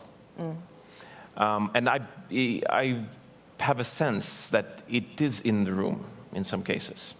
This expectation that, okay, one day there will be negotiations and we'll prove to Putin, that he cannot continue, that if he does continue, then blah, blah, blah. We were unable to prove that in 2008. We are unable to prove that in 2014. I don't think that we have any difference in our position to prove him now. That means that he will continue. And this is the message, and I'm returning back, and this is the message to the industry, this is the message to the electorate, in each and every country, and this is a message to all of us, that look, we are in this for a long run, and we have to prepare for this. This won't be over in 2 years where we'll be back into some reality, pre-war reality, with Ukraine calm, us calm, and then again, all business as usual. That's it. There's no longer business as usual. Or, I mean, there is business as usual in our case, in the Baltic case, where we've seen Russia for what is. Yes. So for us, it is quite a natural state of mind, but it has to be wider. If we're expecting this, that is blindness. If we're expecting this, this is a mistake. Mr. Johansson, and then I'll come to you, Minister. I would say that if you look at, I agree, I mean, NATO is coming back to regional defense capabilities, and many of the countries, of course, Sweden now being a new kid on the block, are waiting eagerly to get our capability targets from NATO. Now, there are two parts that I think I would like NATO to discuss more, and that is looking at security of supply as a capability target, meaning that NATO could sort of decide where will we have in our sort of geography capabilities to ramp up production or production of drones, or who should take that responsibility? Because today you give different capability targets. I would like to see that as you give them security of supply type of capability targets. That would be great. Then more coordination, more alignment coordination on future. that in terms of setting up a regional defense again. Then, of course, the interoperability question is huge. And if we cannot come to a new architecture where there is a real multi-domain operation capability which everyone in NATO can hook up into, it will never work. So that's also a big thing going forward, to make that happen. Those are the two things I'm thinking about. Minister. Deterring Putin is a NATO job in Europe. And if we stay the course, I believe we can sort him out in a couple of years. The emerging threat, I believe, is in Africa. The Wagner Group has now been renamed Africa Corps. And Africa Corps is trying to take Tobruk again. The Russians have no business in meddling in Libya and switching on and off the mass migration to try to destroy the European Union from within through the political process. This business of Russian mercenaries taking over gold mines and other African resources and then destabilizing Africa using their own money, this has to end. But I believe that this is a job that could be done by the European Union, that we don't need to beg the United States to solve every problem for us. We should have a reinforced brigade operational as an EU rapid reaction capacity in a couple of years. And from what I hear from the Pentagon, that at last they see the logic of relieving the United States for other jobs in other theaters. You made this argument in Foreign Policy magazine recently. This is the 5,000... up to 10. Up to 10. And you think this could be operational within the next few years? This is what we've pledged ourselves to do. We have a crisis center. We'll soon have a joint operations command. We have a defense budget of the European Union, wonderfully called the European Peace Facility. And I believe in the new commission, we need a defense commissioner to ramp up production, mostly for the defense industry. Europe as Europe should not be completely helpless. This brings me to another question, and then we'll turn to you, ma'am. How confident are you in U.S. leadership? And what does the U.S. need to do to reinforce confidence in American commitment to European security? I think that a lot has been done to reinsure that that U.S. is interested in European security. Now what we need to do is we need a common approach from Europeans and United States when it comes to how do you ensure that it stays stable. The end goal, you know, and it's the note that you hear throughout the conversation here. How do you make sure that Putin is no longer able to do and to repeat the things even in more brutal way? So this is yet what we need to achieve and to find consensus. I don't see any other way. I agree with Minister Sikorski, what he says, that, you know, that Europe has to play a stronger role on its own, and that's definitely a fact, but Europe cannot act alone. And I don't think that any other major conflict globally, wherever that would happen, that US could act alone. That means that we need these two pillars of transatlantic alliance working together, either in Europe or anywhere else, you know, to support stability. If you had to make the argument to the American people about why its investments in Ukraine matter for American security, Mr. Sikorski, what would you say? Well, I could make it crude and say that you're selling us a lot of weapons made in the United States. But I would make it more strategically by saying that if Putin captured Ukraine and used the resources of Ukraine, both human and industrial, to go further, then the price of deterring him would rise. And Ukrainians are doing our fight so that Americans don't have to go to Europe in greater numbers. And also, if Ukraine wins, it'll send a powerful signal to the Far East that recovering what you might regard as a renegade province is much harder than you think. So don't do it. Ma'am, please give us your name and your affiliation. Hi, thank you so much. Erin Osborne with Radio Free Europe. And we've heard from Secretary Kavoli and Secretary General Stoltenberg today that there will be a Ukrainian Information Exchange or Joint Training Center in Poland. So a question to you, Minister Sikorski. Well, thank you all so much for being here, but to Minister Sikorski, how will that help deter Russian aggression and make sure that Ukraine is ready to stand on its own 2 feet? Thank you. Well, I'm very pleased that JTAC, the Joint Analysis and Training Center, is coming to my hometown in Poland, which will be a second NATO institution in Bydgoszcz. And we need it. It won't be big, but it's an analysis center. You know, this is the most up-to-date war, and it's re-evaluating many of our assumptions. You know, the role of drones has been transformational in this war. And we need to study it and then apply the lessons. And I believe that the people who will be, that in future, it won't be us training the Ukrainians. Ukrainians will be teaching us. Yes, indeed. And JTAC, I hope, will serve that. Sir, I'll come to you. Yes, thank you. My name is Adam Dudash from Tilburg University. First of all, thank you for the insightful discussion.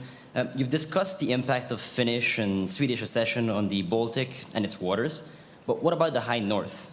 Does NATO need to reevaluate its strategy in the Arctic in light of melting ice crafts that are going to allow, or are already allowing, Russian naval assets to move more freely in these waters? Ah, yes, the melting Arctic. Well, Henry Kissinger once said that there is never a shortage of opinions in Poland. So let me give you my piece of wisdom on this. What a fool Putin is. With these Houthi attacks on the Red Sea, with the problems in the Suez, he would now be making a lot of money servicing the northern route, the shortest sea route from Europe to the Far East. And instead, he's ruining his country. Mr. Hansen, would you like to respond? Ms. Saab has some technology that's weather-built. I think we're moving in the direction of looking at much deeper collaboration between the Nordic countries, so to say, in terms of how to at least have 24/7 coverage of what's happening there, in terms of airborne early warning and all that. So we are doing a lot in that area. And we do have the expertise of how to operate in that Arctic condition. So us coming into NATO being the alliance, I think will mean a lot. And we're already seeing movements in that direction. So that's one of the capability targets that I hope that now we as countries in the Nordic will get. So yes, when we will provide technology to do that. We are almost at time. I want to turn to each of you for a quick final word. What do you want folks to take away? What should they remember from this summit in this moment? What do you think is the key message that you want them to know from you? It's very easy. Ukraine has to win. Ukraine has to win. NATO prevailed in the confrontation with a much more powerful Soviet Union. We can prevail again.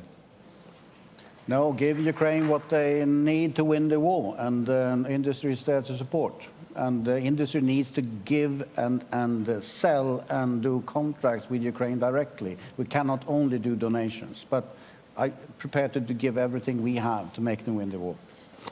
Please join me in thanking.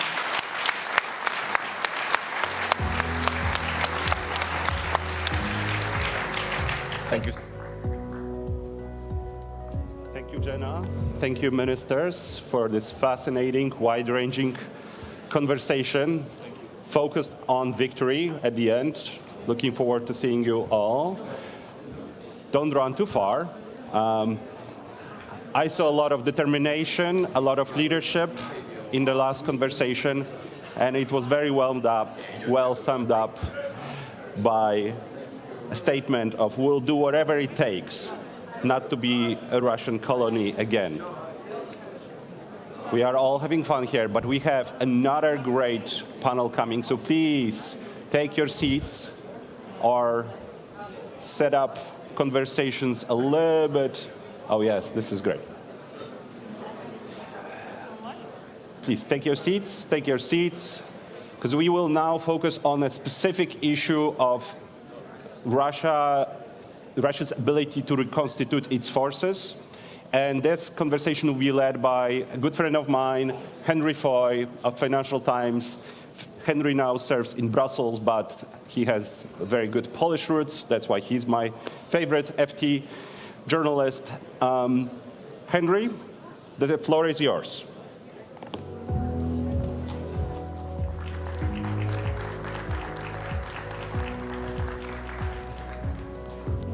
Hi. Are we ready? Yes, we're good. Oh. Hello, everyone. Good afternoon. It's really nice to be here and enjoy your air conditioning. It's tremendous to be out of that other room. We only have a short amount of time, so I'm going to get straight to it. We're very lucky today to have a great panel, two formidable women. Baiba Braje is the foreign minister of Latvia and, of course, the former ASG at NATO. Dara Masakot is the senior fellow at the Russia and Eurasia program at the Carnegie Endowment for International Peace. We're going to talk about Russian force reconstitution, which is a real tangible thing. It's a real thing that's happening. It's a really important issue that I think doesn't get enough coverage at the moment while we talk about more theoretical ideas. Baiba, you have a frontline view of what's happening across the border. When you look at what Russia's doing to reconstitute its armed forces 2.5 years after the full-scale invasion, what do you see? What do you see? What are they doing differently now that they weren't doing before February 2022? I think the big picture is pretty clear, that there is not one element, one instrument of power in Russia that would not be oriented towards the war. Right. So Russia's policy is war. And when we look at the military instrument of power, economic, politics, religion, education system, anything, it's all about war. Media, public, anything. So in that respect, I think it's on us to understand and to integrate that in our thinking and to really, and again, I will repeat what I said already yesterday at the dinner with our Ukrainian friends, is very clear that our problem is not support Ukraine. We will get there. Our problem is Russia. And this war policy of Russia is not going to go away. So it's upon us to deal with that and to find a way how to degrade the military capability, economy, and so on and so forth. Because ultimately, what the leaders have said is that the strategic objective would be returning Russia to peace, peaceful state. So if we put that in front of us, then of course in interim measures, whether it's containment, constrainment, whatever we will find in the declaration, using our instruments of power to achieve that objective. So that is ultimately, when we look at the big picture, is what is there. And then, of course, we are seeing that, yes, indeed, currently we have quite a number of bases at the NATO's borders. They are not back where they were before the war. Russians are fighting down in Ukraine. So in the short term, what we are saying is that there is no direct military threat to us. It's true.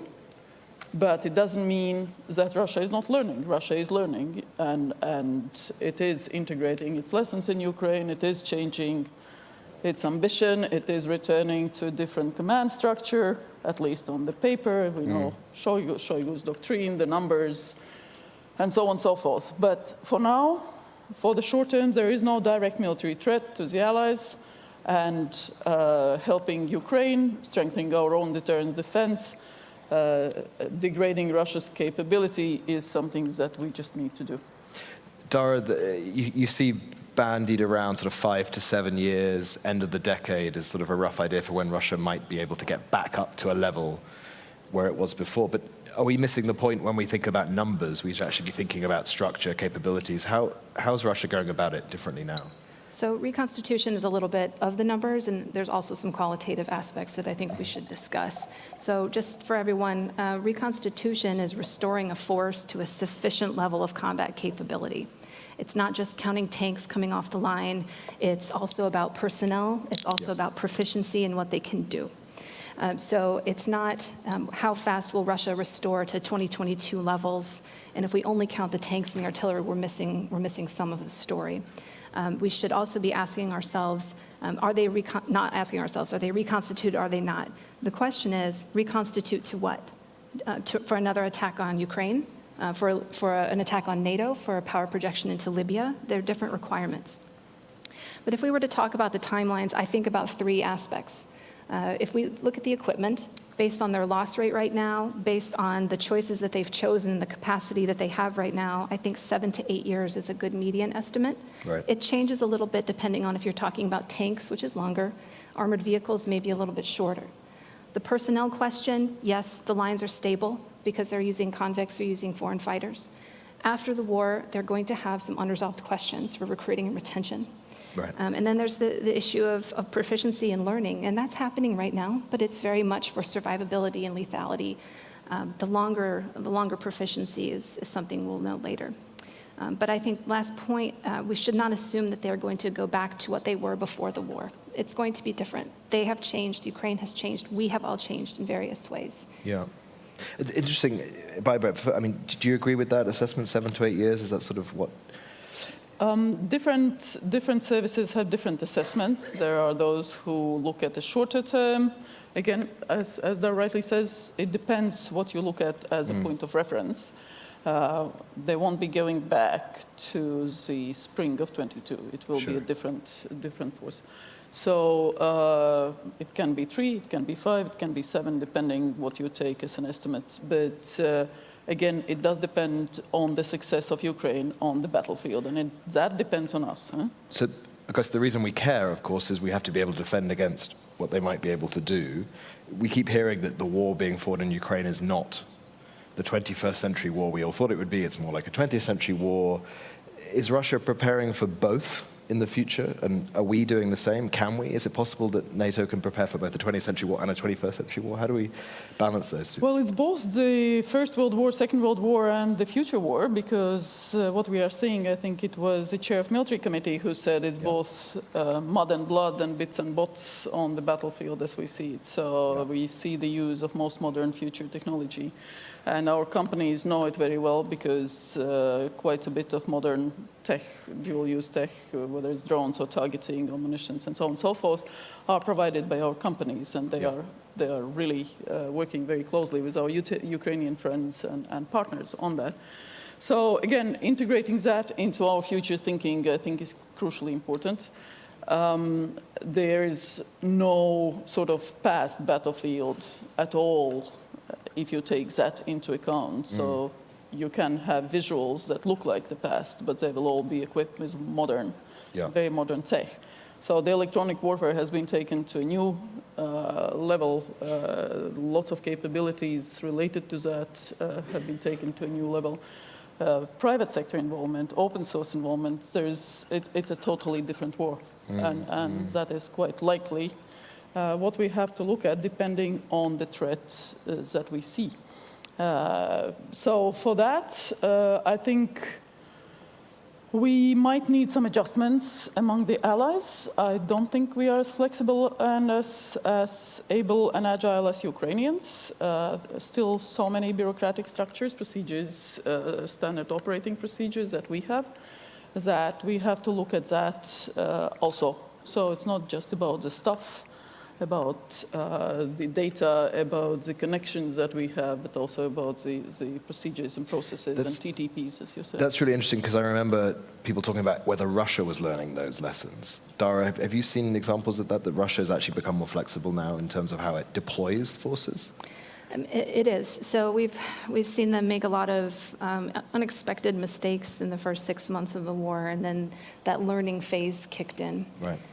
So I think something that we need to keep in mind, the Russians and the Ukrainians are coping with this every day, is just the pervasiveness of reconnaissance.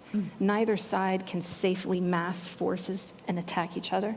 I mean, it's very difficult to even do rotations at this point. They're being disrupted. We're talking about food and water being delivered by drone. I mean, the nature of warfare, is, at least in the ground domain, is changing so rapidly. Electronic warfare is something I think we're still grappling with. NATO equipment works very well. It works very well at keeping crew alive. The precision is amazing, but it is very susceptible to electronic warfare jamming. And we're all learning that. Our enemies are learning that about us, and we have to move forward. I wanted to pick up on that. I mean, this idea that Russia's got a pretty good look at a lot of the weaponry that we're using, because we're giving it to Ukraine to use, but we're also getting a pretty good look at Russia's weaponry. When you had to assess the level of who's learned the most, where would you say we are, to both of you? Maybe Dara, if you want to start. Sure. So from a strategic intelligence level, I think that Ukraine and NATO far and away have the advantage. Just in terms of our understanding of intentions and how things are playing out in the battlefield. That advantage, just like all intelligence work, is not guaranteed. You have to fight to maintain it. You have to fight for that access. Tactically, they're both, Ukraine and Russia, they're learning about each other, and the cycles of adaptation and countermeasures are compressing. They are very rapid right now. And just like we as NATO are benefiting from what Ukraine is showing us and teaching us, we have to think about the other side as well. Russia's allies and their partners are learning from them. And this is now a currency that Russia has to give to Iran, China, North Korea, that learning of our equipment. Exactly. And when people or observers are looking at this, I don't know that there's any real surprises here that Russian equipment is not very good at keeping its crews alive. Right. But it is quite rugged and quite durable, and it is inexpensive. And so for people looking for that kind of capability, they like what they see. Do you agree with that, Baiba? Yes and no. I mean, but I want to pick on a different point, that actually there is quite a bit we can do, that we have done and we need to do, and that relates to Russia's ability to sustain the warfare. Right. So again, there are different angles to that. Russia is pushing its propaganda, that its economy is doing very well, that it will last, and so on and so forth. And when you look and scratch off that, propaganda is actually not. Yeah. And that does depend on us, because Russia is financing the war from the budget. The income in the budget has significantly decreased. Its own taxes, Russian-owned taxes, the tax base is much narrower. They depend on the oil largely for the income in the budget and other exports. And that is indeed upon us, how to deal with the oil cap, how to lower it, how to implement it, how to make it more efficient, plus all the other enabling capacities that it gets for its missiles. We saw the KH-101, it was FT, that put a nice table out on the components in that missile, largely Western. So there are elements across the board that we can actually really address, both the income in the budget, the ability to sustain the war, but also the components on the battlefield, what it fights. Yes, China is trying to replace it, but again, there are limits also to that. And in terms of this reconstitution, are we seeing, and Baiba mentioned it there, this reliance on Iran, China, other countries supplying weapons to Russia, or parts, I should say? No. confirmation that China's sent weapons. Is that changing the nature of the way the Russian military-industrial complex works, or is it still so tiny amounts that they're still the same megalith that it always used to be? I mean, how is that changing how they build weapons? The Russian defense industrial base has different quirks to it, to put it lightly.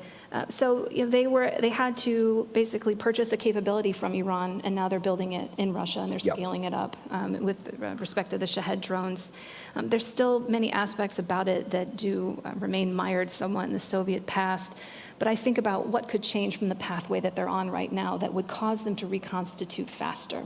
Right now, Russia is choosing to maximize the factories that it has. It is not constructing new ones to refurbish tanks and artillery and things like that. That could change if that was important enough to Putin. But right now, he's managing a lot of different economic considerations and labor shortage situations. Sorry, so Russia has not built a single new arms factory? With the exception of drones. If we're talking about tanks, artillery, things like that, they are working triple shifts around the clock to maximize what they can put out. And the estimates are anywhere from 200 new tanks a month to upwards of 600-ish armored vehicles of various types. But most of the equipment going into Ukraine right now, 75% of it is refurbished Soviet-era materials being pulled out of bases in Siberia, and they are burning through that stockpile very quickly. Wow. Baiba, we hear a lot about rhetoric from the Kremlin about every time the EU or NATO does something they deem to be escalatory, they'll reposition troops near to Finland or reposition troops near to the Baltic states. Do you see that happening in real time, or is this all just total bluff? You mean the Russian troops or Correct, troops on our side? The Russian troops.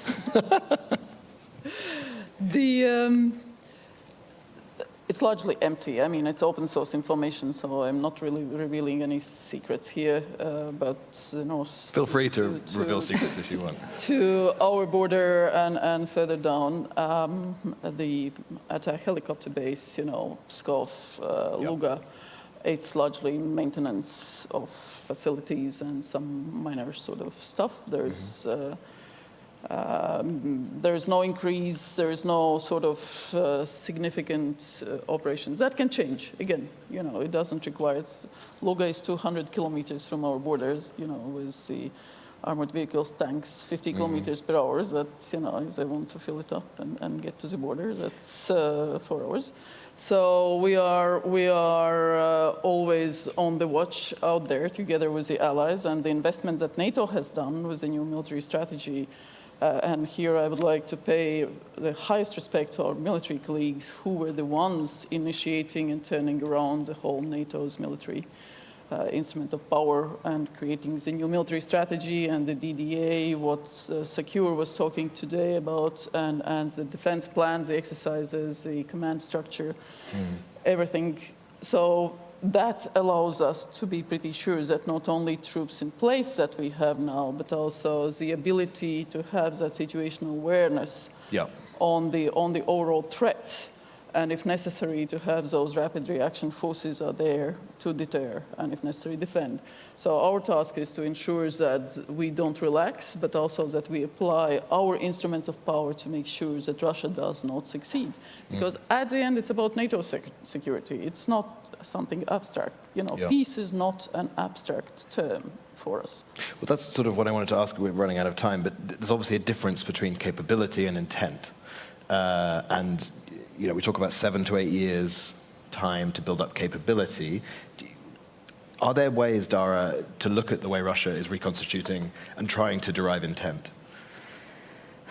Well, if we're talking about replacement rates for armored equipment, right now that is not sufficient to attack NATO in a very large way, but it could be sufficient to make another attempt at Ukraine. Right. And this is the pathway that Russia is on, and I want us all to be aware that probably within the next 6 months, maybe early 2025, the Russians are going to announce their 10-year rearmament program. And they're signaling that they want a larger army, and they're signaling that they want more drones and more first-person munitions. There's things that they can do to compress that timeline if they're willing to take domestic risks. So I think we should hold 7 to 8 years because nothing ever quite goes right in Russia, even when they want it to. Yeah. But there are choices that they can make if they wanted to take that risk and go faster. So I think that, to end on a philosophical point, if I may, this is a quote from a long time ago, but I think about it often. right now, is that no man ever steps in the same river twice, for it's not the same river, and he's not the same man. And I think about that with the Russians, and I think about that with NATO. Like, we're not the same that we were 2 years ago. Ukraine's not the same, Russia's not the same. We've learned so much about each other, and we need to update some of our assumptions and our war plans and our procurement and our intelligence and our focus.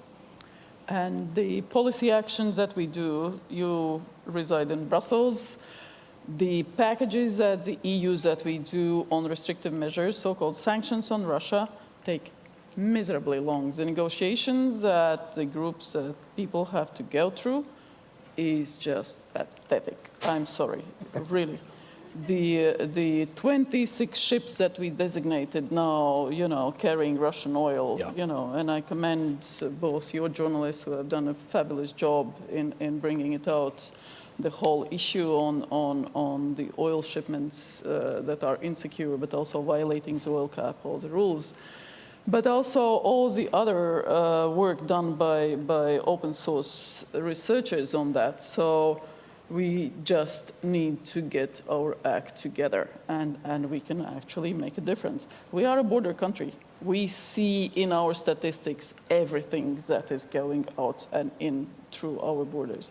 We see how the sanctioned goods decrease to Russia and increase proportionally to Belarus. That's why we did the sanctions packages to Belarus now. Not enough, not enough. So there is more that we can do. It's about our security, and as long as I am foreign minister, my colleagues, foreign ministers, knows that I will be at it with them, and it's not gonna stop. There we go. That's a great message. Thank you so much. We've run out of time, and there are sadly no questions from the audience on this session.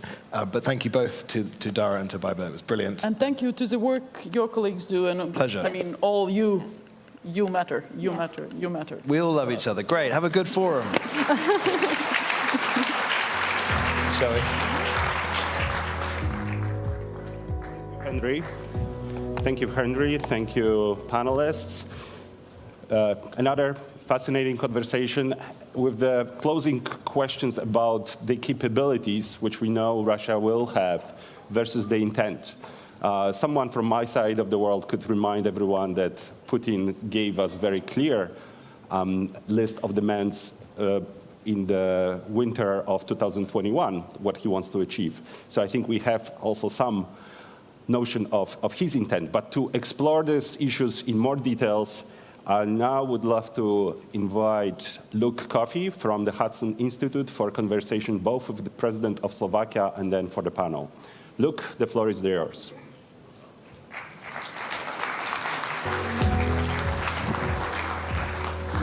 Thank you. Good afternoon, and for those of you watching online in Europe, good evening. Welcome to this event on NATO's policy towards Russia at the NATO Washington Summit Public Forum. My name is Luke Coffey, and I'm a senior fellow at Hudson Institute.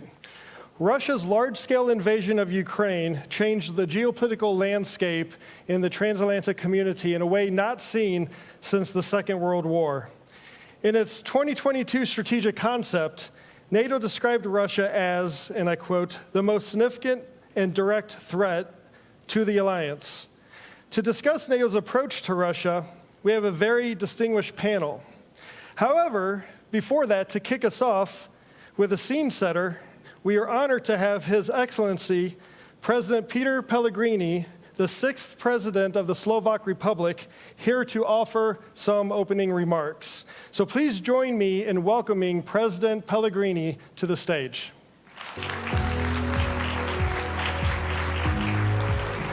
Thank you so much. Thank you.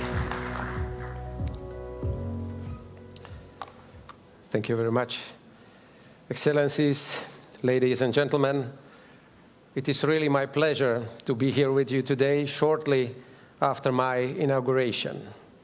On the occasion of the Washington Summit that takes place in the changing, rather unpredictable, and thus increasingly dangerous world, as we commemorate the 75 years of this most successful defense alliance in our history. I am proud that Slovakia has been a reliable ally for the past 20 years. And we will be so in the years to come for the sake of security of our nations, of our neighbors, our continent, and the world. Our historical experience taught us that there is no better option to guarantee our safe place, security, economic and social development than this alliance. The engine of our success has been and remains as a commitment to democracy, freedom, and human rights, with a clear understanding where we belong. Our present and future is in and with NATO and European Union. Strong transatlantic bond built on a fair share by the European allies is the best collective approach to preserve peace and deter any aggression. My country's strategic interest has always been based on full respect for international law and rules, shared values and norms, commitments and obligations. In February 2022, following the aggression by Russia, which we have condemned as a clear violation of the UN Charter and international law, we stood by Ukraine. Our citizens opened their homes to people escaping Ukraine, and many of them remained on our soil. Ukraine must survive and preserve its own national identity, sovereignty, and territorial integrity. And as any other country, Ukraine must have the right to choose its own security arrangements. We will never agree with change of borders by force. For us, in the NATO eastern flank, an eventual collapse of Ukraine would have very negative consequences. Without any Hollywood announcements, Slovakia provides significant and stable support to Ukraine in many ways. We do it through NATO and European Union, but also bilaterally. We still belong to the biggest contributors of assistance to Ukraine, calculated per capita. As the only country, we have organized joint meetings of the Slovak and Ukrainian governments and developed a joint action plan of cooperative projects. And we just agreed a few days ago to have soon yet another meeting of the two governments on the Ukrainian soil. We are one of the most important providers of electricity to Ukraine, so crucial after the continuous attacks on its vital infrastructure. And as our electricity production doesn't depend on wind and sun, our supplies can and will continue also during the next winter. On top of supplies of non-lethal equipment, like demining machines, we have increased production of our own defense industry, including ammunition or howitzers, also for the need of Ukraine. To endure our collective support, we need the Slovak and the European public on our side. What are the lessons learned out of the recent European elections? How can we better prepare for the forthcoming elections, including here in the United States in this regard? We need to invest more into wide international understanding that we are not trying to disintegrate Russia, but to change its behavior to the one that fully respects its obligation under the UN Charter and international law and its OSCE commitments.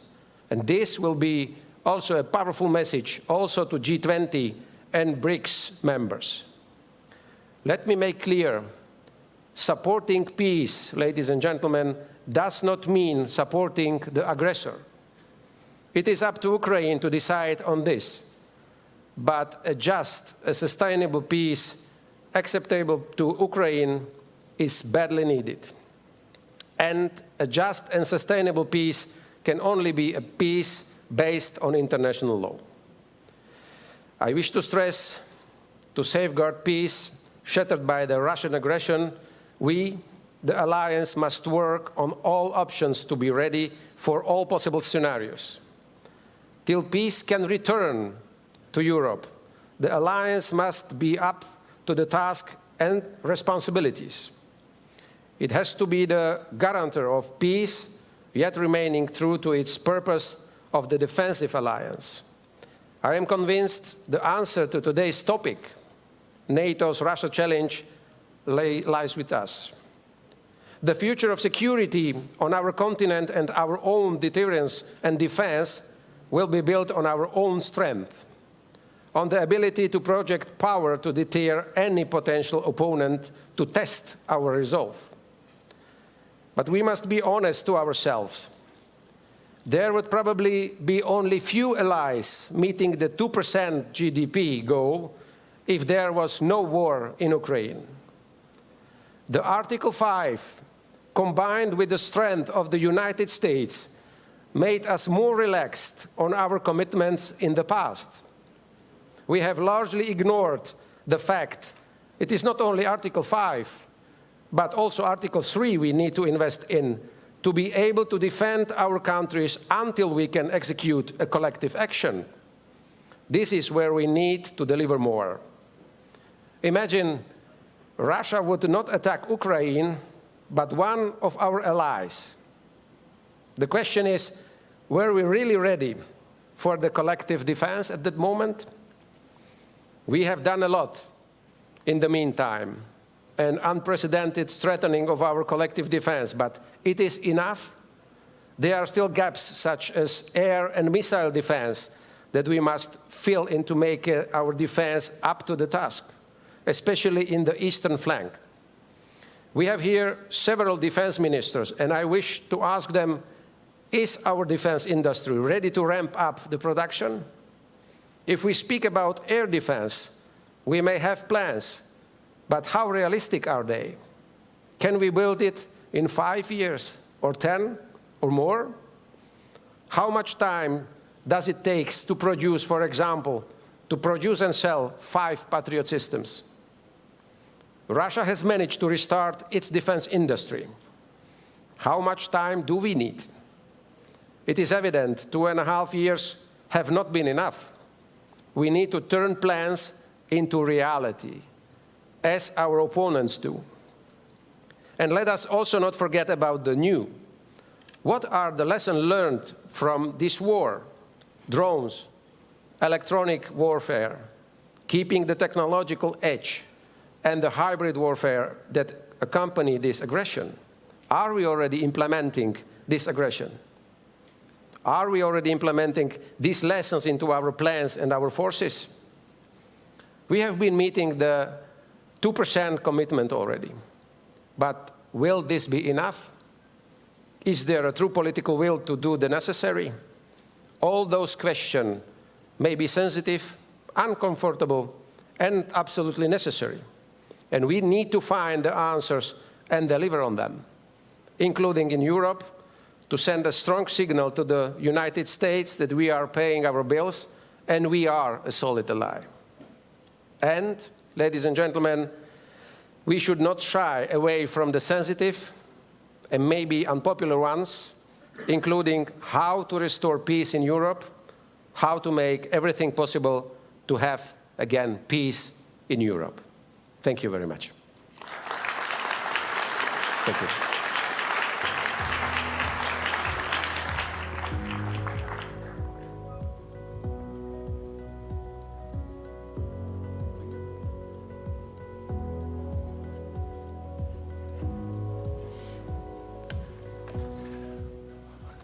Great. Well, again, good afternoon.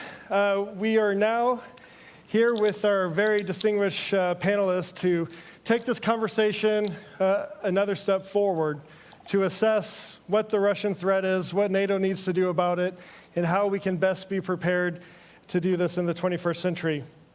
To do this, we have immediately to my left, your right, Andris Spruds, the Minister of National Defense for Latvia. To his side, we have the Right Honorable John Healey MP, Secretary of State for Defense for the United Kingdom of Great Britain and Northern Ireland. And last but certainly not least, we have Lieutenant General retired Ben Hodges, former commander of U.S. Army Europe and distinguished fellow with GlobSec. I'm going to turn to Secretary Healey first. You've been the Secretary of State for Defense since July 5th. 5 days. Yeah.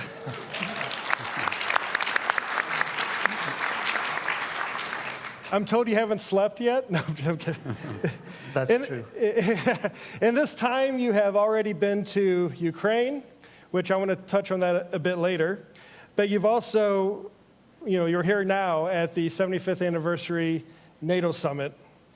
It's truly hitting the ground running.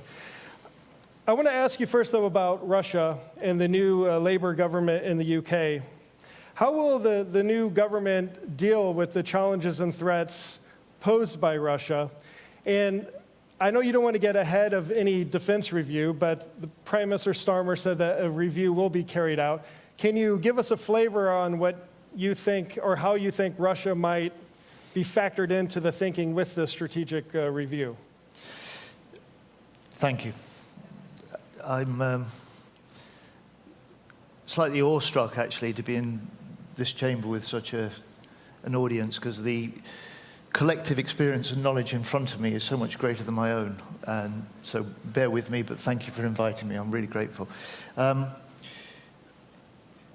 the Russian threat. Well, for those of you from the US, your president said at the NAC about an hour ago that Russia is our greatest threat that we face as an alliance. It has its sharpest, most immediate challenge in Ukraine. My first priority, the first priority of this summit and center stage is Ukraine. It's my first priority, was why I went in my second full day in the job to Odessa and spent the afternoon with President Zelensky and his team. But the Russian threat isn't just directed at Ukraine. You know this very well. In fact, we all in our own countries have had warnings of this. We've all had knowledge of this and experience of this for a number of years. So we face wider Russian aggression directed at our own democracies, from hybrid attacks to threats in the high north. And I think this is why this NATO summit, in many ways, is so important at this time. So this is the first time that we've had a NATO summit meeting with 32 members, which I think shows that NATO is bigger, stronger, more united than ever before. We meet also with the involvement of Ukraine and the IP4, which I think shows that as NATO nations, we stand together in support of Ukraine.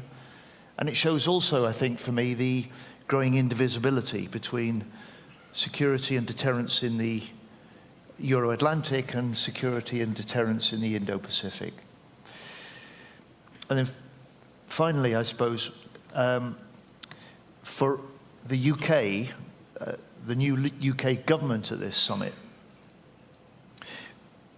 you'll hear Keir Starmer, you'll hear David Lammy as our Foreign Secretary. I'm afraid you'll hear from me as well as the Defence Secretary, that we will be a government that sets out determined to fulfill our NATO obligations, to secure our role as the leading European nation in NATO, and to make Britain democracy's most reliable ally across the world. So to link that to your, I think, third question in your set of questions. My third question and my one question. So we will follow up this NATO summit by launching a strategic defense review. That's the way that we get to grips with the threats that we face, the capabilities in the UK that we've got, the real state of our forces, the state of our alliances, and for all of us as governments, also the state of the public finances we've got to work with. That will be launched by the Prime Minister shortly after the summit. We'll do that at pace. We'll do that properly. But that will be the way that we then set out the approach that we'll take to defence and security of the UK and our alliances for the years beyond that, and it will have a NATO-first commitment right at the heart of it. Thank you. Minister Spruds, a conversation about Russia at a NATO summit would not be appropriate if we did not include the important voice from the Baltic region. So that's why I'm very grateful that you've taken time out of your schedule to come here to speak to us today. Now, for years, of course, the Baltic states, including various Latvian governments, have been warning the rest of the alliance about the threats that Russia poses to the transatlantic region. But it wasn't until 2014 that the alliance started to get serious about this. And frankly, it wasn't until February of 2022 that we started to see real action. So once again, the Baltics were right. We should be listening to the Baltics more. Looking at it from your point of view in your region of Europe, how do you assess the threat that Russia poses, not only to the region, but also to the alliance as a whole, and what should NATO do about this? Thank you so much. Thank you for having me, I think, very symbolic anniversary summit, and also here in a public forum.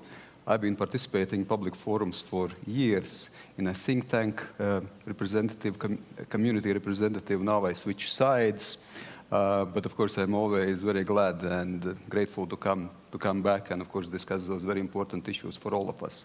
Yes, indeed, the Baltic voice is important, and thank you for including the Baltic voice as well in this discussion. We've been advocating taking a strict position on Russia for years. We ourselves have been experiencing hybrid attacks from Russia for decades, so that's why the threat has been quite clear what we are facing. We are facing Russia, the country which can change in every 5 years, in every 10 years, dramatically, but nothing changes in 100 years. So we pretty much see the same Russia. It's expansionist, it's imperialist, regardless what kind of regime we are dealing with. On the one hand, we might say that it is Putin's Russia, but we might also say that it's Russia's Putin. Basically, it represents those long-term resentments, ambitions, the expansionist moods, what we have seen and experienced for years. So that's why certainly we have to have a mindset that we have to deal with Russia, which is imperialistic and expansionist in a long-term perspective. So the long-term perspective approach, the mindset is important. And I think we are there, because we start always with a basis of how we think about, how we analyze, how we assess. I think the threat assessment absolutely is the basis how we build our policies upon. Additionally to this, apart from mindset, I would say another layer of mindset is that we should approach Russia, and I would say not only Russia, we should approach the challenging, transformative world also from positions of strength. Let's not underestimate ourselves. Let's not underestimate the strength of our unity. Let's not underestimate the strengths of our democracies. Let's not underestimate the strengths what we can also put on a battlefield if we need to. We are the most successful collective defense alliance in history, and I can fully agree with those assessments. So that's why, of course, understanding and believing and also acting from positions of strength with Russia absolutely is important. What we should do practically, of course, that's also what the NATO summit is about. Invest, and it's about political investment. It's about financial investment. It's about investment, of course, in our armed forces, in our military industrial capacity. It's about societal resilience. So, of course, we open also other domains as well, hybrid security, cybersecurity, being resilient against illegal immigration, being resilient against any incidents against critical infrastructure, what we experience also in the Baltic Sea region, also in the Baltic countries. So that's why, of course, this 360-degree approach is pretty much also should be there, how we deal with strengthening ourselves, our own capacities, but of course also how we deal with Russia. When we deal with Russia, I would say the words like containment, constraining, countering, contesting, that we should, of course, constrain what Russia can do militarily, that it is not able to attack its neighbors, it's not able to undermine international rules-based order, that we are able also to contest globally. So when contest not militarily but also politically, also in terms of information, also in terms of strategic communication, because at the very end it's also about a global fight for hearts and minds of the people. So the strategic communication absolutely here is a must as well. And it's not only with Russia, it's also with other authoritarian states which actually support Russia in its aggressiveness, assertive resentment, geopolitics, and aggressive geopolitics. And of course also the countering, so we should be active how we deal with those things. It's not just about being passive and reacting, but also basically moving out and clearly defining those strategies. And last but not least, of course, now supporting Ukraine. Then now the international rules-based order is being defended in Ukraine. The values of democracy, the values of freedom are being defended in Ukraine. So that's why, of course, support for Ukraine, imposing strategic defeat on Russia in Ukraine is a must, what we should achieve and what we should aspire. And we should once more not underestimate that we cannot do it. We can do it. Thank you. Thank you, absolutely. And for all the, yeah, well done. For all the think tankers out there, there is hope. Someday you're sitting out there. You might be right here. But don't worry, I will move back at some point.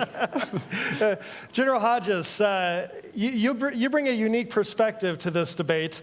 You took command of U.S. Army Europe soon after Russia's first invasion of Ukraine in 2014. You were instrumental in leading some of the very early efforts to shore up deterrence along the eastern flank, and for starting the early days of the training and the assisting of the Ukrainian armed forces soon after that illegal annexation of Crimea. But now you're a civilian. You view this perhaps differently from the outside, so to speak. You're not constrained as you would be being an official. So can you tell us your candid view about what the Russia threat is and what NATO should be doing about it? No, Russia is at war with us, and we need to wake up. We need to acknowledge that they are at war with us.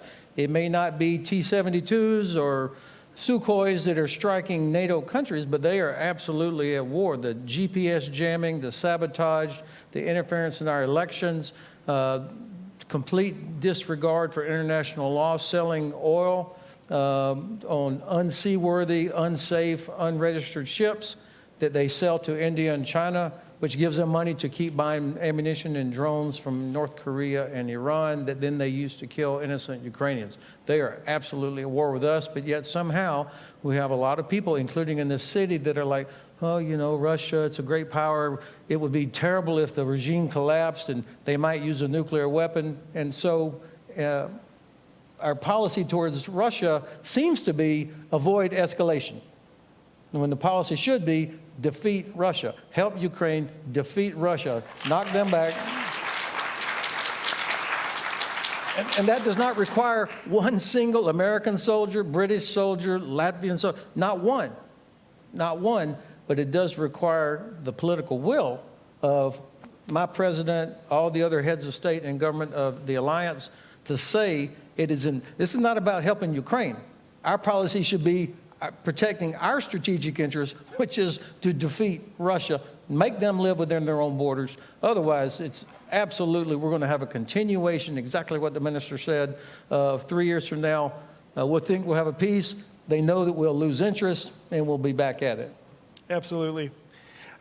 Secretary of State Healy, I mentioned you just returned from Ukraine. I think on day 2 you were in Ukraine. You met with President Zelensky in Odessa. Anyone who's been to Odessa recently knows that it's a very difficult time in the city with the airstrikes and the impact on the electrical grid and just day-to-day life for the Ukrainians that live there. Prime Minister Starmer has made it clear that Britain's leading support for Ukraine will continue. And in fact, I believe you said that you're going to look at ways to expedite existing support and commitments to Ukraine to try to get that material to the front lines faster. Can you tell us a little bit about this and why, coming into government, you believe that a Ukrainian victory is important to the United Kingdom? So General Hodges just said, look, we need to view Ukraine in our own strategic interest. He's a general, he's got that strategic insight. I'm a politician, I'd put it plainly, because I don't think our public and our people fully and properly understand what's at stake here. And so some of the arguments I try to make in the UK are, especially on the campaign trail, which we've just finished, defense of the UK starts with Ukraine. And that's true for us, it's true for most of the European nations, it's relevant also to America's interests as well. And that's the case because we know that if Putin prevails in Ukraine, he's not going to stop there. That's even before we get at the truth that General Hodges just said, that Putin, without deploying the military against us, is already at war with all of our countries.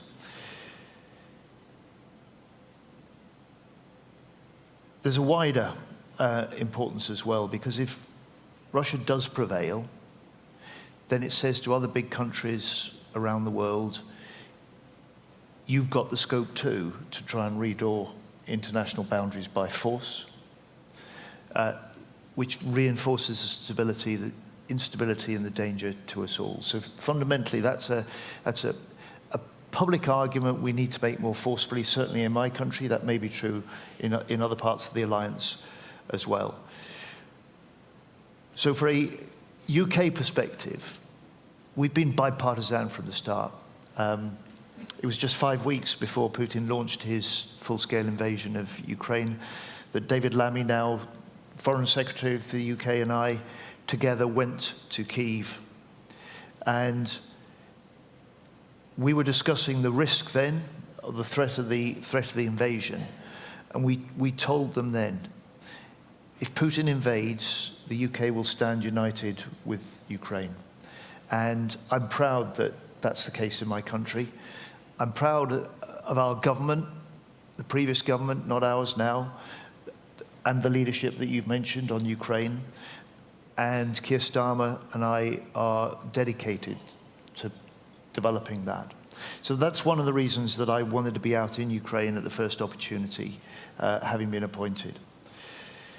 And I was able to say to President Zelensky 2 days in, and his team there, first of all, we will speed up the delivery of the equipment and military aid that's already been pledged by the UK. We will do that. We will complete that delivery within 100 days. So the big Rishi Sunak pledge in April, the largest UK package to date at that time, will be fully delivered within 100 days with a Starmer guarantee. The second is that I was able to require a immediate stock check of what we could offer, and we've been able also to provide an extra package of equipment, the sort of kit that they're using day to day and need in battle. I can give you some of the details. It's not big, but it's a sign of, an important sign, I think, for the Ukrainians that the UK commitment continues, and there may be a change of government, but there'll be no change in the UK's determination to stand with Ukraine or confront Russian aggression or indeed pursue Putin for his war crimes. The third is that I said to him, we will now work with Ukraine and we'll work with allies to work out how we can step up what we do to support. My view is that we need to see this in a much bigger picture, the sort of picture you were drawing of the Russian aggression, because too often we're focusing on the immediate military battle, the immediate military equipment needs, when if Ukraine's hand is going to be strengthened by us as allies, it isn't just the military help that we can provide, it's the political, diplomatic, economic support and pressure that we can put in Putin. And if Ukraine's going to be in a position to judge that the time may be right to pause the fighting and try and find some settlement, it needs to have the strongest possible hand in the strongest possible position, and that's our responsibility. And that finally, I think, is why, again, this NATO summit is so important. The unanimity behind very significant long-term multi-year commitments to support Ukraine, not just militarily, but also industrially, is so important. And if we do what we say, if we deliver what we promise, then we will be playing a big part in making sure that Putin in the end does not win. I think that is music to our ears, hearing that in 100 days this equipment will be expedited. It's very much needed, of course. Keeping on the theme of Ukraine, Minister, I've heard you say a number of times, and just 5 minutes ago, say that Russia needs to receive a strategic defeat in Ukraine. Can you explain what that is? What is that strategic defeat? What does it look like? Yes, of course. Again, one step back. We must remember what are the consequences of the Russia's aggression in Ukraine, and what are the consequences of how the war goes, and what will be the outcome of it. The consequence is that if Ukraine loses, it's undermining the international rules-based order, it's undermining our credibility, it's undermining our security. So I think the stakes are high, and this should be always remembered, which also means that we must have a very clear strategic goal, what we want to achieve together with Ukraine. We as a transatlantic community of democracies, of like-minded, what is the strategic goal? And strategic goal is not Ukraine not losing the war. The strategic goal is Ukraine winning the war and imposing strategic defeat on Russia. What does it mean? I think it's again clear. It's restoring territorial integrity of Ukraine. It is taking those war criminals accountable for their crimes, what just we've seen a few days ago as well, with brutal attacks against children and innocent civilians. It's also about financial repercussions. They're using the frozen assets. And at the very end, strategically, it's also about Ukraine becoming the 33rd member of NATO. And it will become 33rd member of NATO. Yeah. How to achieve it? Of course, keeping the strategic ambition in mind, yes, we have to make also practical steps. Practical steps providing military support, and I think the financial commitments here also shows how seriously we take it. The Latvia, Baltic countries, we committed 0.25% of our GDP for military support to Ukraine. It is quite a considerable amount. It is for Latvian military or defense budget, almost 10% of our military defense budget goes in supporting Ukraine. And I think we should still consider even providing more. It is also, of course, about coordinating all those different activities what we have. We have a lot of activities. We're co-leading together with UK a drone coalition. And I think it's an excellent coalition. There are other capability coalitions. What we realize that we should also take steps faster, a more voluminous approach. Well, but we are also democracies with our procedures, so unfortunately sometimes things take longer than we expect. Last but not least, we should be ready to support Ukraine as long as it takes, being ready that the conflict must be or can be protracted as well. So be ready for it and support Ukraine, and I think the strategic goal of imposing strategic defeat on Russia will be quite realistic. Absolutely. General Hodges, you've been one of the most outspoken supporters of assisting Ukraine, arming Ukraine. You were obviously not very compelling. Well, we have seen some progress on your focus regarding the long-range strikes, ATACMS missiles, trying to isolate the Crimean Peninsula. We've seen steps in the right direction. We haven't gone as far as I think many of us would like. We haven't gone as quickly as we would like. But practically speaking, what does NATO, and you can talk about the U.S. or individual countries inside the alliance, what do we need to be doing more of and faster to help Ukraine win on the battlefield? If President Biden would come out tonight when he's hosting all his heads of state and government guests at dinner, if he would say, ladies and gentlemen, it is the policy of the United States, it is our strategic objective that Ukraine defeats Russia. And we're going to do every damn thing that they need so that they can do it. Not this empty, we're with you for as long as it takes, but we're going to do everything they need. That right there would be the seismic change that would lead to Ukraine actually winning. And that would be a crushing strategic defeat for the Kremlin. So far, they've been confident that the American president would not do that, the German Bundeskanzler would never do that, and unfortunately, a few other heads of state and government. So the first step is to say, that's our objective. Yeah. If you don't even say that's the objective, then you end up with, I must say, really bad policy decisions such as, okay, well, finally, after 2 years, you can have ATACMS, but you cannot use them against airfields from which murderous attacks are emanating against Ukrainian cities. That's terrible policy. Or this drip, drip, drip, drip. Everything that we are providing Ukraine right now, you can see why I'm retired. Everything that Ukraine has right now for the United States, with the exception of Javelin, was a no for the first months of the war. I mean, you can remember, Luke, there was a time where we shouldn't provide Stinger because what will happen if a Ukrainian soldier shoots down a Russian helicopter with an American Stinger? They might use a nuclear weapon. I mean, that was the thinking. And so it's taken 2.5 years and tens of thousands of lives to get to where we finally are. And we're still underestimating Ukraine's ability to integrate new equipment. So at the risk of sounding like a broken record, make it our policy. This is our objective, strategic objective. And I mean, look, 8 months where nothing came from the United States. 8 months, Russia achieved nothing. All they could do is continue attacking Ukrainian cities. So they could not even exploit for over half a year, despite having all their advantages, they lacked the ability to knock Ukraine out of the war. They can't do it. Imagine if we had been providing everything that was needed with an aim to helping Ukraine actually win, and if we used all of our economic tools. I cannot understand why they are still able to get ammunition from North Korea, drones from Iran, parts from China, and your ships loaded with oil going through the Baltic Sea, which we control. Black Sea, we should still be able to stop it, but unfortunately we're not able to do that. And that oil goes to India and China. You saw the graph that came out the other day. The top 20 countries that are buying Russian oil, India, China, but also 10 European countries, including Germany, still buying Russian oil. Unbelievable.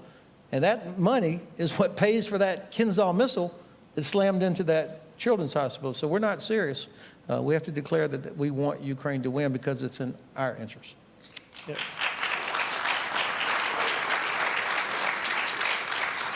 Yeah, it comes down to we have to start wanting Ukraine to win more than we just hope that Russia might lose this war, and we need to start acting that way. Now, these gentlemen have very busy schedules. They rushed over here from the NAC, and they're going to be rushing directly back to the NAC as this ends, and I'm very mindful of the time, and I don't want to make their schedules delayed. So with that, please join me in thanking our three panelists.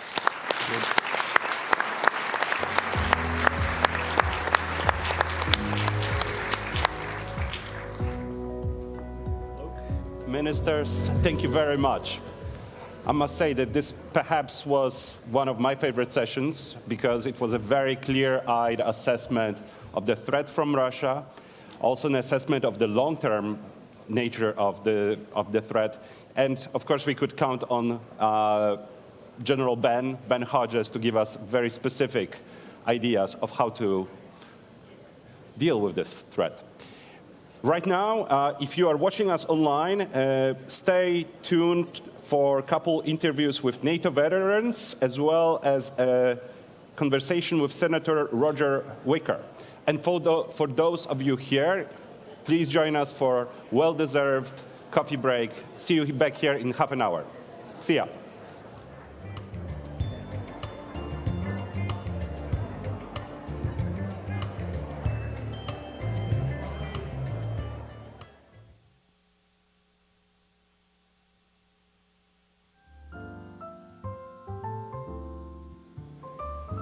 Good afternoon. We were asked today to come and share some perspectives from the ground level as veterans of NATO operations. And although we can only share our limited perspective from our own personal experience, we want to do this in honor of all of those who have served on NATO operations and sacrificed over 75 years providing security for our 1 billion population.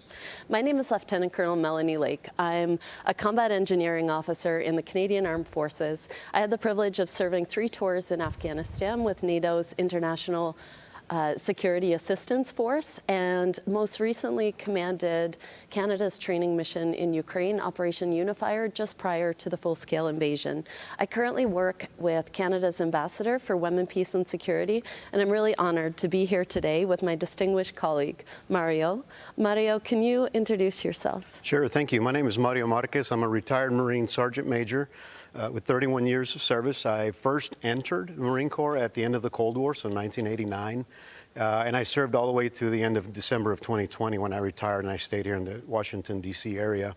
I currently serve as the American Legion's National Security Director, America's largest veteran service organization. My time in the Marine Corps took me to places like Kosovo under NATO forces. I also served 4 tours in Iraq. I served in 2 earthquakes in Japan, 1995 and 2011, and I also served in the Middle East under Central Command, and I retired out of 3rd Marine Expeditionary Force in the Pacific. I'd like to close out my remarks by saying that I am grateful to the Alliance for invoking Article 5 after the 9/11 attacks when I was a young 31-year-old Marine in solidarity for the United States and on behalf of our nation. We are grateful for that, and we will never forget. So thank you. I'm glad to be here for this opportunity. It's interesting that you start with 9/11. I was a young 4th-year officer cadet at our Royal Military College in my last year when, on that terrible morning, when we watched as aircraft crashed into the World Trade Center and the Pentagon. And in those moments, I mean, all of us, all we could think was, how do we help our American partners in this time when they're under attack? And I had a very similar feeling on the 24th of February of 2022, watching as Russia launched its full-scale invasion into Ukraine, where I had been just 4 months earlier, feeling that we need to do everything we can to help our Ukrainian partners as they defend their democracy and ours, and to enable victory and defeat of this unprovoked aggression. I was struck really recently by these images of President Zelensky meeting with a U.S. veteran on the shores of Normandy during the 80th anniversary of D-Day, and seeing them recognize that commonality in their fights against evil and oppression, and the courage needed to face it, and face it decisively. And I think we're reminded of how critical that is right now after seeing, this horrible attack on Monday against a children's hospital in Kyiv. As soldiers in the Alliance, I think that those of us at ground level, we've always understood and accepted that great sacrifices might be required of us in the defense of our values, our democracies, protecting other nations' rights to self-determination, and deterring others who might be aggressors. And we stand very willing to do that and ready to do that. Finding ways to contribute for me when things go wrong in the world gives me a way to counter some of that frustration and anger that I think many young people are feeling right now watching world events. Mario, I know you have immense operational experience. What have you learned on your many tours working with allies and partners? Thank you, Melanie, for that. I think I talked about my time in Kosovo, and that was my first exposure to NATO in a formal capacity. I was the operations chief for the 24th Marine Expeditionary Unit, and we quickly moved from our ships into Greece, Macedonia, and we began operating across southern and southeastern Kosovo. Our German, Austrian, and Swiss partners swiftly integrated us. They brought us on board, and we seamlessly began operations as if we had been working together for years. And I will never forget that, because we worked out so well initially that we began to do other things, such as interoperability training or staff engagements, marksmanship training, other types of humanitarian work that we were not planned for. And so what that did is the camaraderie and the bond that we build with our partners from the Alliance had enabled us to just service the people of Kosovo much better. And I took a lot from that. I think the second thing, and probably the most vivid memories that I remember, is being in a convoy, in many convoys, and riding in the front seat. And we would share the roads with civilians. Well, why would we share roads with civilians? Because the country was mined. There was mines everywhere. So the civilians would put their lives at risk by walking on the road between these big vehicles and feared stepping off into the dirt because not every minefield was marked. And I never forgot those images. It was powerful, and it taught me to be compassionate, understanding. And then we would go into villages, and we would provide humanitarian aid. And the mothers would look at us with fear, but hope in their eyes that there would be peace and stability in their future. And the children would smile with kindness and just hope that they would also maybe grow up in a better place one day. And that's what I took away. It made me a better Marine. It made me a better service member, a human, and I employ all of that today, all of the time. That's impressive, Mario. It was actually seeing that mine threat in the theaters like where you were operating that inspired me to become a combat engineer. I joined the military not long after the Ottawa Treaty was signed to ban anti-personnel landmines, and that was something I knew I really wanted to be a part of. And on my first tour in Afghanistan, I felt like I was able to do something that mattered at a local level when we were able to destroy some landmines, clear some of the explosive threat in some small villages south of Kabul. I have, a lot of positive and difficult memories from 3 tours in Afghanistan. The camaraderie and that connection with the local population certainly stands as a positive, and it was remarkable seeing how we work together as allies, that allies and partners, that reassuring feeling of having air support come online, and it didn't matter what country it was from. That's you knew right. that aircraft had your back. And ISAF and the war in Afghanistan, that was a really defining period for soldiers of my generation, but also had, a profound impact on Canadian society as we were losing soldiers in combat. I did see there that NATO, as an organization, that we have this ability to collectively learn. And one important example, I think, was the evolution of our approach to mitigation of civilian harm. I personally struggled with memories of the fear on young children's faces that we encountered during some of the night raids that I participated in on suspected insurgent compounds. And I think through these difficult lessons and experiences, we realized that protection of civilians went beyond this need to adhere to the laws of armed conflict, that it was a strategic imperative, really core to our mission success, but also central to our legitimacy and our credibility as responsible military forces. And I think these are lessons that we can draw upon as we look next year to revamp our policy on protection of civilians. I think this is also really important as we're shifting our focus to deterrence and defense on our own territory amongst our own populations. And, seeing the images of Bucha and Irpin, understanding what even temporary occupation under Russian forces looks like, I think that, we have to reconsider some of these military concepts in defense, like trading space for time. When Kabul fell to the Taliban in 2021, I was in Ukraine. And I found it really powerful seeing how the veteran community and serving members around the world mobilized for those who mattered in that really dark time. And, so many of us who served there were left questioning, what was this all for? And it was Afghan women who gave me the clearest answer on this. They said to me that, this gave us 20 years to pursue our education, get jobs, be a part of public life here. And we've seen what our country can be, and we're not willing to give up on that. And right now, they are the fiercest resistance that the Taliban is facing, both at home and in exile around the world. And I think we really need to continue that support to them in this fight. Now, pivoting back to you, Mario. This week, the Secretary General published an op-ed that said NATO's main purpose is not to fight war, but to prevent it. And our experience taught us that the best way to maintain peace is to be prepared for war, that credible deterrence and strong defense. How do we get there? Sure. First, I'd like to comment on your last segment you just spoke of. I'm really proud to hear of your experience. It brings back a lot of memories. It's healing. It's soothing to know that other people have witnessed many of the things that veterans from across the Alliance have seen and felt and suffered and worked through.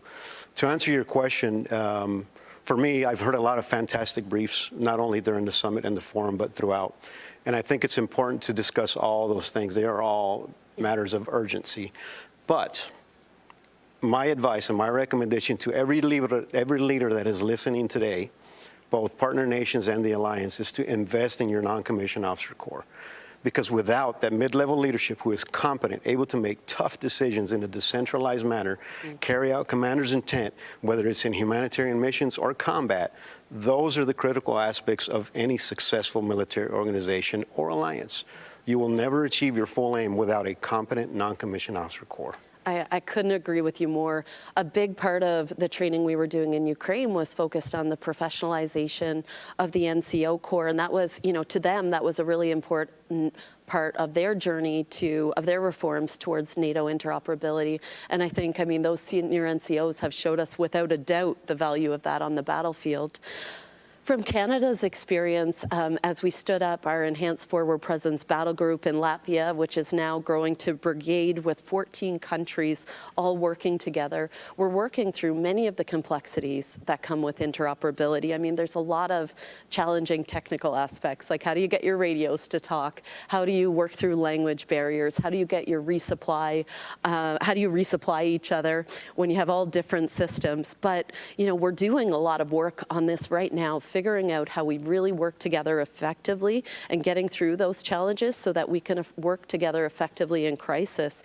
And although there are many challenges, there's so much strength that comes in this many countries, you know, working together, united by a common purpose.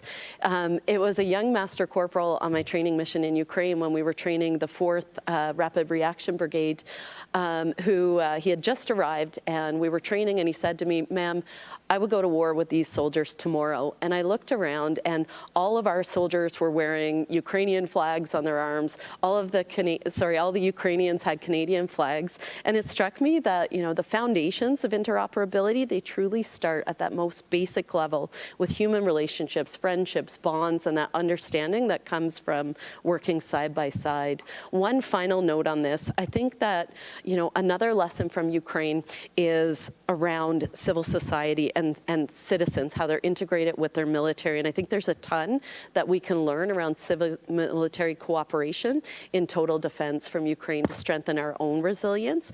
And a shout out to the incredible role that women in civil society are playing to that. We're down to 2 minutes. Do you have any final thoughts? I'm just blessed to be by your side. I really am. Look, for the leaders out there, the alliance, the partners, and even other people watching this throughout the world, we need to do a better job about incorporating our veterans from military to civilian life. If we start doing that, our veterans will be more productive citizens. We have a powerful voice. We impact and influence policy and decision-making at the highest levels. We need to do a better job about that globally. There's this thing called a military recruiting crisis. It's not an America problem. It's a global problem. And until the world starts taking care of veterans and including and showing them the value, including veterans and showing the world the value of our service, then we're going to continue to have those problems. I totally agree. And I think it's the thousands of small acts every day interlinked together that create security. This is all about people and our connections. As a final thought, I think that our values within NATO are actually our strategic advantage. Our human rights, liberty and freedom, gender equality, these things are actually our best weapons and the biggest threat that we pose to authoritarian regimes. The fact that everyday life for our citizens is better in democracies, that governments are accountable to their people, and that our citizens are invested in their countries. But in order to defend these values, we have to live up to them. We have to be willing to defend them and fight for them, even when that's most difficult. But I think that's when we're truly at our best. We're seeing more conflicts around the world than at any period in my lifetime, with devastating consequences for civilians. And I believe that, you know, with this alliance, by courageously living up to our own values and defending them, we have the ability to change this, to be a force that stands in the starkest contrast and opposition to authoritarianism and the defense of freedom. Thank you so much on behalf of both of us for this time today. We truly honor the service of all those who came before us, those who continue to serve, and we never forget those who gave the ultimate sacrifice for all of us. Thank you.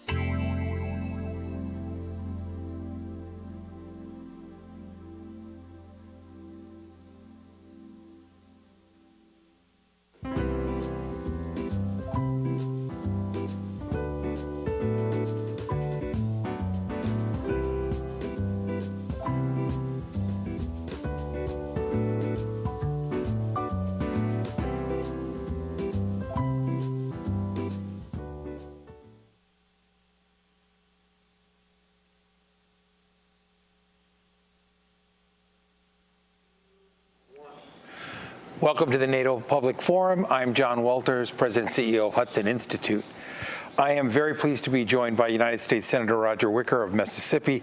He sits on the Committee on Armed Services in the United States Senate. And most of all, I think he has been the author of this report, Peace Through Strength, which is an analysis of the needs of the United States military, how to meet those needs with actual budget numbers. So we're not talking about talk, we're talking about actual dollars and building capacity. Thank you for being with us. Thank you, John. Glad to be with you. Thank you for your work. You released this report on how to maintain 21st century peace through strength. Can you give us a little idea about the key parts of this plan? Because you're the author. Well, the key parts of this plan are getting us back to 5% of gross domestic product, just like Ronald Reagan did. During the Reagan years, we stood the Soviet Union down by saying we're going to be strong enough that nobody's going to take us on. That's called peace through strength. That was Reagan beginning in 1981. So my plan is modern day peace through strength. And really it's based on everything we see in the news, but also the specific testimony that we've gotten from defense leaders and from people who actually are tasked within the Pentagon and within the administration to keep us safe and get the job done. Yeah, as a think tank head, I read a lot of reports, government, so forth. A lot of them are not interesting. They're not as specific. They're very general. I urge everybody, read this report. It's online.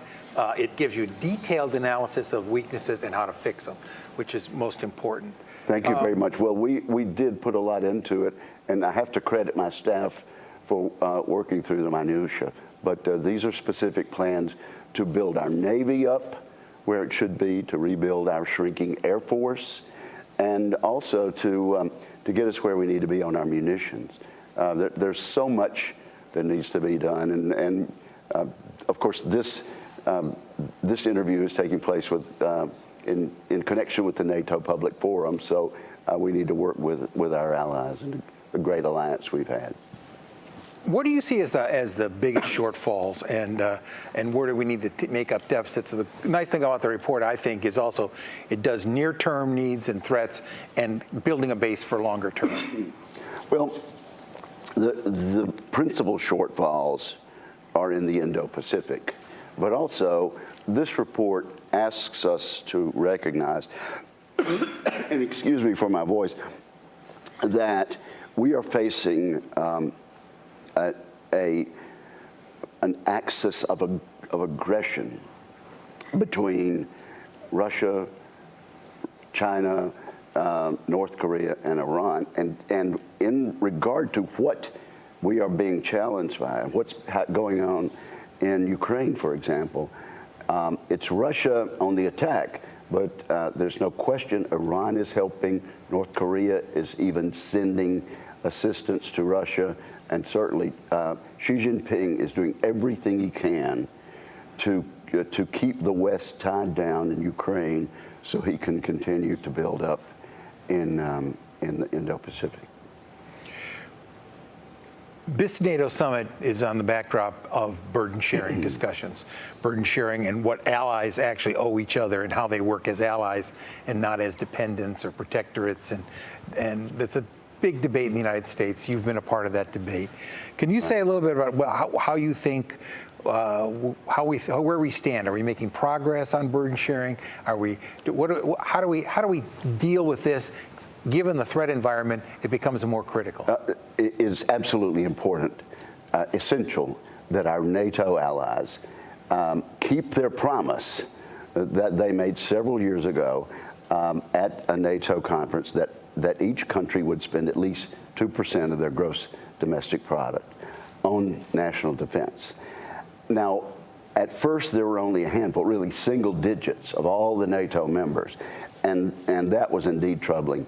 Now we're up in the 20s, but there are some notable exceptions, and quite frankly, the leadership of the Senate, me included, met with Prime Minister Trudeau, our northern neighbor and one of our closest allies, yesterday, and we pointedly mentioned that they are one of the laggards when it comes to putting in money on their national defense so they can help the alliance. It's only about 1.5% in Canada.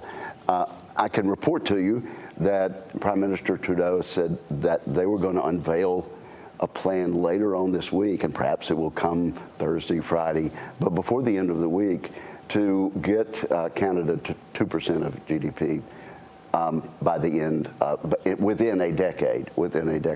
So that will be helpful. Clearly, we're making progress. Clearly we're not where we need to be.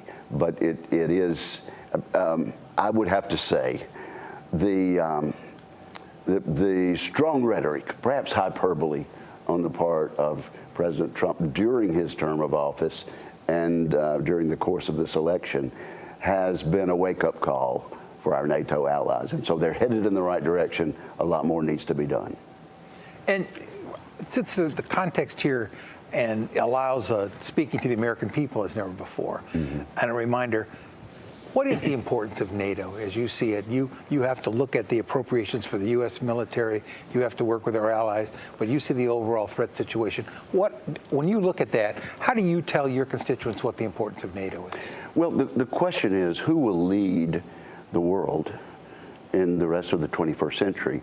Will it be dictatorships like Iran, Russia, Communist China, North Korea, or will it be the great democracies of the West and people like them, like we're beginning to form alliances with in the Indo-Pacific, Japan, South Korea, the Philippines even, and Australia. So someone is going to lead in the world. Will it be the dictatorships of Putin and Xi Jinping, or will it be the United States and our allies? And that will determine what kind of world we live in. I don't want to turn this country over and the rest of this century over to my grandchildren in a world that is ruled by dictators. Democracies don't invade their neighbors. Look around. The countries that threaten their neighbors and try to change the borders by violent aggression and armed forces are the dictatorships of this world. And chief among them are this war criminal named Vladimir Putin. Absolutely, if Russia were a democracy, they'd be tending to their own business and seeking to internationally recognized borders that the rest of the world has agreed to abide by. Since we've had NATO, we've had a relatively peaceful Europe, and that has meant a relatively peaceful Atlantic alliance, including the United States and Canada. Yeah, I think people forget that the combined GDP of America and its European allies, when they worry about being swamped by the economic power of China and others, we dwarf them out as far as you can see. We'd have to let them not wreck that. True, except for this. China is increasing their defense spending dramatically, and that's why we have this report. We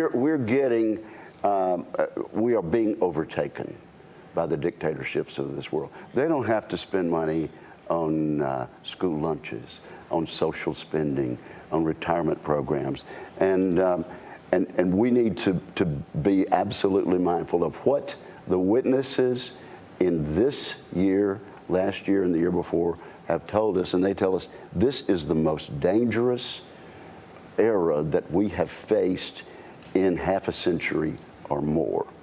And so, yes, while we have the economic might, we're not spending a big enough portion of it on defending our future and defending freedom and democracy. Well, I want to thank you again for this plan. Well, John, thanks for your leadership. And thanks for the Hudson Institute. We really appreciate it. You're welcome. Thank you, sir.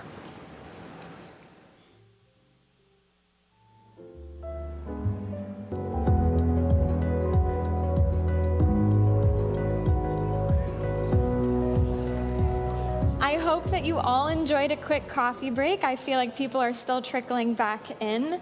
Please now join me in welcoming to the stage David Shulman for our next session, The Axis of Upheaval.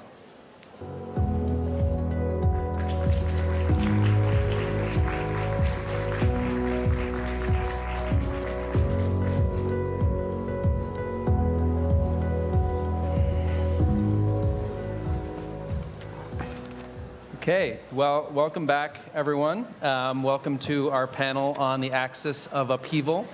We've had a bit of a last-minute change in moderation, so I will be acting both as moderator and panelist. And what we're here to discuss over the next 40 minutes or so is, we've discussed over the last couple of days, of course, NATO's successes in recent years and expansion, but it's critically important that we discuss as well what NATO adversaries are doing. Obviously, Russia, we've talked a lot about China, but also the role of Iran and North Korea and what that means for the NATO alliance, what that means for the United States and for Europe.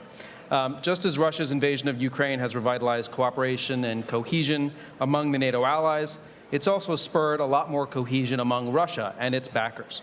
We've seen the consequences of that in cooperation that's on full display in Ukraine, where the support Russia has received from China and Iran and North Korea has enabled it to sustain its warfighting machine, and we've talked a lot about that over the last couple of days. But that's really just the tip of the iceberg. We see their relations deepening in a whole range of different domains. They're increasing trade, all of these countries. Russia has become China's largest supplier of crude oil. Trade between China and Russia hit a high mark last year. Moscow is now Iran's largest source of foreign investment. And they're finding ways to work around the Western financial system in critical ways that undermine US and NATO foreign policy tools, including de-dollarization. And of course, they're also deepening military cooperation. And we see China and Iran and Russia having held naval exercises just recently in the Gulf of Oman and having done that now 3 years in a row. And they're also looking to expand their access to other countries. So this is a really critical domain that we need to dig into further. And we have some excellent panelists here today to discuss it from a variety of different angles. I'm happy to be joined by John Alterman, who's a senior vice president and holds the Brzezinski Chair in Global Security and Geostrategy, and is director of the Middle East program at CSIS. And we have Benedetta Berti, who serves as head of policy planning in the Office of the Secretary General at NATO. So maybe, why don't we get started and just jump in, maybe start with you, John, and give us a sense of where you think Iran is when they think about this axis that we're talking about between North Korea and China, Russia and Iran. How do they view it? How is it of utility to them? And where are maybe their concerns going forward? Thanks very much, David, and thanks to all of you for coming. Very important set of discussions this week in Washington.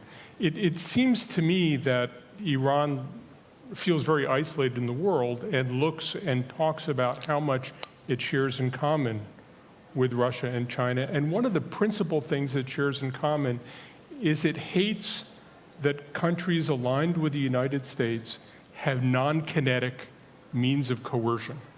What they would like to do is say, if you want to stop us doing something, we'll fight you. And that's a high threshold. And they have lots of asymmetrical tools to use, and that's the space they want to be in. When you start talking about sanctions, when you start talking about diplomatic action, from an Iranian perspective, that makes Iran more isolated, weaker, and they love the fact that they feel that both China and Russia share an interest in undermining the ability of the United States and its allies to use those non-kinetic tools. So they try to build that sense of commonality. They try to use China and Russia to defend them in international fora. I think the rub is that oftentimes the Iranians understand just how weak they are vis-a-vis China and Russia. China represents about 30% of Iranian trade. Iran represents less than 1% of Chinese trade. And the Chinese have a much bigger game to play. And they use Iran. And Russia has had a long and often difficult relationship with Iran. It's changed with the Ukraine war and with sending drones and other materiel. There is a tactical sense of partnership, but deep down, Iran aspires to be a great power. It knows it's not a great power. And the larger powers, Russia and China, find Iran disposable in a way the Iranians wish they can change, and they can't. So they try to build the common practice of undermining sanctions, undermining the kinds of collective action that the US and its allies work on, while they desperately try to build leverage against these great powers who, on the one hand, they need, and on the other hand, consistently disrespect Iran and use Iran to further their own goals vis-a-vis the United States, the West, and others. I think great points, and I think the fact that you started, or at least centralized your comments around Iran's desire for this access to fight U.S. centrality in the global system and to push back on the United States generally, that's very similar to, I think, China's view of this relationship, specifically with Russia, but also with Iran and with North Korea. There is this concern about U.S. hegemony. Yeah. And they feel that if you reduce international affairs to how do we undermine U.S. hegemony, not only do the Russians and the Chinese and the Iranians share a view, but then you start to bring in this whole sense of a global South, a very diverse and disaggregated group of people. But if you can put it in terms of undermining U.S. hegemony, those are the sort of common terms that Iran finds very, very close alignment with Russia and China on. Yeah, I mean, from the China side, there is definitely of value in terms of more the security space, in terms of how to push back on the United States in terms of relationship with Russia that has bolstered China militarily in terms of the trade that China's gotten from Russia for years for defense equipment. But in addition to that, the deepening of military exercises with Russia, that has been of great value to China, a PLA that has not had a lot of operational experience, more joint training with Russia, that has been of great value. And there's the potential for deepening collaboration on cyber, on military AI, on intelligence, of course, and on potentially getting even more in the way of advanced technology for defense that China wants from Russia. So there's that aspect, and then there's also the aspect of China hoping that the U.S. and NATO and other allies having to worry about a potential contingency where you have to worry about the China, but not just China, also Russia, also North Korea and Iran, undertaking actions at the same time that complicates planning for the Pentagon and for other defense planners. That, I think, is of great value to China in this security space. And then more broadly, this sense, and we've discussed it at the summit over the last couple days, that you can't divide Asia from Europe, right? So I think in Beijing, there is a sense that if Russia were to succeed in what it's been trying to do with its brutal invasion of Ukraine, if the NATO alliance and the United States were to fail in pushing back on that, that would have fundamental consequences for any kind of contingency in Asia over Taiwan, over the South China Sea, and China could be more confident that there would not be a robust response from the alliance. And there's a very important way in which Asian countries look at how the world deals with Iran, and thinks that that's how the world will deal with an Asia contingency. Asian countries have profound energy security interests in the Middle East, and therefore the extent to which you can work through allies and partners and provide security, that gives you security not just for Europe, not just in the Middle East, but it extends to helping provide security in Asia.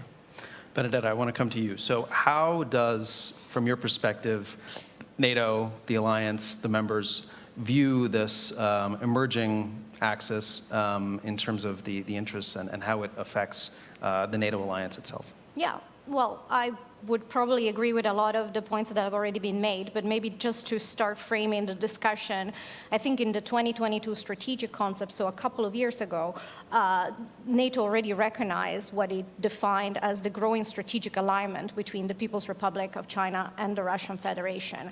Now that trend remains very much part and parcel of how we look at the security environment today, but I would say that as of 2024, the scale and scope and just intensity of that relationship has grown in a way that wasn't perhaps forecasted in the 2022 strategic concept. And now really we're looking much more at what does concerted action and increasing strategic alignment by the PRC, the Russian Federation, Iran, and the DPRK look like, and what's the impact on Euro-Atlantic security.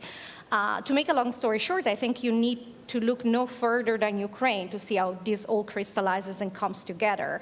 And that's one of the reasons why we talk about Ukraine as a test, both for the resilience of Ukraine itself, but also for the future of European security and global security at large. And in terms of what are their concerns, what are the trends that we pick up in Ukraine, and what are we learning about it? Well, first of all, we see these actors amplifying each other hostile narrative in a very systematic way. And that's something that, of course, it's part of knowing that the information space is really important when we talk about deterrence and defense in a 21st century. That's an issue of concern.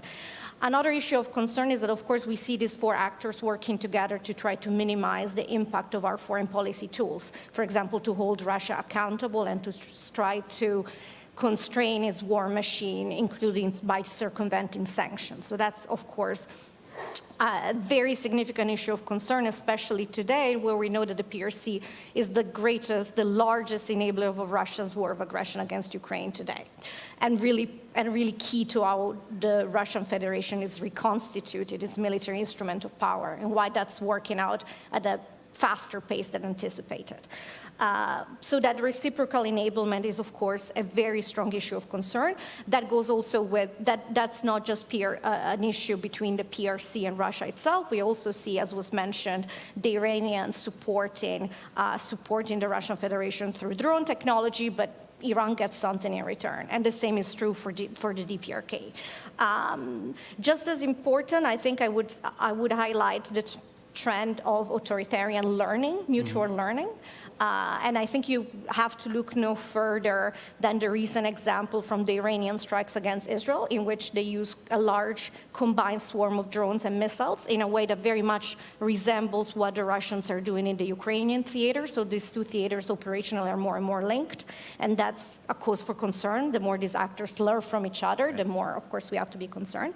And then at the macro level, there is what we defined already in 2022 as a pushback against the rules-based international order and the attempt to promote an alternative authoritarian model of global governance.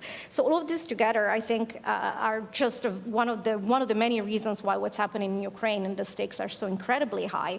And the concern, of course, is the more the Putin's war of aggression is seen as succeeding in Ukraine, the more these actors will be emboldened. And that's why for Ukraine to prevail is for us one of the most important, if not the most important test for the future stability of the Euro-Atlantic space.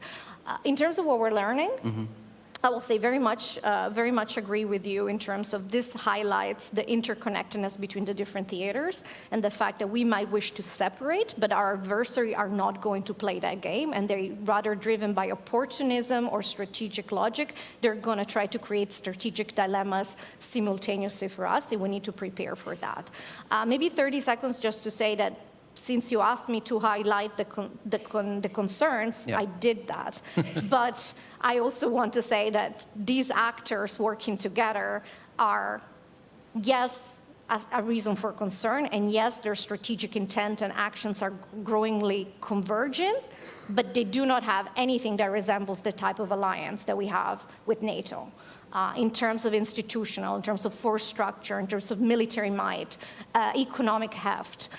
So we need to also remember that. And when we work together with our Indo-Pacific partner, then we're talking about 60% of the world's GDP and military might. So yes, it's a cause for concern. No, it's not a cause for panic. Yes, it's a cause to double down on the rebuilding of our military instrument of power and on that cross-theater solidarity that we see at play this week in Washington. And if I could just add to that point, one of the interesting things about the way that these countries engage with each other is they're constantly calibrating how close should we be, how far can we be. There isn't the sense of common purpose. They have some shared strategic goals. They have a whole number of goals that don't overlap. And I think there's more agility within how these countries are really willing to sell each other out all the time because they are in it for themselves. And one of the things that's different, listening to Benedetta talk about how the alliance works, we are in it together, and there's a way in which this isn't an alliance, this is a pickup game. They can help each other. They sometimes pass to each other. They sometimes don't pass to each other. They sometimes let him take the hit. And it just operates in a different way, and it I think is difficult for us, but I think we also need to recognize that for all that these countries are together, you can also pick them apart on different issues. And certainly with the Iran nuclear program, there was a time when both Russia and China decided it's actually constructive to try to put the Iran nuclear program in a box, and that time has changed. But there are times when you can bring these countries together and work with them.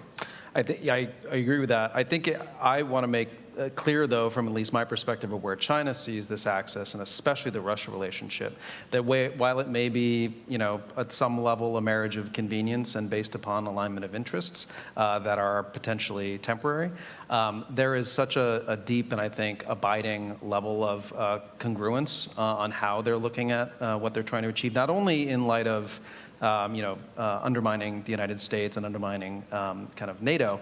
But I think also, and this comes back to what Benedetta was saying, the fundamental drive to transform the current global order is really at the heart of what China wants to do in the next 5, 10, 15 years. And for them, that is essential to China, establishing itself really as the central economic and technological player globally. And these actors are, just one second, these actors are really central to that because China is, and we've discussed it a little bit already, is kind of China as the benefactor, right, for Russia and for Iran and for North Korea and the destabilizing actions that they're taking.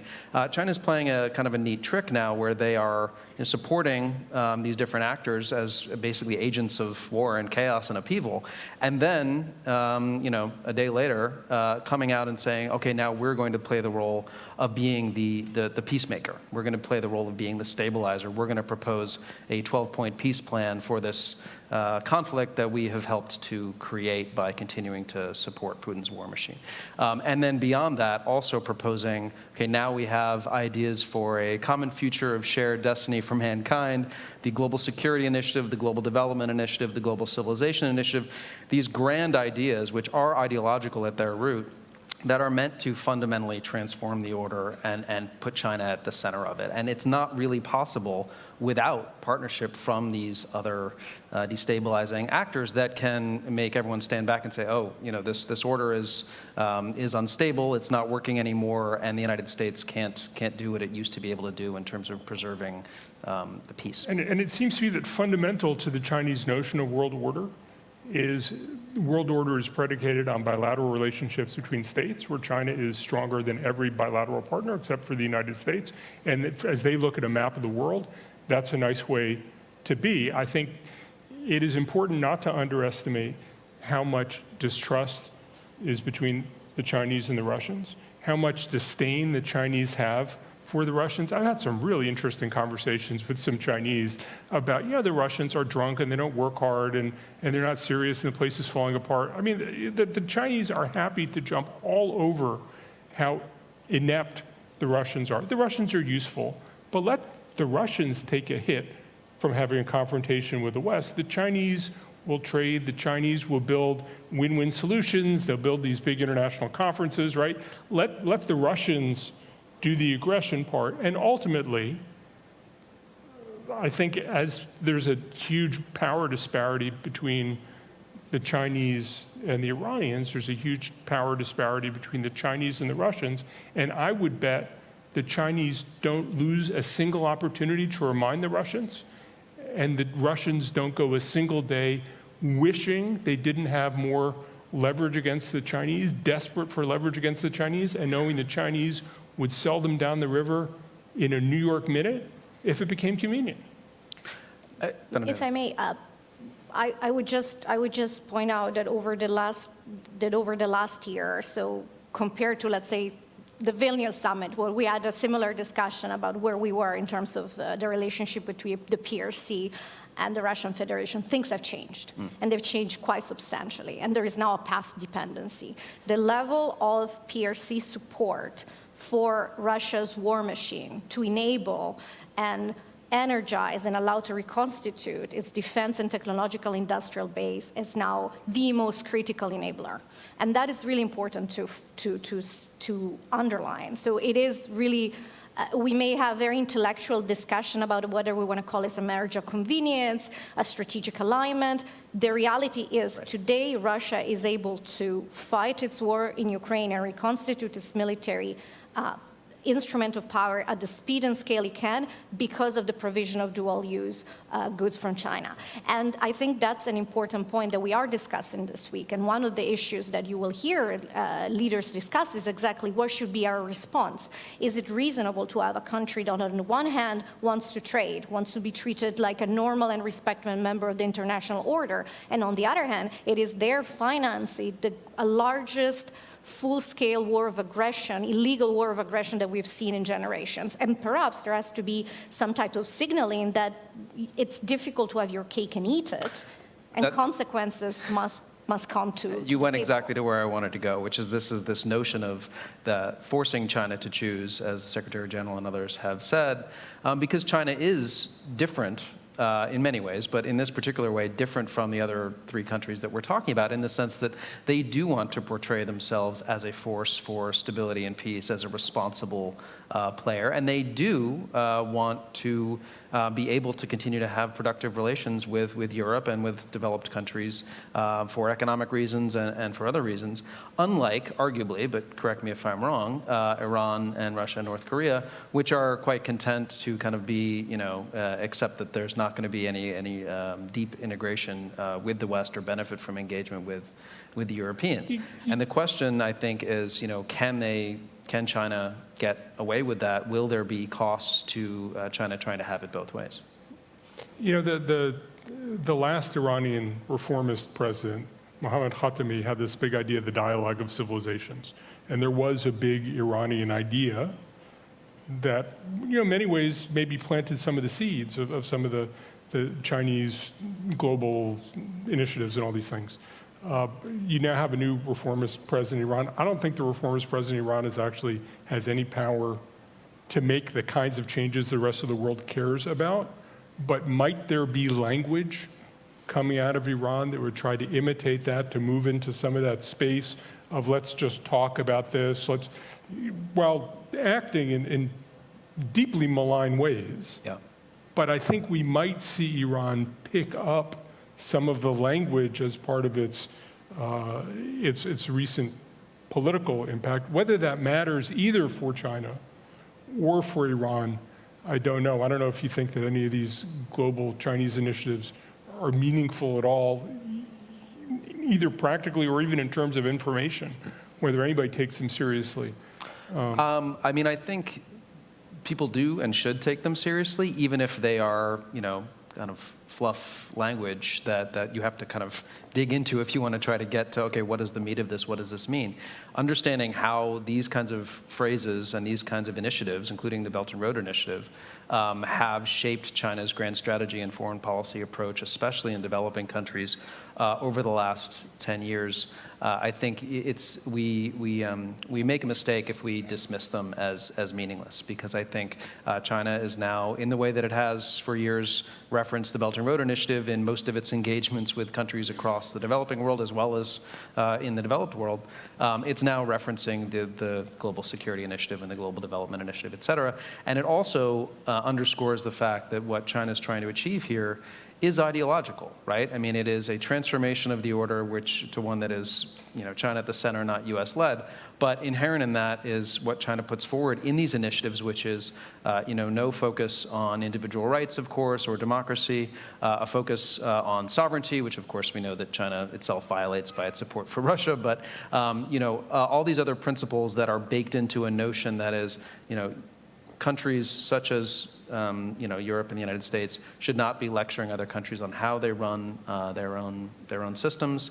And one system, authoritarian, is just as legitimate as another. So in that sense, I think we should take them seriously.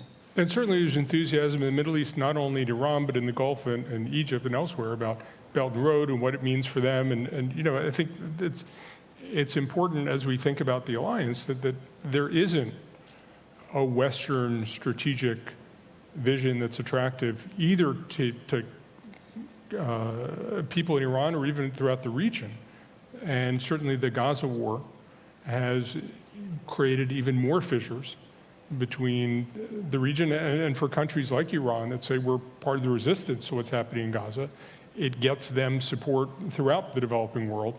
You know, and the Iranian strategy under President Raisi, which was let's look more toward Asia, look toward regional partners, let's stop chasing the West, and let's support these agents of resistance.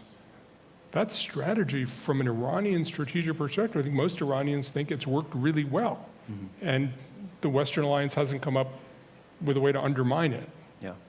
Well, we have a few minutes left, and then we're going to come to questions. So I encourage people to start to come up to the mics if you have questions for our Q&A session. But before we get there, and you were starting to take us in this direction, John, I want to start talking about, you know, what should the NATO alliance be doing in terms of pushing back on this budding axis, if we want to call it that, among these adversaries? What is, you know, essential both in terms of our response to those adversaries, and then what is essential in terms of trying to ensure that the key swing states that we're looking at in the international system, your Brazils, your Saudi, your Indonesia, all these kind of key countries that may determine kind of where the future order goes, make sure that they feel invested in some version of a current order that maybe does need to transform, but we don't want to necessarily buy into what China, Russia, North Korea, and Iran are offering. Maybe we can start with what we are doing, because we are actually doing a lot. But let's start with Ukraine, because I think maybe I will repeat myself, but I think it's worth doing so.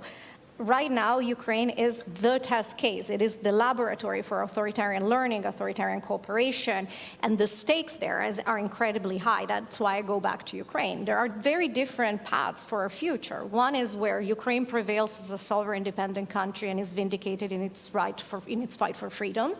And that's a word in which there is a powerful lesson sent to Beijing, sent to North Korea, sent to Iran, sent to Russia itself, of course. And that's a message that, of course, supports the global rules-based order, supports the beginning of the rethinking of a European security architecture, which right now it's on life support because of Russia's brutal war of aggression against Ukraine. So if you want a strong first policy proposal, and that's exactly what the alliance is doing by supporting Ukraine, is, first of all, Ukraine must prevail. The war of aggression must fail. These authoritarian actors need to see that using force does not pay off. And that's really important, because the alternative, one in which Putin's war of aggression is successful, is where these actors become even more emboldened, even more brazen in their actions. And we already see it in the last year with Iran's destabilizing role in the Middle East, support for terrorism, non-proliferation concern. We see this in the Korean Peninsula. We see this, of course, with the PRC enabling Russia's war of aggression. We see this with the Russian Federation itself, which is now stepping up its hybrid activities in our allied countries. And you will hear statements from allied leaders this week expressing not just concern, but also our response options to make sure that we build resiliency and counter this hybrid attacks. So first of all, Ukraine. Ukraine must prevail. These actors must understand that aggression will not pay off. In addition, we are, and you will have heard this, I think, throughout the day, in the midst of the largest reinforcement of our deterrence and defense posture in generations. This is part and parcel of how you communicate, resolve, and credibility to these adversaries, because I don't think we must be naive. The main language that Putin understands is power. Yep.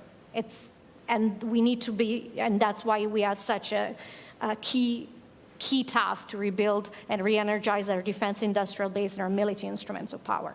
So we're doing that. We're also working on resiliency of our infrastructure, supply chains, of our societal and democratic institutions. All of this is so that we are better placed to respond to these coercive hybrid tactics by these authoritarian actors.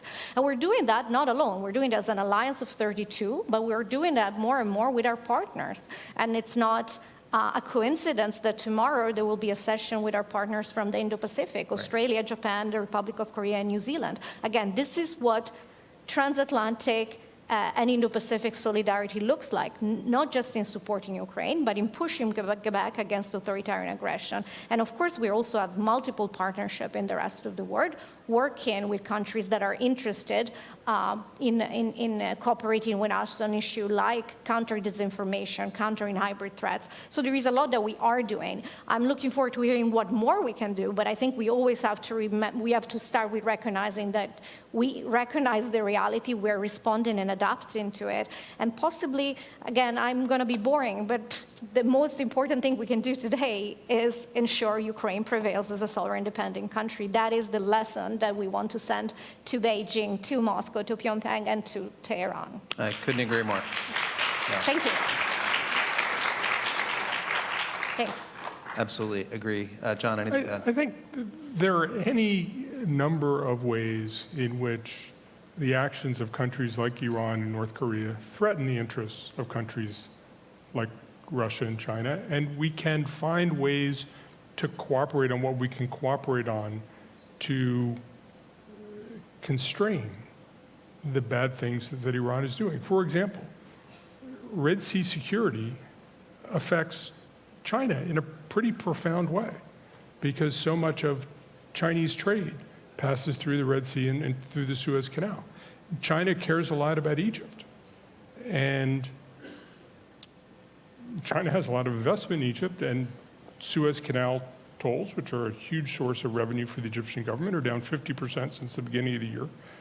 I think there is a case that can be made that China should be playing a more constructive role, not to help some broader international alliance, not to join, not to bolster the United States, but to advance Chinese interests and call out China for not doing it, to call out China when it does the right thing. I think, say, on the Iran nuclear issue, we had support from Russia and China for the JCPOA. I think there are ways to make it about less than global hegemony and more about these countries' interests, and just be clear about you're hurting yourself, you're hurting everybody, you could play a role, be responsible. And I think that there are ways that Europe can work with the United States to make clear to Russia and China that there are rewards for doing the right thing and costs for doing the wrong thing.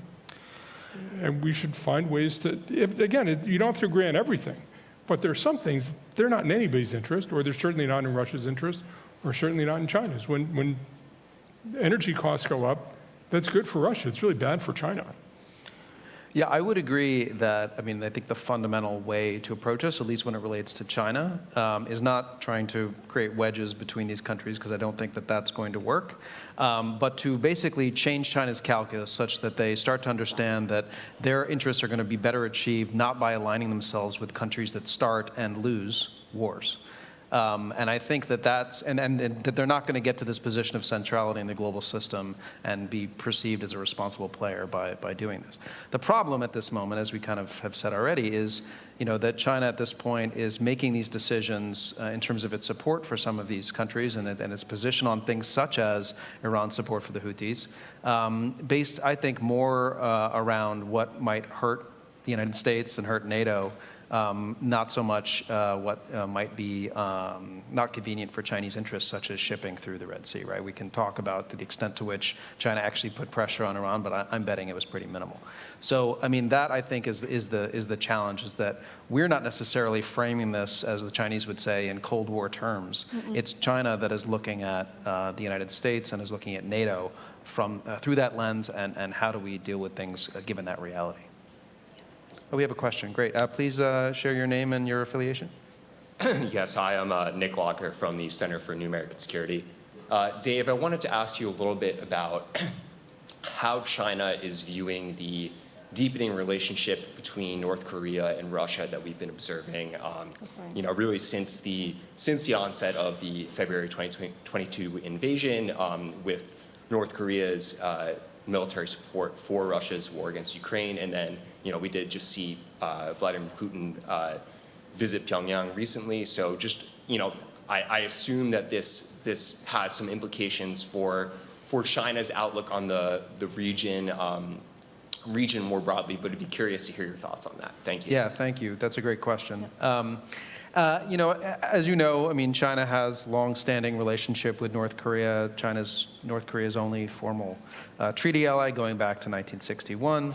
And I think, when we look at how China views this burgeoning tightening between Russia and North Korea, as you mentioned, we have this meeting between Putin and Kim Jong-un in Pyongyang. They had a new announcement of a defense pact. I think on the whole, China is uneasy about this development between Russia and North Korea. I think there is a positive in the sense that obviously we've seen where there's indications that North Korean missiles and other support are going to Russia, and from China that's probably all to the good. But in terms of China's ability to have sway over North Korea in the determination and the decisions that it makes, that potentially gets diminished by Russia and North Korea deepening their ties. And I think, China, as we've discussed, kind of views itself as a more responsible player in these other countries that it's dealing with as the risk appetite, ones with high risk appetite, and doing things that might be dangerous. And when you look at the Korean Peninsula, right on China's border, I think the notion of Russia and North Korea getting closer and potentially making decisions that are risky, that damage China's security, is of great concern to China. Potentially Russia even giving North Korea advanced technology that helps North Korea to further its nuclear development in ways that could create even more security hassles for China in the region. So on the whole, I think China is watching this warily, not terribly happy about it. But there's not much they can do about it, to be honest. And I think the question that I've gotten about this is, well, is this an opportunity to create a wedge there between these countries? And I don't see that at all. I think it's just something to watch and wait. But it is an indication, as we've discussed, that there are these. This is by no means a smooth relationship between these four countries that we've been talking about. No, Anything I would agree that smooth is possibly not the word that comes to mind, but I think still the reality is that it is further along than what we would have, I think most analysts would have anticipated before 2022 and the beginning of Russia's war of aggression against Ukraine. And that also goes when we look at the DPRK-Russia relation. And there are, of course, very serious concerns, as you highlighted, about what would, in the future, or even a very imminent future, the North Korea get in return for the significant military support that is providing to Russia, and what would it do in terms of stability in the Korean Peninsula, what would it do in terms of concerns over non-proliferation, and more broadly, what would it do for the stability of the Indo-Pacific theater, which, as we know, is incredibly important to global stability, global prosperity, and of course has also direct implication for the security of the Euro-Atlantic area, being such a central domain of growth, development, and competition. So it is a very, I think, concerning development, and I would agree that maybe not everyone in this quote-unquote axis, which is a word I'm a little hesitant to utilize, but maybe whatever you want to call it, strategic convergence, not everyone may be enthusiastic about it, but yet none of these actors is taking active steps to slow down the cooperation or undermine it or call it out in international fora or, frankly, support sanctions to North Korea. So I think that again, we see that despite the fact that there may be baked-in frictions and disagreements for the time being, the broader strategic direction of trying to undermine the United States, NATO, and its allies remains, I think, the dominant consideration. That's something that we need to take on board and reflect upon and adjust our posture and actions accordingly. But, of course, it's something that we need to keep a close watch on. Yeah. John, anything to add in terms of the Iran-North Korea relationship and how you think that is developing or not, or where's the kind of runway for that to kind of become? Well, they talk to each other, and a former Iranian foreign minister was gleefully telling me about the advice he got from the North Korean foreign minister about the Trump administration, which is only deal with the president, don't deal with his aides. So I think there's a lot of conversation. I think there's conversation probably on some of the nuclear issues. I don't think there's a lot of trust and mutual respect, but these countries don't have a lot of options. Yeah. There aren't a lot of people who will talk to them. And I think that they do think there are things they can learn, and they are in contact. You have a question now? Yeah, please. Hello, my name is Julia Jamila Werner from Germany. I'm the co-founder of the Transatlantic Student Initiative. In Iran, there's just recently been an election, and economic ties to Russia, for example, also China, are flourishing, also when it comes to European partners. Do you think that NATO and its allies has really understood the impact of the alliance we're talking about when it comes to the war in Ukraine, for example, or are we still a bit too easy with that? If I may repeat the question back to you so I can make sure I understood. Your question is whether we have fully grasped the dynamic, the scale and scope of the relationship between these four countries and how far it has gone. Exactly that, or are we too naive? That's always a good question because it's really good to check our assumptions, and we may in the past have been that way. But I would say that as today, and you will see it this week in the discussions that the NATO leaders are having at this summit, I think we're clear-eyed about the fact that this relationship is incredibly worrisome, that there is a strategic alignment, that there are concerted actions. And again, this principle was already identified in 2022 when we had the strategic concept, but I think we're taking a hard look at how much faster than anticipated and closer that relationship has become, not least over the last year because of the Chinese decision to go all in when it comes to the provision of dual-use goods that enable Russia's war of aggression. So I don't think there is a naivete. I think we're clear-eyed about it as an alliance, and I think you will hear leaders making statements to that effect. How do you describe then, or how do you explain some actors such as Germany, for example, still having those good economic relationships? Well, I think that each and individual countries is balancing between different considerations, and that's really how policy works. You're balancing between economic and trade considerations, domestic politics consideration, defense and security, foreign policy. That's how you square the circle of policy making. And I think that applies to how many, and I'm not going to go into individual member states, but I would say that applies into how each and every member state is looking at the one hand, enhancing security, ensuring collective defense, on the other hand, maintaining prosperity and having healthy economic relations. And one of the conversations we're really having, and it's really important, is how do we better integrate national security consideration into our economic policies. And I think this is something that we are learning. We learned it the hard way, to be honest, after Russia began its war of aggression against Ukraine, because we learned what it meant to have a one-sided strategic dependency on Russian oil and gas. And I would very much say that it is in our absolute vital interest to make sure we do not repeat that mistake and have similar dependencies on other assertive authoritarian actors. I think that's a great place to wrap up because, I mean, the very fact that we're having this conversation here at the Public Forum indicates that there's a growing understanding of the need to discuss not just China's support for Russia, but the role of these other actors as well, what that means for NATO, what that means for all of us in terms of the future and how we need to deal with it, but that there's a lot more that needs to be done in terms of more unity of vision on these issues and what we might be able to do about it in terms of joint efforts. So with that, thank you, Benedetta, thank you, John. And please join me in thanking them for this great panel.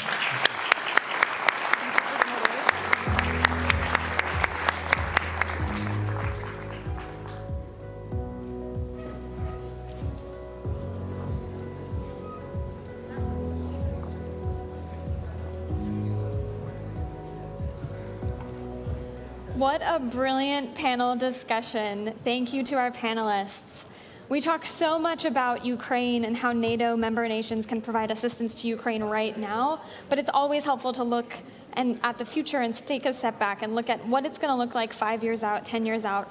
And looking at the relationship between Russia, China, North Korea, and Iran is crucial to that conversation. And the panel touched on such an important point that China's willingness to back Russia and enable its war in Ukraine is allowing Russia to continue its war of choice against Ukraine. And they discussed as well North Korea and the burgeoning relationship between North Korea and Russia, which the White House has raised alarm about in terms of whether there are expectations from North Korea to receive additional military assistance from Russia as well. So thank you to the panel. For the next portion of the agenda, we will have 2 concurrent sessions. The first session, Nuclear Checkup, will take place in Salon 12. And the second, a conversation on NATO Looks South, a perspective on strategy and partnership. The salon will take place in the other salon, I believe it's Salon 10, but please check with any of our audience members on the way out. The salon is located on this floor, down the hall and to the right. Please proceed to the breakout if it interests you in an orderly and timely manner so our next sessions can begin shortly. Before the next session starts, we will take a poll and answer the question, what is the most pressing challenge to global security today? So start thinking about it, but in order to vote, go to the polling function in your app, if you have the app, and select your response. Soon we'll have some results to share with you. If you're on the live stream, press Slido to access the poll. So we'll wait a minute while the results are coming in. And I'd like to take a step back and bring us through a moment of reflection of our day so far. We're on the sidelines, obviously, of the summit, where world leaders are discussing the same critical issues that we have heard so many world leaders discuss today. And we've gotten a front row seat to those discussions. We've heard a resounding round of support for Ukraine from the foreign ministers of Poland and Lithuania. Ukraine must win. We've done this before. We can do it again. And it sounds like a doubling down. We've also heard from UK's Defense Minister, John Healey, and he put a fine point on the stakes. If we don't stop Russia in Ukraine, Russia will not stop there. The stakes couldn't be higher, and so many member nations and many of our guests here today know that very deeply. We've also heard a similar message focused on Americans today. If the fight is not won in Ukraine, Americans may also face some further threats in the future. And we've even seen some acute threats in just the most recent days. Earlier this month, of course, commanders put bases on high alert, a very rare case linked to threats that might come to harm service members and their family and facilities. And it's been reported that's due to Russian-backed plots of sabotage and attacks targeting US military personnel and facilities. This is already, of course, impacting Americans. And here's the thing. We've heard a number of esteemed guests talk about how we are in a changed environment 2.5 years into this after Russia re-invaded Ukraine. Russia's changed, Ukraine has changed. And Lithuania's foreign minister put a very intriguing point out on the stage today. He signaled all of the hybrid sort of gray zone operations we see Russia do, from attacks to arson attacks to cyber attacks and other operations, might not be appropriate to be called hybrid operations anymore because it's clear they're terrorist attacks. And so we continue to see Russia pushing the envelope against the grain, and the alliance will continue to have to deal with that moving forward. So, in the meantime, we now have our results coming in. It looks like they're still coming in live a little bit, but it looks like the most pressing challenge many people feel is, okay, we've got military actions by Russia at the top. However, the erosion of democracy is a close second, 6% behind here. And with that, I think I will turn us to our next panel. Please join me in welcoming to the stage GMF trustee and Senior Vice President of Global Public Policy at the Boeing Company, Steve Began, who will moderate a conversation on the perspective of NATO's southern states. Thank you.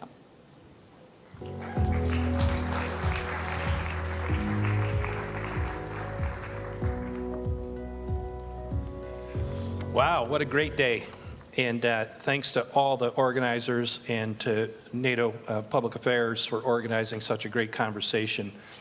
We've covered a lot of territory today, literally and figuratively. We've talked about NATO's plans, we've talked about the priorities for the alliance, and we've talked about geography as well. We've spoken about the threat to the north and to Central and Eastern Europe. Of course, appropriately, we've talked quite a bit about the war in Ukraine, but there's one part of NATO that's very important that we haven't spoken about, which is NATO's southern flank. And it's my honor today to be here with Prime Minister Pedro Sanchez of Spain to have that discussion.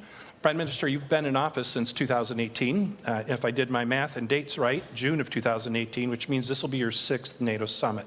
Yes. And during that time, you've not only been a witness to the transformation of the alliance, but you've also been one of the people who's been steering it and guiding it. I was wondering if you could start us off today with some thoughts on what are the most pressing challenges in NATO's southern flank, and what do you think about Spain's role in helping to address those for the alliance and with the alliance? So thank you very much, Stephen, and thank you to the German Marshall Fund for this invitation to talk about the role of NATO in the South, especially when we are celebrating the 30th anniversary of the Mediterranean dialogue, and the 20th anniversary of the Istanbul Cooperation Initiative. So the Middle East and North Africa, the Sahel, and the broader African continent have strategic importance for peace and prosperity in the Euro-Atlantic region. Likewise, our alliance can do a lot to reinforce security and stability in our southern neighborhood. Spain is one of the allies that is closest to the south, not only geographically, but also in the intensity of our political, economic, and human links to the region. We have always understood that our well-being depends on that of our southern neighborhoods. Today, after 2 years of preparatory work, we have adopted, and this is good news, an action plan to strengthen our approach to the south. This is, as I said, excellent news. For the first time, the Alliance will have a comprehensive, detailed, and practical roadmap to work with our southern partners. So let me first highlight why instability in the southern neighborhood is a threat to NATO allies. To start, our adversaries do not hesitate to use instability in NATO's eastern and southern neighborhood against us. They work with non-state actors to amplify terrorism, maritime insecurity, or the consequences of climate change. Their goal is to weaken Euro-Atlantic security by creating a crescent of instability around us. In the process, they harm human and state security in our neighboring countries, who are the first direct victims of these destabilizing tactics. Dozens of women, men, and children are killed in raids of Russian mercenaries in Sahel villages, and thousands more are forcibly displaced trying to escape. Furthermore, Russia is developing links between stability in the east and the south through human trafficking organizations, terrorist networks, or coordinate disinformation campaigns against NATO in many African and Middle East countries. Thousands of people drowned in the Atlantic and the Mediterranean after falling in the hands of human trafficking networks. Irregular border crossing originating in Africa into Poland are increasing dramatically. Who is helping these criminal networks and why? The human cost of these hybrid tactics is dramatic. NATO, I believe, must therefore have a comprehensive strategy to promote stability and good governance in the South. To work with our partners for strong security and defense institutions on capacity building with practical cooperation measures, and doing all of this based on mutual respect. This is where our new action plan comes in. First, through this action plan, we will invest in more political dialogue and more hands-on cooperation. NATO's political dialogue with our southern partners must reflect this spirit of friendship, mutual respect, and mutual benefit. NATO has to be more present in the south. We already have a regional center in Kuwait, and we hope to have a liaison office in Amman soon. Second, we will work more with international organizations. The African Union, where we have a liaison office, the Gulf Cooperation Council, the Arab League, or are very important interlocutors and partners for NATO. With our support, they can be effective in areas that are essential for regional security. For example, initiatives to curb the spread of light and small weapons are crucial to end the insecurity that plagues the daily lives of millions of peoples in the south. NATO should particularly coordinate its actions with the European Union. I think this is very important. This is instrumental, especially now that both organizations have adopted comprehensive approaches with their southern neighborhood. And third, NATO is ready to work with its southern partners on critical issues such as terrorism, climate change, maritime security, or resilience. So let me finish, Stefan, by highlighting that the endorsement of this action plan is a big step for NATO. It's a real big step for NATO. And we particularly welcome the appointment of a special representative for the South. But this is not the end of the roadmap. Implementation in years to come will be key. In this difficult endeavor, you will always find the staunch commitment and support of my country. Spain is already working on many of these fields with our southern partners, and we are ready to scale up our efforts in the context of NATO cooperation. So thank you very much for your attention, and happy to exchange some views on this with you. Great. Well, thank you, Prime Minister, and congratulations on the action plan. I know Spain provided the leadership and the heft to get that through the alliance, and you know, in another year, it might have been seen as one of the centerpieces of the summit. But for what's happening in the East, what's happened since Russia's invasion of Ukraine, the full-scale war in 2022. But in the shadow of all that concerns us to the East, there's also a war happening in the South, as we all know. The war between Israel and Hamas, despite efforts to broker a ceasefire, continues. And I was wondering if you could share your thoughts on where this conflict is headed, and what are the implications for NATO's South? You ticked off some of the challenges that the southern flank of NATO face, the refugee flows and so on, terrorism. You know, where do you see this going, and what are the implications for NATO? Well, I believe that the implications are, very difficult for all of us, for NATO, and of course for all the countries in the region, in the Mediterranean, and of course the Middle East. But I think this is a global challenge for all countries. As you know, Spain and other countries in Europe, we took that step to recognize the state of Palestine because we believe that we need to give a political horizon to the people in the region, especially in Palestine, a political horizon to create the conditions for a new state that could coexist in peaceful and with security with their neighbors, especially with Israel. So I would like to acknowledge the efforts that President Biden has been taking since the beginning of the war regarding different aspects. The first one is the release of the hostages. The second is in the beginning to support Israel in its fight against Hamas. We of course condemned the terrorist attacks to Israel perpetrated by Hamas. But on the other hand, we understand that we need to create the conditions for an immediate and urgent ceasefire. Why? Because first of all, we need to avoid any risk of escalation, and there's a real risk of escalation to Lebanon.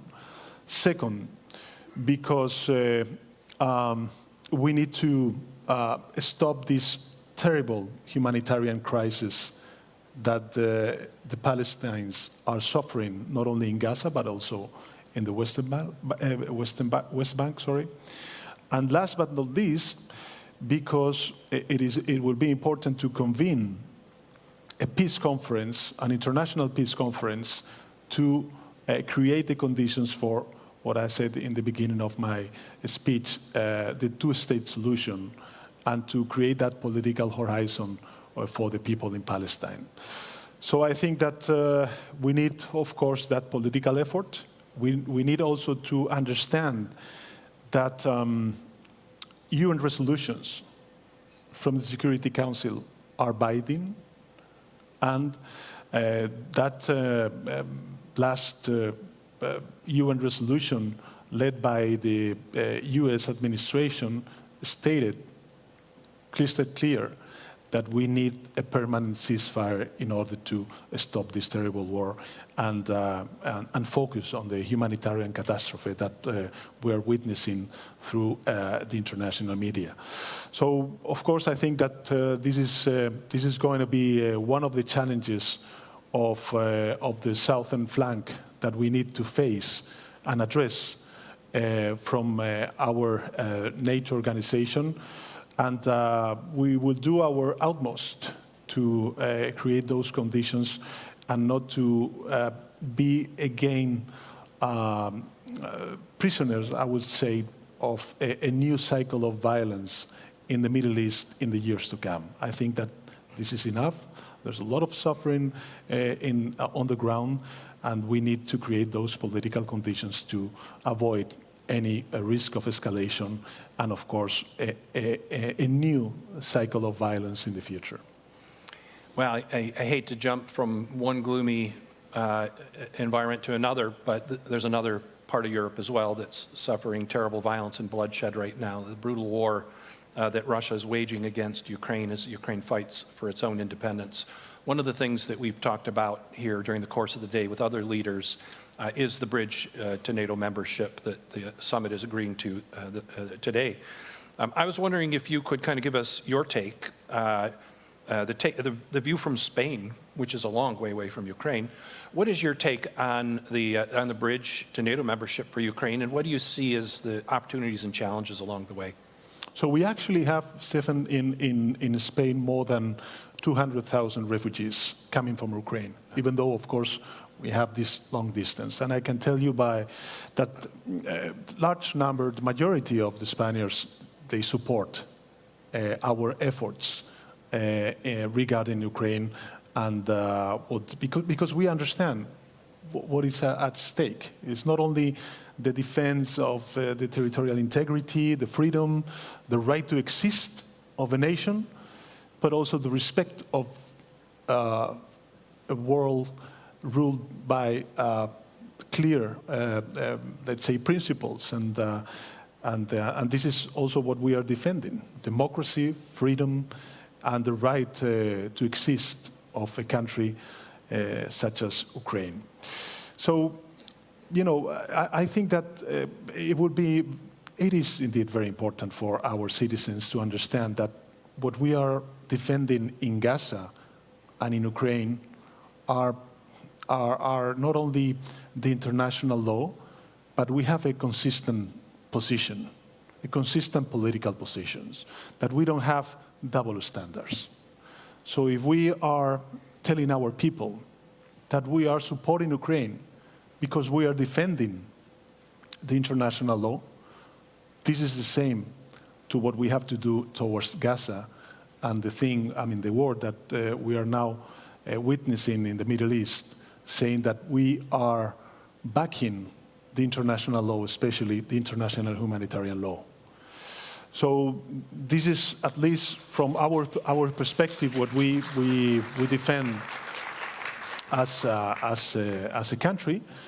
And I would also add that, coming back to Ukraine, perhaps we don't have the conditions yet on the process for the integration of Ukraine in NATO, but in the statement, the declaration that we already endorsed, we say that path is irreversible, and this is something that is going to happen. In the meantime, what we need to do is to support and back Ukraine as all member states from the NATO.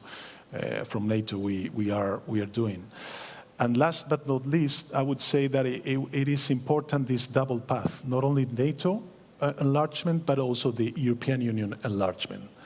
And second semester of last year, we had the privilege to chair the European Council, and we were leading along with the Commission, the process for the enlargement of the European Union towards Ukraine. So I think this is also very important, because at the end of the day, NATO and the European Union, we have a strategic partnership that could create those synergies, not only on the defense and security dimension, but also the political one. And this is something that I think is recognized, and people in Ukraine are grateful for that. Well, Prime Minister, I know you have a busy day, and I wish you the very best in the summit proceedings. On behalf of the entire forum, let us join in thanking Prime Minister Pedro Sanchez for his time. Thank you, sir. Thank you.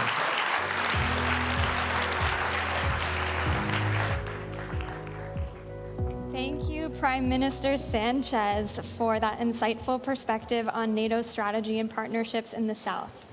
It is now my pleasure to soon welcome to the stage Matthew Koenig, Vice President and Senior Director for the Scowcroft Center for Strategy and Security at the Atlantic Council, for our next panel on Nordic Security Redrawn. Please join me in just a moment in welcoming Matthew to the stage. All right, let's welcome Matthew to the stage. Thank you.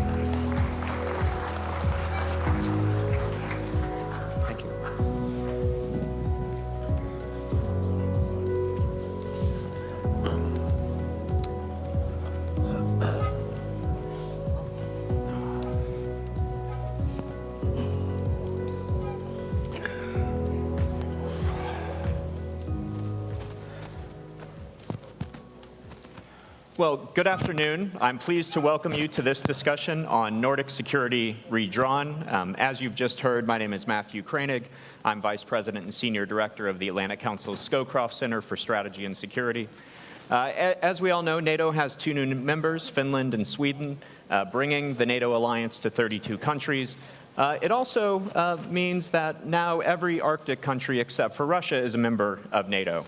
So to dive into some of the challenges and opportunities presented by this new Nordic security landscape, I'm honored to introduce some distinguished panelists. So starting all the way at the end here, we have Minister of Defense of the Republic of Finland, Antti Haakanen. Welcome. Next, we have Minister of Defense of Norway, Born Arild Gram. Welcome. Next, we have Minister of Foreign Affairs of Iceland, Thordis Kolbrún Rayford Gylfadóttir. Welcome. And then next, Minister of Defense of the Kingdom of Sweden, Paul Johnson. And last but not least, to my immediate left, Minister of Defense of Canada, Bill Blair. So, Your Excellencies, welcome to the NATO Public Forum.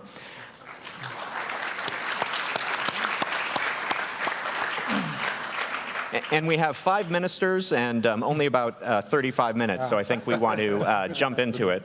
And so let me ask the first question, and Minister Johnson, you're the rookie here, so maybe I'll start with you. You know, some Americans might say, well, additional countries in NATO, aren't these just additional countries we need to defend? Why is NATO stronger with Sweden in the alliance? Sure, and thank you for that question, and also thank you for having me on with a great panel. We interact a lot, and I think there's many things that unite us around this panel as well. But just a few things then on Swedish NATO membership.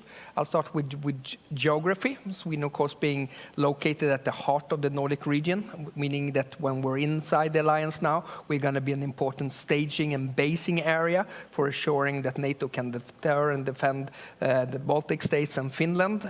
We just ratified in the Swedish Parliament the DCA with the United States, meaning that the US also will have the possibility, for example, for basing military equipment in Sweden. So that's important also for the alliance as such in its ability to deter and defend.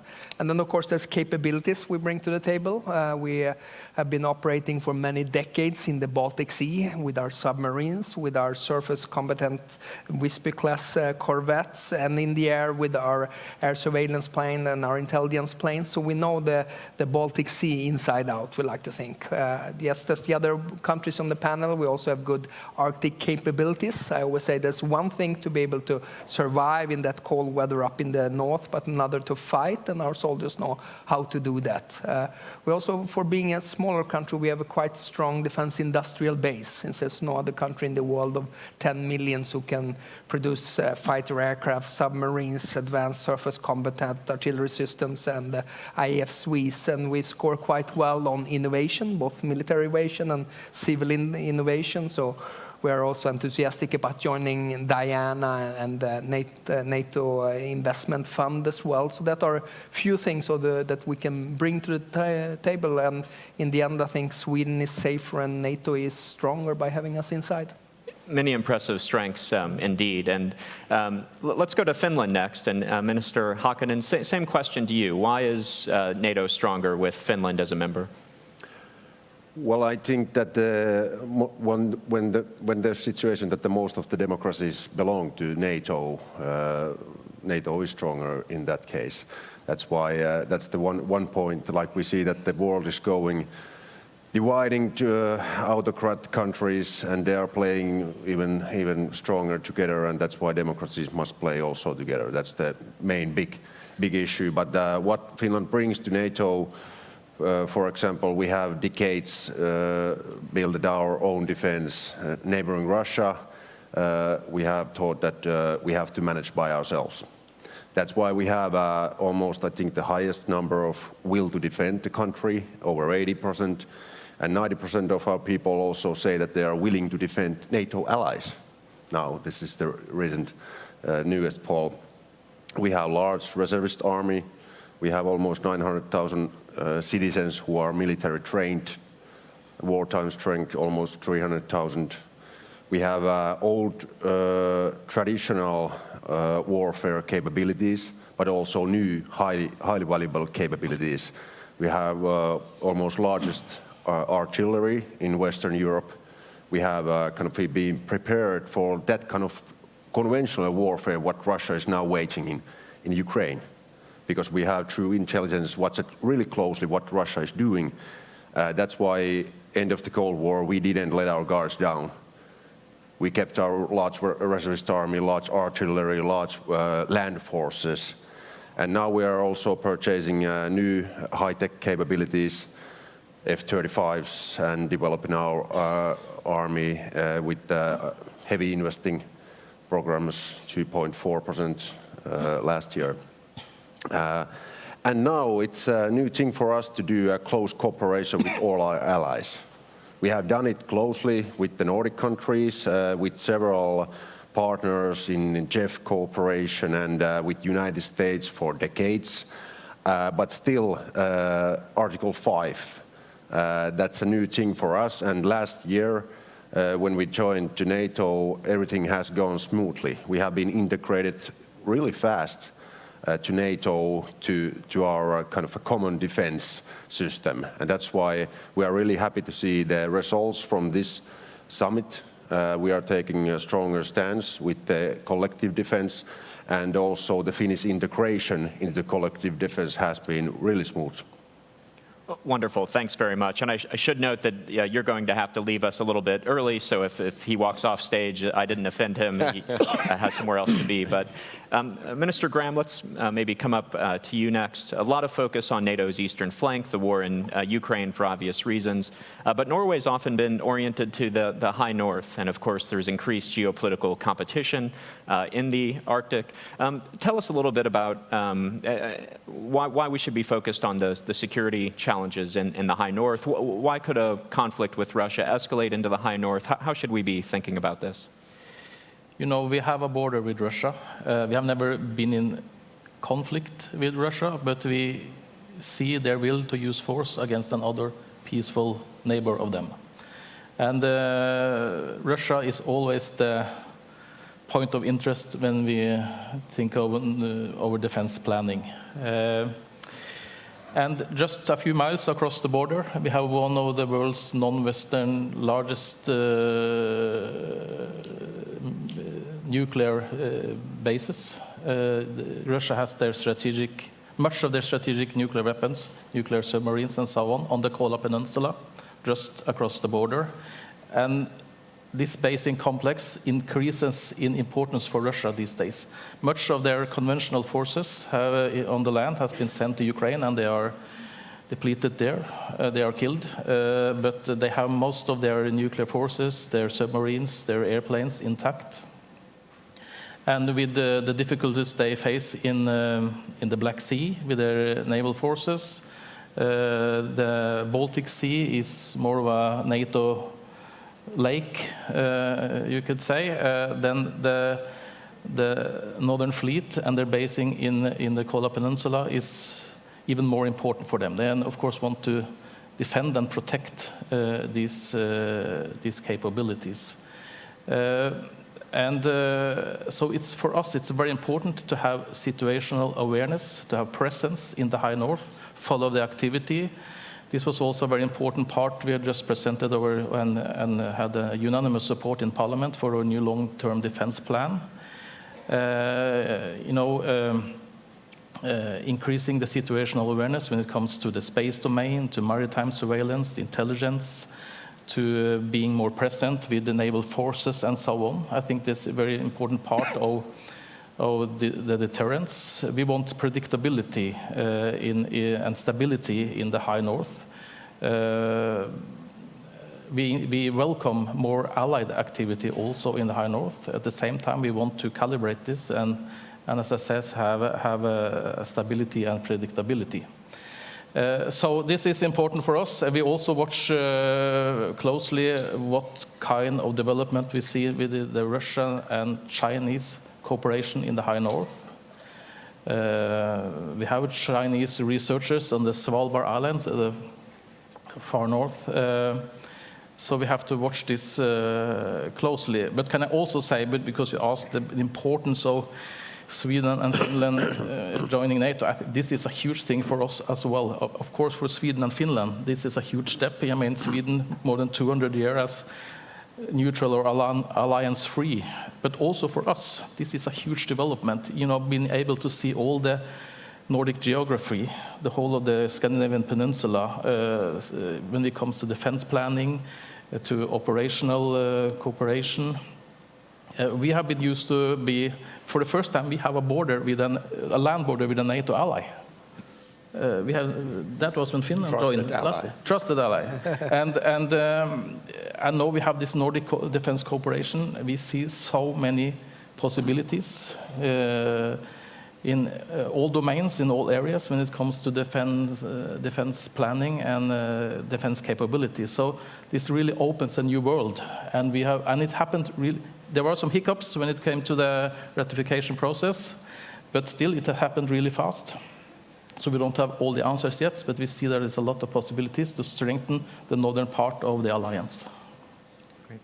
Minister Gylfadóttir, let's come to you next. And Iceland is a unique and special country in many ways. One of the ways it's unique is that it doesn't have standing armed forces. So given that, how does Iceland contribute to NATO's security? Yes, thank you. I need 2 mics for some reason. I'm sorry. First of all, Iceland is a founding member of NATO, 1 out of 12, and our contribution is partly, literally our strategic location, being in the middle of Europe and North America. Our presence and us being a member of NATO is, of course, a cornerstone of our national security policy, and it has been for all these decades, 75 years, but it's also a contribution to the region. We have radar stations around the island, which feeds NATO information 24/7. We have Keflavik Air Base, where, of course, the United States was there up until 2006. We took it over. We have host nation support. So when friends and allies are operating and doing all kinds of air policing and practicing and etc.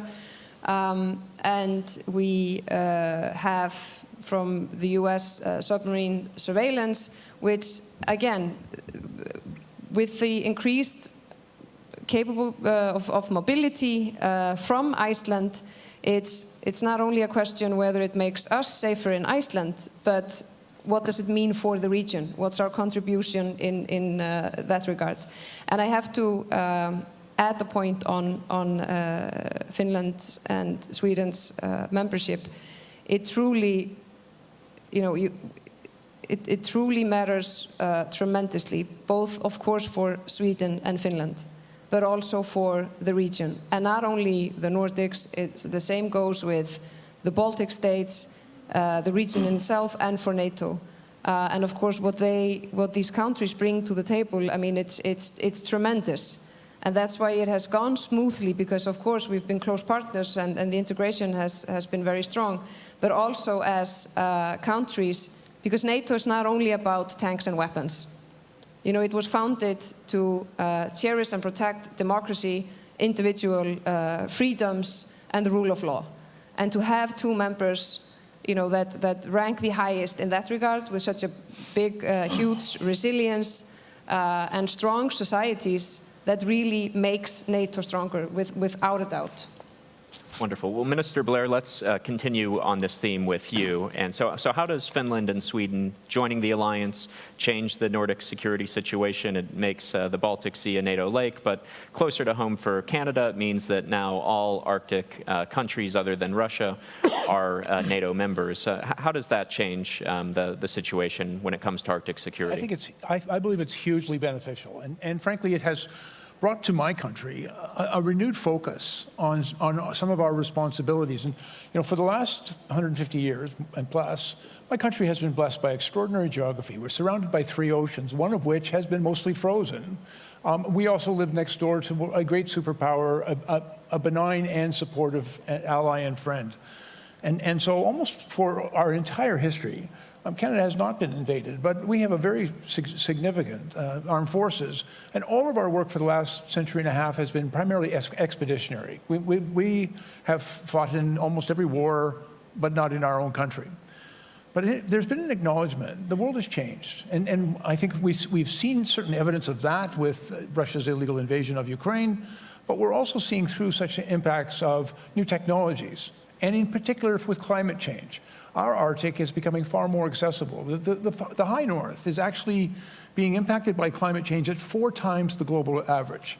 And what we're seeing is the melting of the permafrost, but also new accessibility in the Arctic. And we estimate that if we continue on the same path, and hopefully we won't, but if we do continue on the same path, by 2050, the Arctic Ocean could be the primary point of transit between Europe and Asia. And as it becomes more accessible, security concerns become, I think, far more significant to us. And so what we have observed, certainly in our own country, between Alaska, and the Americans, I think, do an outstanding job of providing security for the Beaufort and the Bering Sea. They're right across from the eastern shores of Russia. But between Alaska and Norway, frankly, there was not anywhere near as much work done there. There are huge gaps in our security and in our presence. I believe with the advent now of Finland and Sweden joining Norway, Iceland, and I would include Denmark and the United States, of course, in that relationship, we have now got a united NATO presence from Russia's eastern shore to their western shore. And I think we have much to learn from each other, the opportunity to work together. In my country, we're investing very significantly now in new capabilities in our high north, building multi-mission, multi-use infrastructure up there, investing in new technologies. We're investing very significantly in over-the-horizon radar and over-the-polar radar to improve our domain awareness. But we believe that there's great opportunity to learn from our new allies. And we have always been friends, and we have always worked well together. But through the alliance of NATO, I think we are strengthened by it. And one of the things, the final thing I would observe as well, that since February of 2022, NATO has transformed itself into a more powerful alliance. Everyone, I see a greater unity, a greater resolve, a greater focus of purpose. And I think that strength and that unity can be applied in all domains of risk, including potentially in the high north and in the Arctic. Okay. Wonderful. Well, you talked about investments, so let's pick up there. One of the major themes, of course, of the summit is deterrence and defense. We have new regional plans. We need to get the capabilities to make sure those plans can be implemented.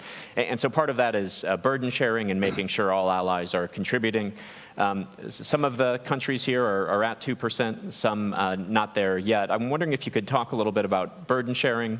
For those of you who are already at 2%, what is your strategy for staying there? What are the capabilities you're going to provide?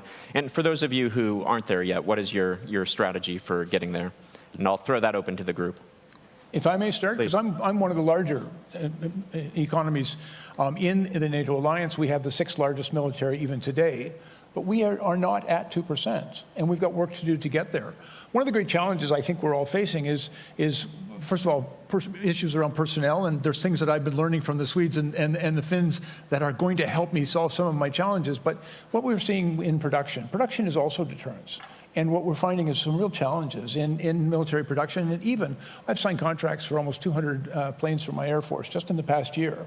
But it's going to take a number of years to deliver those capabilities. We're building new surface combatant ships, 15 of them in our country. But I won't see the first one until 2032, and we won't be able to deliver them all until 2050. And so I think we also, I'm absolutely committed. Canada has to do more, and Canada will do more, and we'll meet the 2% pledge. And I think we have to even go beyond that 2% pledge. But having said all that, I think it's also incumbent upon us to make sure that we invest well. And part of the unity of NATO, I think, creates opportunity for us. Just earlier today, I entered into an agreement with Norway and Germany because we have agreed to work together on issues around production and meeting those targets so that we can go back to our respective constituencies and say, yes, we're doing what is required. We're going to invest the money that we need to invest, but we're going to do it well. And then we're going to create real value. And by working together, I think we're much better than working apart. Looks like some others wanted to come in. Minister Johnson. Please. Sure.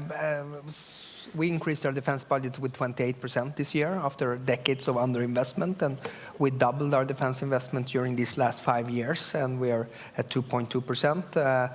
But 2.2 doesn't get us very far. We're going to get new capability targets already this fall, and which are going to be demanding because we know we will have deficiencies all across the alliance when it comes to air defense, when it comes to available ground forces, focusing on enablement, autonomous systems, and so forth. So 2% is certainly a floor, but it's not the ceiling, and we are going to be investing heavily also. We have a trajectory up to 2.6 by 2028.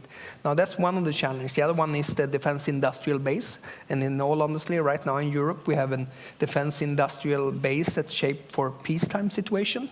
And then we look at the war in Ukraine. And the war in Ukraine is a war of attrition, i.e. a war of warehouses. So I think there's lots of things we need to do in order to ramp up industrial production. That means spending more and spending more together, meaning placing large orders. That's going to be a demand signal for the industry so they also can beef up their production. Because right now we're challenging with increasing prices at the same time as the lead time for us to get the platforms and systems is very long.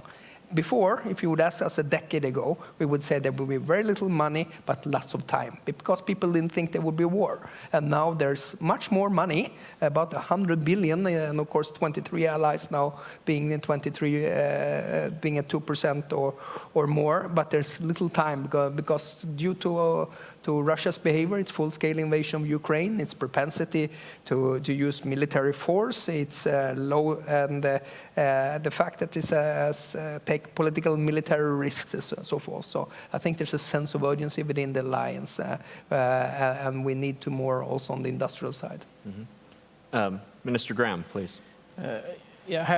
First we have to acknowledge that the last decade, the defense spending between the NATO allies has increased year by year, every year. That's a good development, and I'm also very happy that on 23 countries now reaching 2%, and I'm happy that we are one of them this year, past 2%. And with our new defense plan, I think we're almost going to double our defense budget and move towards 3% in a few years. And what do we do with all that money? Well, we strengthen really all our armed forces, from 1 to 3 brigades in the army, the home guard, more than doubling the air defense. But the main effort will be when it comes to the maritime sector. And we are a coastal maritime nation. We have Norway is geographically quite big land, not so much people, but we have 7 times the land area at sea, with huge resources, energy, fisheries, lines of communication, and so on. It's so important to protect this, to be present, as I said earlier, follow the development, have situational awareness. So we are these new submarines, new frigates, renewing most of the Coast Guard and other surface vessel as well, having new satellites for surveillance, maritime, long-range maritime drones, and so on and so on. This is absolutely necessary, but we are also worried that it takes time, and Paul mentioned, you both mentioned production capacity and what can the industry deliver, and so that is also we have to focus even more on that, and it's a topic on this summit that's very important. We see also what can we do together in the Nordics, but also with other close allies to see how we can enhance production capacity and procure more together. That's an important part of the answer to that, I think. Minister Hakkinen, it looks like you had your hand up. Yeah, I just shortly say that before we joined NATO, we had this kind of almost 10-year period, planning period in the national defense, that we were assessing first the threat analysis from Russia and our 1,300-kilometer border with Russian military plannings, and we would compare that what kind of military planning should we also have with capabilities, and how large reservist army we need. And those were kind of the requirements to kind of put the size on how our national defense should be planned. Now we are trusting that the SACEUR will do the planning as overall planning. And now when we are seeing the threat analysis with Russia, with their ever-deepening partnerships with China, Iran, North Korea, and other countries, we are seeing that this defense spending is not going to be enough. 2% is not going to be enough. Like Paul said, it's going to be a floor, but where's the ceiling? I don't know. During the Cold War, it was 3 to 4% in Europe, the spending rate. Is it something like that? I don't want any news now, but it's much higher. If we are looking where the world is going, and do we want to keep our defense in good shape, but even the deterrence, which is even more important, that Russia is taking huge risks. And that's why the deterrence is also a big question. And we know that even though we have invested heavily in our defense for decades, we need a lot of more money to build up these new capabilities, what comes from NATO also. But I think it's much more cheaper than to let them kind of off the list. That's why the Finnish people are trusting that the NATO capability targets are kind of planned wisely, and the money which we use to the NATO capability targets, it's wisely used money. And together we need a lot of these, what Paul and others said here, that joint procurements and cooperation with EU and cooperation with transatlantic industry. And there's a lot of good things going on now. Yeah. Well, you said the 2% may not be enough, and in fact, I was talking to one defense official recently who said, according to their internal calculations, to get the capabilities needed to implement the regional plans, it might take something more like 3.6% across the alliance to get there. So I think maybe we all have to do more, maybe even in the United States. Roger Wicker calling for a major increase in the U.S. defense budget. So I think we all can do more. You mentioned your long border with Russia, and of course, a lot of focus on the Russia's conventional threat, but there's also the hybrid threat, the disinformation, the cyber attacks. Because of that, a lot of focus in the alliance on resilience. And at the Atlantic Council, we're setting up a new national security resilience initiative, so I'm very interested in this. But I guess maybe we'll start with you, but open it to the group. You have a lot of experience with resilience, your total defense concept. What are the lessons the rest of the alliance needs to learn about dealing with these Russian hybrid threats and how we can be more resilient? Well, first of all, we have a long history with Russia after the Second World War. They have used during the Cold War all their tools and means in this broad spectrum influence or hybrid influence, what do you call it, with all means. And now we are just seeing that they are using, they are doing the same thing, hybrid warfare or hybrid influencing with these new modern age tools. The first thing is that we have in Finland this comprehensive security model where we have kind of participated all our civil sectors and private companies to kind of what's the overall security situation in the society, and all those sectors have a role to support also the defense. And that's a good way to kind of also watch the hybrid influencing what Russia is doing. For example, now we are watching much more tighter restrictions to Russian real estate ownership, migration flows in the border control. Now there's a stricter law also coming to that, critical infra and those. We have done a lot for last decades, but now we are seeing that Russia is finding new tools. For example, migration is a new tool, and tackling also in the cyberspace some new measurements. That's why we have to run fast and do a closer cooperation between NATO countries.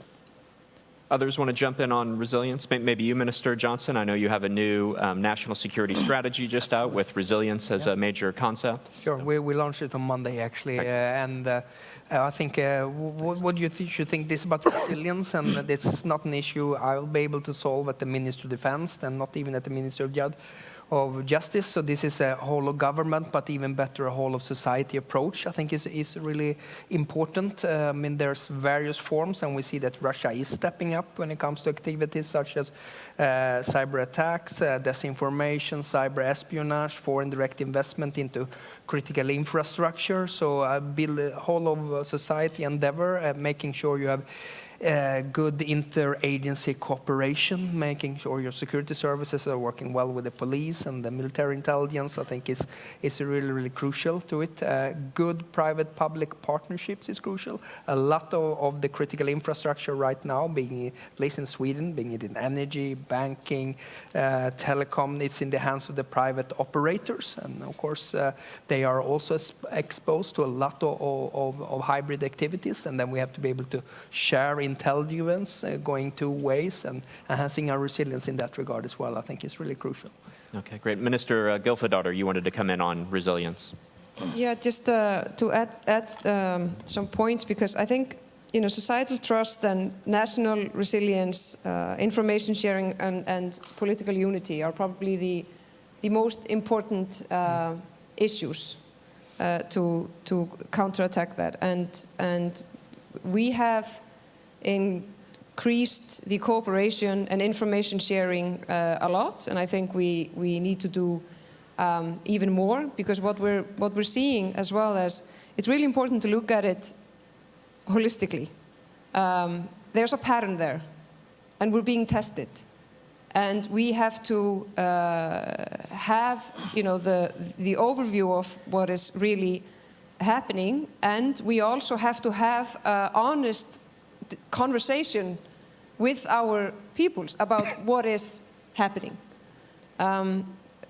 Both because it shows the development, it shows that what is truly at stake, because we're always saying, we're being tested, they're gonna test, but still a lot of people think it's quite far away from them. And I know that from my own country, for example. And we see the development, and we need to do the information sharing between friends and allies, but we also have to have an honest discussion with our people. And the other reason why we have to do that is because we need resilience within the society to counterattack that. So people always also have to be vigilant.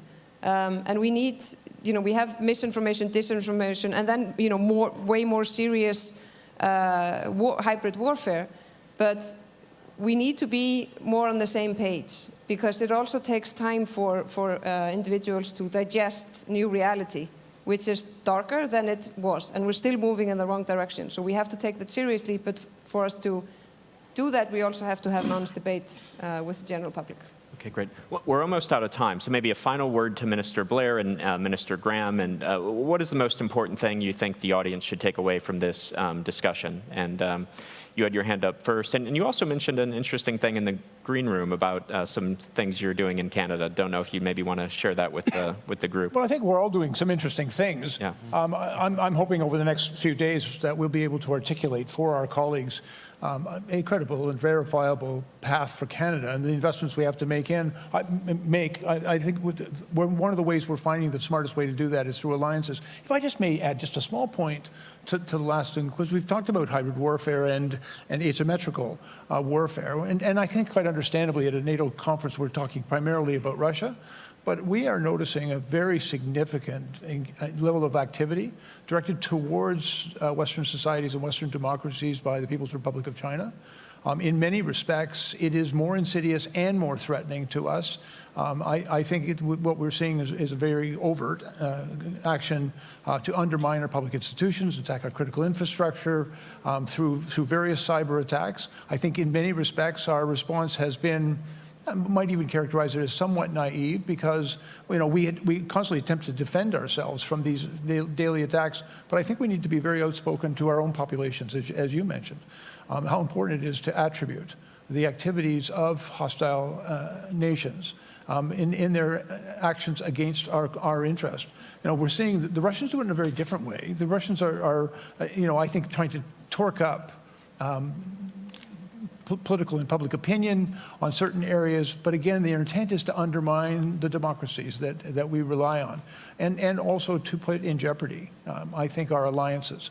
And so our awareness of that and a very strong response, a united response, I think is the great strength of NATO and the possibility that presents itself here. And that's it for me. Okay, Minister Graham, final word. Well, yeah, since we're out of time, I just want to a few words on the resilience part, and because we are all strengthening our defense forces now, doing a lot there. That is absolutely necessary, but it still isn't enough, because we have to think about the whole of society.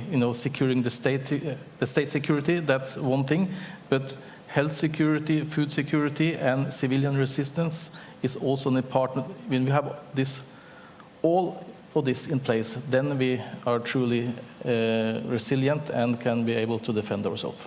Well, it's been a fascinating discussion. I've learned a lot. I wish we had more time, but I'm afraid we're out of time. So thank you very much for sharing your insights. Please join me in thanking our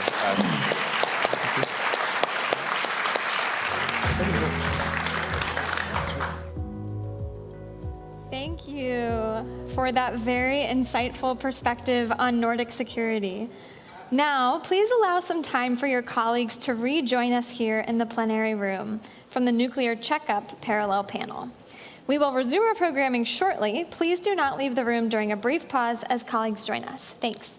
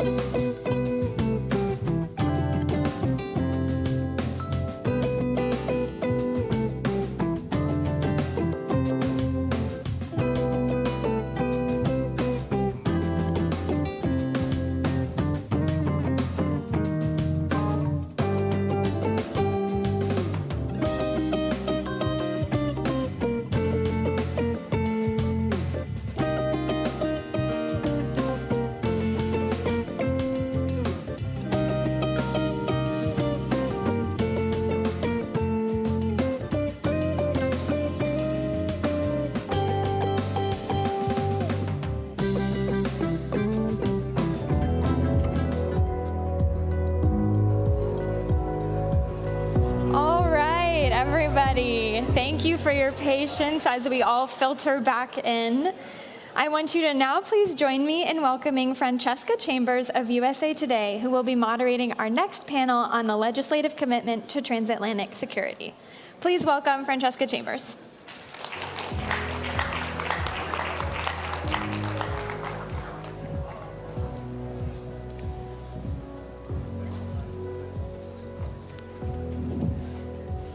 Everybody left.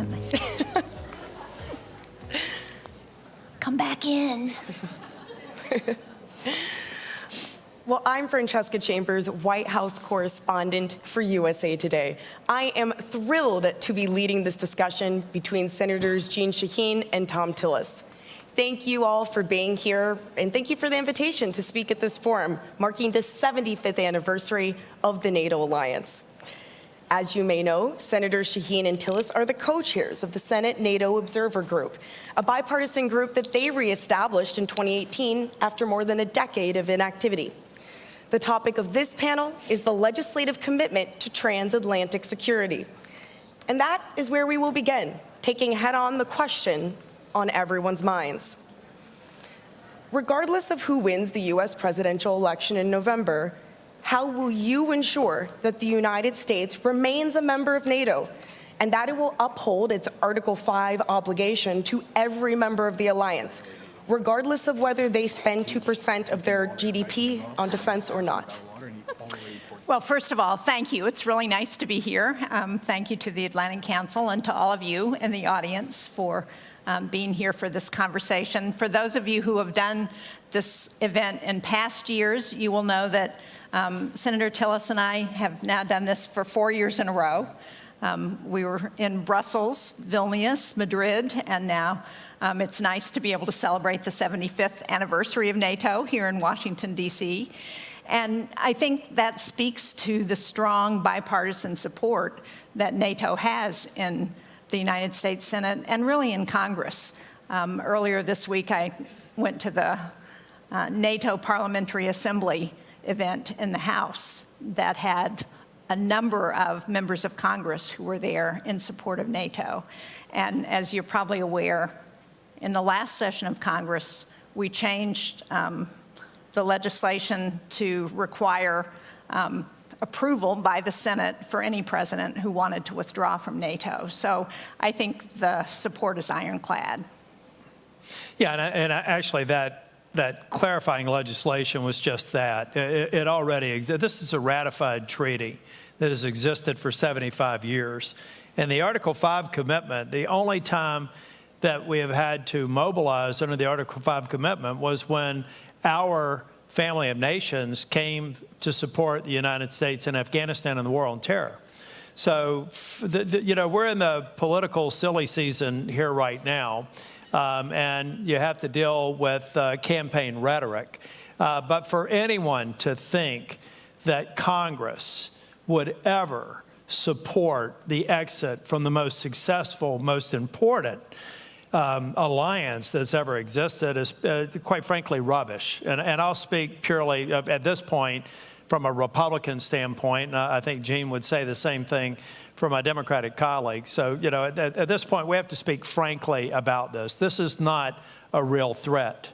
This is something that is used as a political device to create the fear and uncertainty and doubt. And I'm an elected official. I understand that. I don't know that I would ever use it. But let's just be very clear.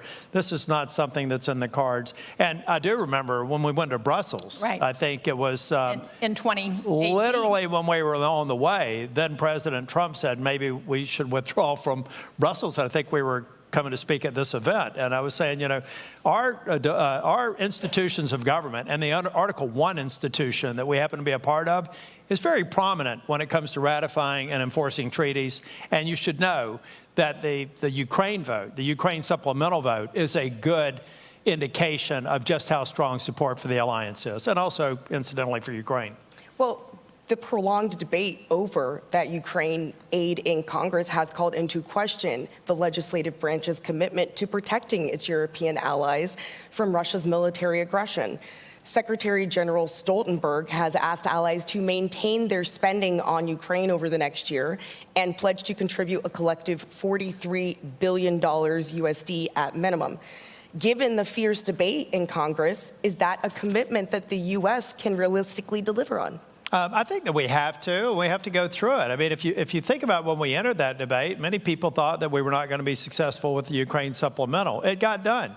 And I should also say that from a Republican perspective, we're well into the primary season. There's not a single Republican who has gone through a primary, who has lost, who voted for Ukraine supplemental, who's lost their primary. So I think that's also a good benchmark for anyone else who thinks that this is something that's politically sensitive back home. So there's every indication that we'll go through it. Look, we have to go through it. And to my, I keep on using this analogy. Maybe I'll do something different next year. We're a family of nations. Like, I'm one of 6 kids. I argue with my brothers and sisters. I have one sister I'm convinced would not vote for me if she lived in the state of North Carolina. But we care about each other. And when our safety and security is threatened as a family, we come together and we dispense with the disagreements. We've seen that happen. We saw that happen in Afghanistan. We saw it happen in Ukraine after some of the complexities and challenges with our NATO partners after Afghanistan. But we have to have a serious discussion about the exposure here. This is not just about achieving a 2% floor. First off, let's dispense with the idea that that's a ceiling. It's not about achieving a floor. It's about take in today's dollars, the dollars that have not been invested in our modernization and our mutual defense and our defense industrial base. I can think of one founding nation that in this century, the amount of money that they have not committed to achieve their 2% minimum obligation is $300 billion in today's dollars. So adjust for inflation, that's $500 billion in modernization that we've lost over the last 24 years.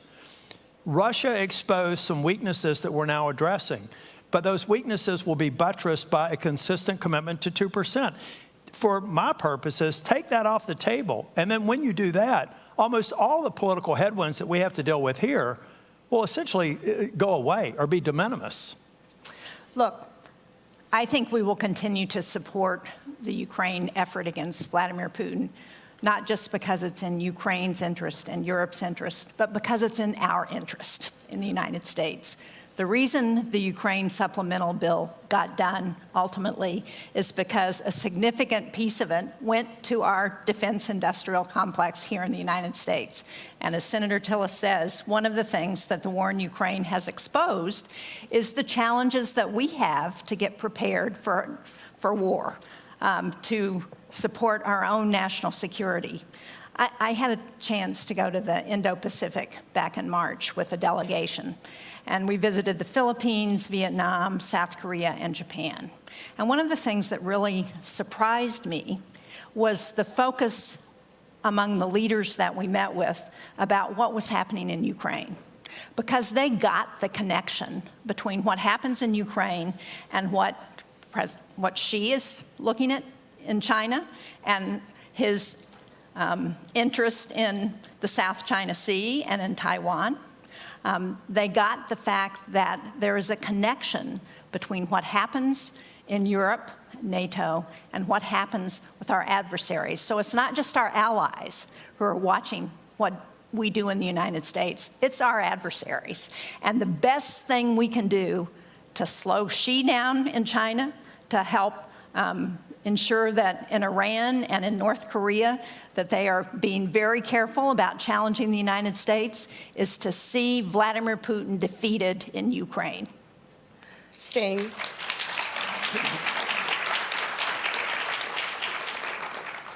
on Ukraine, any future expansion of NATO would require Senate approval. Allies are poised to declare at this summit that Ukraine's inclusion in NATO is irreversible, provided that it makes the reforms that NATO allies are seeking. Does Ukraine's eventual inclusion in NATO have enough backing in the U.S. Senate for America to be able to agree to that?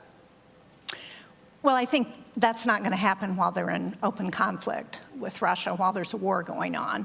But I think the the goal is to provide a bridge to NATO membership. That's part of what our security agreements have been about with the U.S. and Ukraine, and also some of the other bilateral security agreements.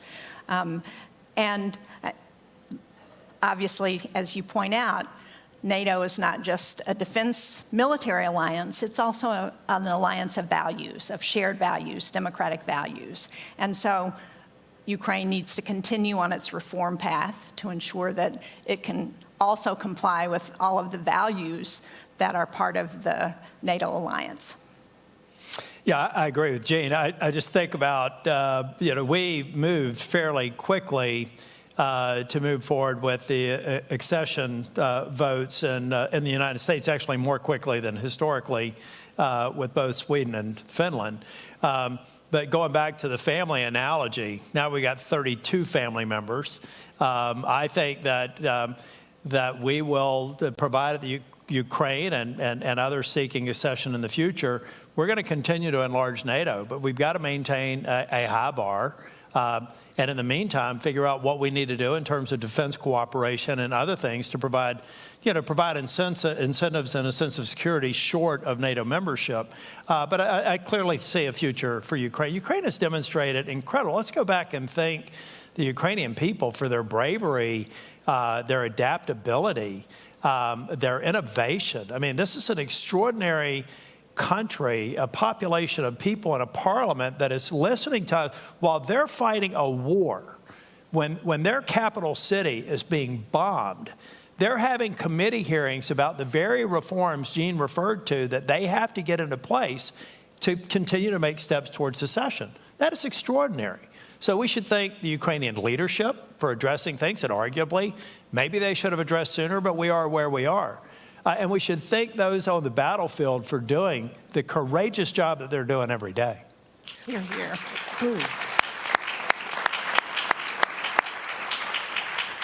So you're comfortable with that language, irreversible?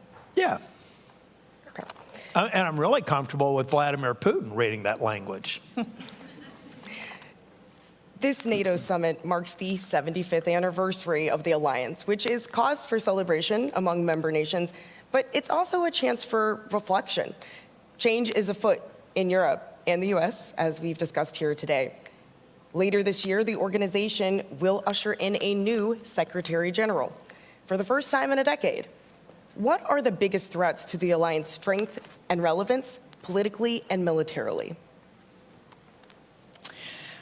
Well, I think when Vladimir Putin invaded Ukraine, he thought he was going to split NATO. He thought it would be weaker. We would not be able to stay unified. And in fact, it's had just the opposite effect. And I think that's the most important thing going forward that we can ensure that NATO provides, is to continue to be unified. And it's also stronger. I mean, not only is it stronger in terms of its compact and the provisions that we are doing in terms of putting more troops on the Eastern Front, looking at interoperability for our equipment and making progress on that, new weapon systems.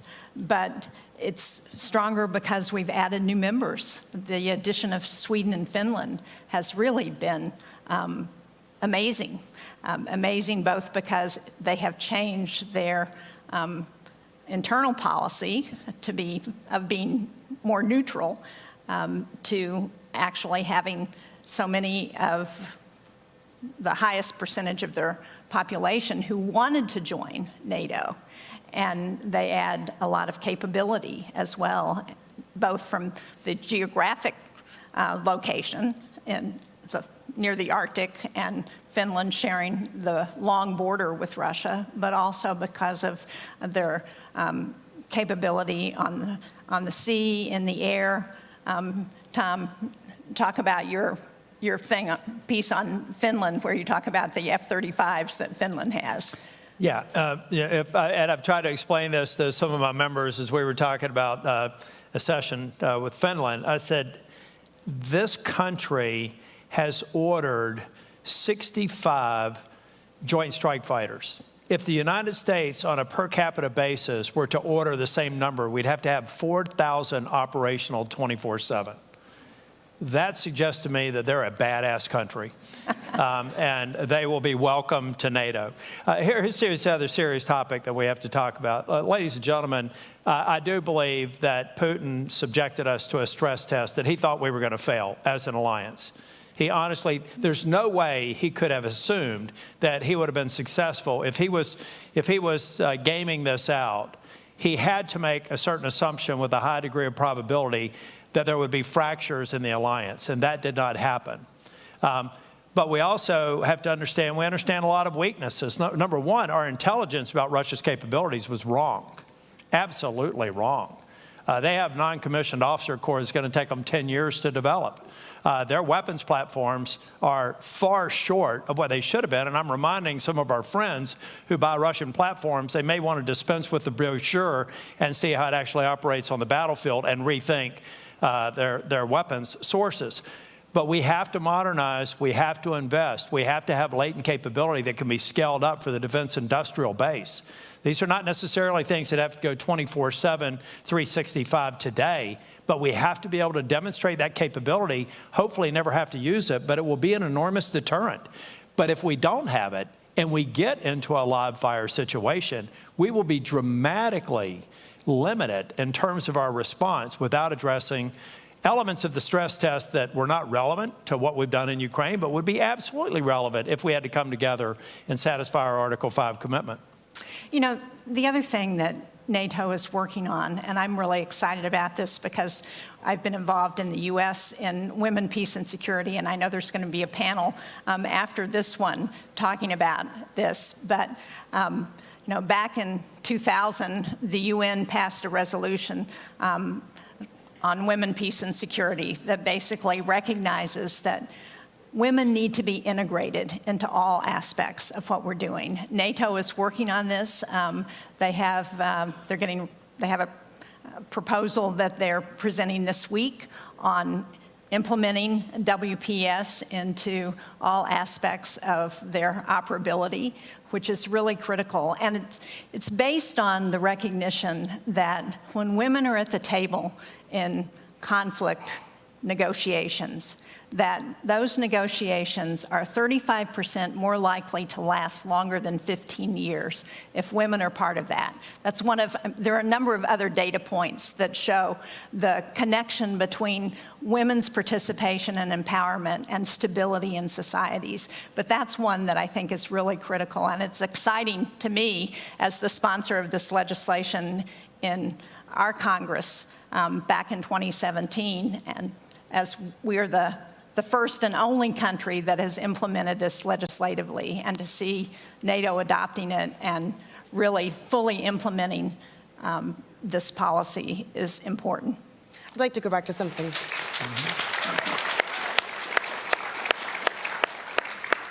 I'd like to go back to something that you said, Senator Tillis, about things that NATO might need to do in the future. I know that the 2% GDP commitment has been a central theme of the U.S. delegation, both Republicans and Democrats. So what have your conversations with member nations been like about that? What is your argument to those that are below that number about why they need to increase their spending sooner rather than later? Okay, number one, I complimented Finland. I should also say that Sweden also brings a number of capabilities, particularly their power projection in the Arctic. So, okay, so I don't want anybody to think I'm favoring them. I'm glad Sweden's in, and happy anniversary to Finland now that they're 1 year old. Now, ask the question again. I had to get that in. What has your conversations been like with member nations that are below the 2% GDP? What is your argument to them to increase that spending? The reason why I try to use the family analogy is to make it very clear I care deeply for every one of the other 31 members of NATO. This isn't a discussion of criticism. What I hear from some people, it doesn't play very well back home. You know, they want us to spend more on this policy or that policy. I said, have you explained to them that their personal safety and sovereignty is a part in increasing that? improving their safety, improving our collective ability to even deter an aggressive act by making this investment? Have you really connected with your population in a way to make that understood? Because if we don't continue to press on it, then why should anyone else who's struggling politically continue to pursue the 2% or more?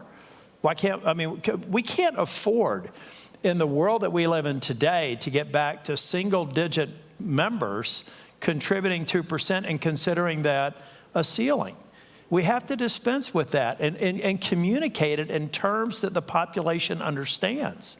I would love to spend resources on other things that address domestic priorities, but we only exist as free nations and are able to implement those policies because we are sovereign and we are secure.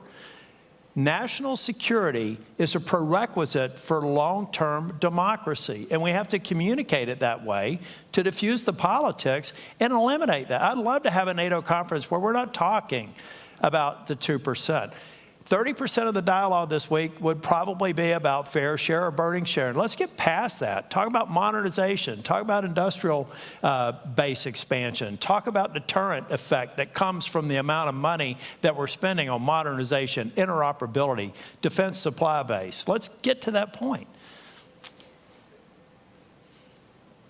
I agree with Senator Tillis. I mean, I'm not going to disagree. I think one of the other arguments that I have used with some of the countries that still need to get to their 2%, and there are a couple that don't have a plan to actually do that yet, and we're hoping to see those plans this week, is that it allows us in the Senate and in the U.S. Congress to take that off the table in terms of opposition to whatever might be happening at NATO. And it allows us to stay focused on what the real issues are, which is defending I really want to make Europe. sure, yeah, I'm sorry, Jen. I really want to make sure that we understand numbers here, because 2% doesn't sound like a lot. But I used one example of a nation that is below 2% and has been below 2% just in this century. And the delta between what we believe they should be paying and what they paid is $300 billion. Ladies and gentlemen, let's aggregate the others and say, what if all had been paying 2%? What would $2 or $3 trillion more dollars over the last 24 years have created in capabilities? Who knows? I mean, you know, it's only guessing, but if we had put $2 or $3 trillion more dollars into our mutual defense over the last 25 years, would Ukraine have even happened? One has to ask the question. Yeah, it's about deterrence. Yeah. And defense. Well, other than that, I don't have an opinion on it. Well, let's talk about the next 25 years then. How should the NATO alliance approach the Indo-Pacific in light of the military aggression that we have seen from China in the South China Sea? Well, I think one of the exciting things that's happened over the last 3 years has been the addition of those 4 Indo-Pacific nations to, they're not NATO members, but they are participating in the NATO summit.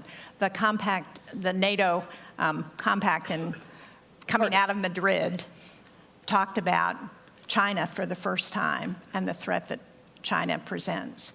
And I think having those partners in the Indo-Pacific who recognize the connection between what's happening in Europe and the potential for what happens in the Indo-Pacific is really critical. And again, as I said, what we know is that they are watching what happens in Ukraine, that China is watching what happens in Ukraine, because it has an impact on what President Xi might actually do in Taiwan. They see the connection. If Putin is successful in Ukraine, what's to prevent Xi from going into Taiwan? So it's connected, and they understand it. It's not by accident that Japan has announced this year that they're going to double their defense spending, because they recognize the challenges to their own security that China and North Korea present. I actually think having the IP4 here since Madrid, right? Yep. There was a funny story. We were meeting with the Japanese delegation, went to the wrong Marriott, but we finally got there and had a wonderful discussion with them, welcoming them to the NATO summit. But having the IP4 now for the third year, China's watching. You know, I don't know that China is necessarily concerned with quantitative differences between our arsenals and theirs, or maybe even qualitative differences, but we know that China is concerned with our alliances. And that the more we see this cooperation, for the first time in the strategic concept, China being mentioned 6 times, those are things that China watches. I think by itself it has a deterrent effect, but it also forces discussion amongst our allies, amongst the IP4, and this forum and other forums, which I think are very helpful and by themselves have a deterrent effect. Do you see a role, though, for NATO in that theater? And if so, what would that role be? You know, I for one thing, I don't want to get into NATO necessarily becoming a global alliance. It may be. I mean, in terms of the United States, the world is small. And I think increasingly our colleagues in Europe feel the same way. But I don't want to get into the complexity of making NATO a global sort of alliance. I think that we could have something short of that and have other agreements, alliances that make sense for that part of the world. And for some of our partners in NATO, it may make sense. For others, it may not. But I don't think we have to get there yet, because we're only 3 years old in terms of having Indo-Pacific nations represented here at NATO. And I think we continue to build on that. That by itself is great progress. Yeah, I think NATO will determine that, along with other countries, what the appropriate role is. Well, you'd have to change the future. acronym and everything, too. Well, we are almost out of time here, so I just want to offer you both the opportunity. Are there any closing thoughts that you'd like to deliver? Well, just to reiterate that 75 years is amazing to have the strongest, longest lasting military alliance in history. I was talking to the president of Kosovo yesterday, President Osmani, who was talking about Kosovo's liberation or freedom as an independent state being one of the biggest successes of NATO. And she said, you know, 25 years ago, we became a country, and my children are the first generation that hasn't had to struggle with war that we can remember in our country.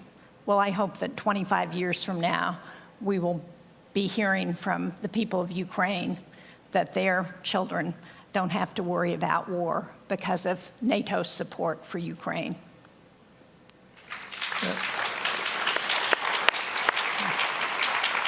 You know, the message, it's perfect timing for the NATO summit to be in the United States, because a lot of people, like I had my opening comments, are wondering whether or not, you know, there's a risk to U.S. involvement in NATO. I mean, we need to dismiss that. And I'll give you various data points. The number of people who were so supportive of accession of Finland and Sweden was extraordinary. It was never a discussion. We didn't have to work hard to get support for that. That's pro-NATO, right? Because we're talking about accession and expanding NATO. Ultimately, what you saw with Speaker Johnson, in spite of all the political headlines and everything else, you saw Speaker Johnson support the supplemental over the objections of some of the members of his conference in a very tumultuous time. That's another demonstration of long-term commitment to NATO. I think what you see in the Senate, the very strong vote for Ukraine supplemental, is another indication. So I hope you all leave here recognizing that our democracy is a messy one, but it's been relatively successful. And I expect it to continue to be very successful, and I expect that to also continue to be an unqualified support for the most extraordinary treaty that's ever existed.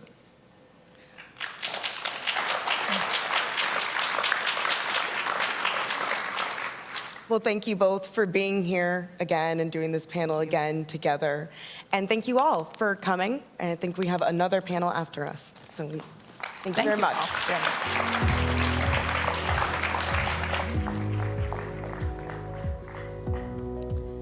Thank you, Senators and Francesca, for such an interesting conversation on peeling back the layers on the legislative perspective on the transatlantic relationship and an irreversible path for Ukraine to NATO membership. Please now join me in welcoming Andrew Desiderio from Punchbowl News to the stage for our next session on women, peace, and security, the role of women in leadership.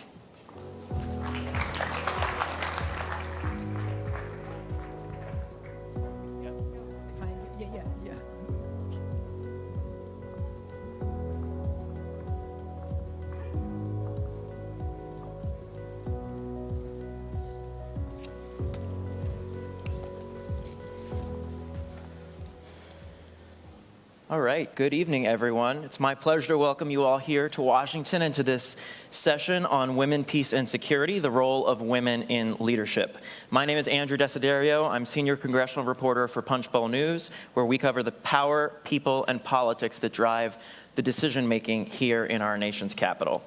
I am honored to be here today moderating this panel, which seeks to highlight the Women, Peace, and Security Initiative as a critical element of transatlantic security. As many of you know, NATO's policy on women, peace, and security was first unveiled in 2007. And during this year's summit, we're seeing the first update to that policy since 2018 in order to reflect the latest geopolitical developments. And of course, in 2022, NATO named the women, peace, and security as a core priority in the strategic concept.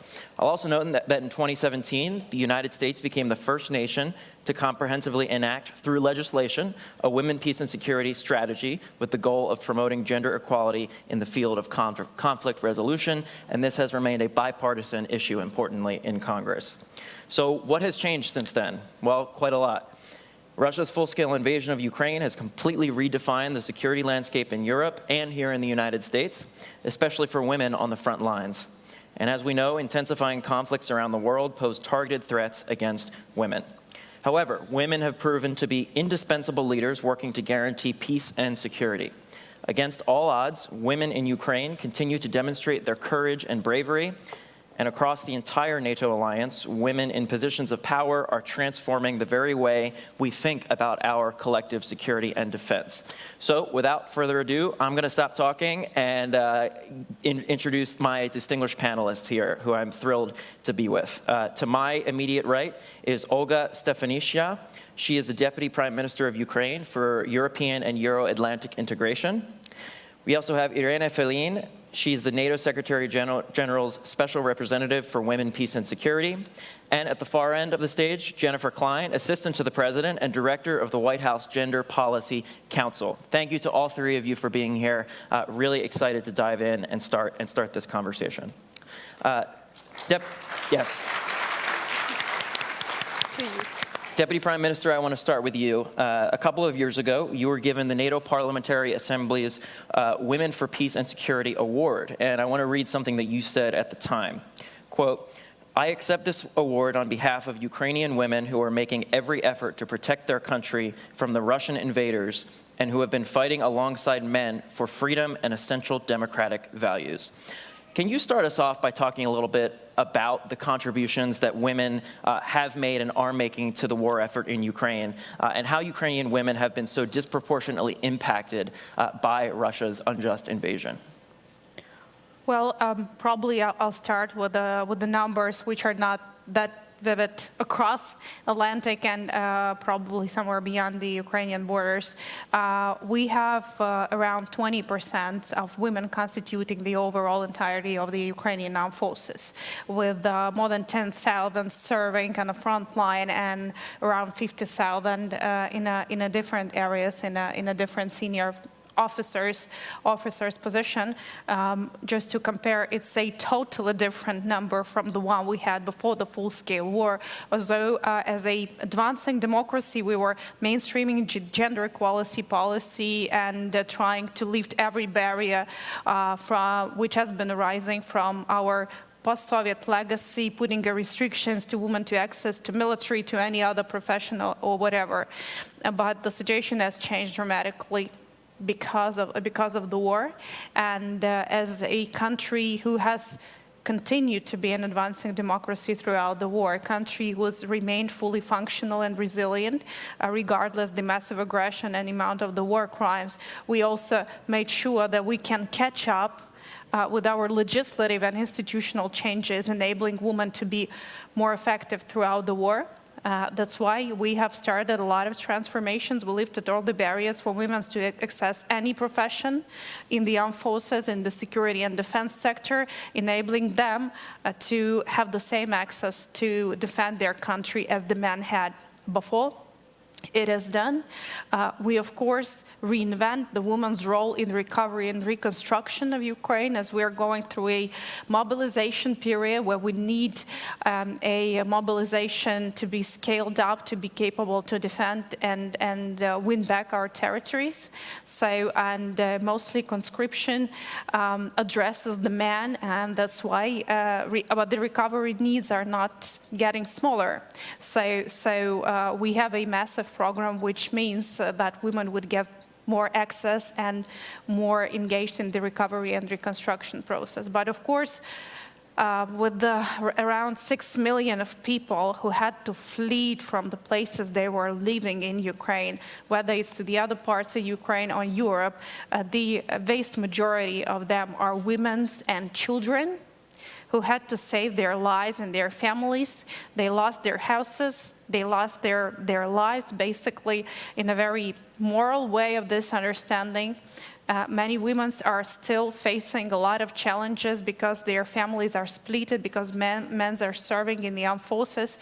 These are the same men who were designers, painters, technicians before the war. These are different people. So there are a lot of challenges related to that. And also we are working hard to work with those families who are with the men and the women who are coming back from the combat experience, and their reintegration back into the society is really different, and it's really hard to keep the family going from this very challenging period. And that's all the complexity of things we're thinking about. But also, moving through these challenges opens the priorities for ourselves. We have started to advance and pioneer a lot of new experiences, and with Iran together, I think we have invented the new NATO standard, which is a female uniform and everything related to enabling women to serve in the armed forces equally, not on the paper, but not on the front line, but also according to the procedures and the standards. And NATO is about to launch and finance a new massive project which will sponsor the development and production of the female uniform and everything related to that. So Ukrainian women will feel that they are not serving because of their desire, because the country is proud of them and make sure that they're part of it. So many things are going on, but I think from this point, when the full-scale war started, we all were standing as a nation, as one, women and men, elderly and younger one. And of course, I think the major element of morale for all the people serving on the front line is that those families who keep the country running, and these are mostly the women of Ukraine. Thank you very much for sharing that with us. I think it's a very good foundation for the conversation we're having today. Special Representative Feline, I want to go to you next on something that the Deputy Prime Minister set us up for, actually, the modernization this year of the WPS policy. You were at the State Department yesterday with Secretary Blinken. You spoke about this. Can you talk about the updates to the policy that are being rolled out this year, and also how they're going to be implemented? As you mentioned yesterday, yes, we were at the Department of State to prepare, to set the stage for announcing the new policy on WPS. Let's make a step back and go to the other policy, the one you mentioned that was in place since 2018. The world has changed, the security environment has changed, and therefore there was a tremendous need to have a document that was fit for purpose. This does not only apply for the strategic concept and the other policy, this applies to women, peace and security as well. And Therefore, the first step was to make sure that the language was integrated in the new strategic concept. For the first time, the current strategic concept makes a reference to the importance of integrating women, peace and security across the 3 core tasks. And then following this the first important decision, we worked to have a new policy that could really reflect that the new posture for NATO, which means that shifting the focus from a crisis management, where it was mainly a stage where we were integrating gender perspective, deploying gender advisor, to look into what is today the core business of the alliance, which is deterrence and defense. So the new policy is framed around the 3 core tasks. I really want to start from the strategic concept and translate in this document throughout a gender lens. And that's very important, to speak the same language that our political leaders and military leaders speak. Because one of the problems when we talk about gender equality in the documents, that the language that we use, especially when we are in the defense and security context, does not speak to our leaders. It's very important, that's what I'm learning during my mandate, that we come with concrete examples and projects that are really resonate, especially with our military colleague. And the project that Olga mentioned, it really worked in this way because I could get the attention from the military, because when we talk about other less concrete dimension of the agenda, it's more complicated. So we brought a uniform last month at the NATO HQ to really showcase what it means having different uniform fit and develop around the female anthropomorphic data. And there were also trousers for pregnant women. And there was a shock by the colleagues and the generals going around. And the point here, what I shared is, did you ask women what they want when they are pregnant? Do they want to stop their service? That must be their right. But if they want to continue their service, what they need is to be able to have their uniform. So all these elements help to create a new document that is structured around the 3 core tasks, and I would like to share only a couple of elements that are innovative in the policy. The first point is the strategic goal around gender-responsive leadership. We have the tendency, it's almost 25 years since Resolution 1325 was adopted, to see this as an agenda about women for women.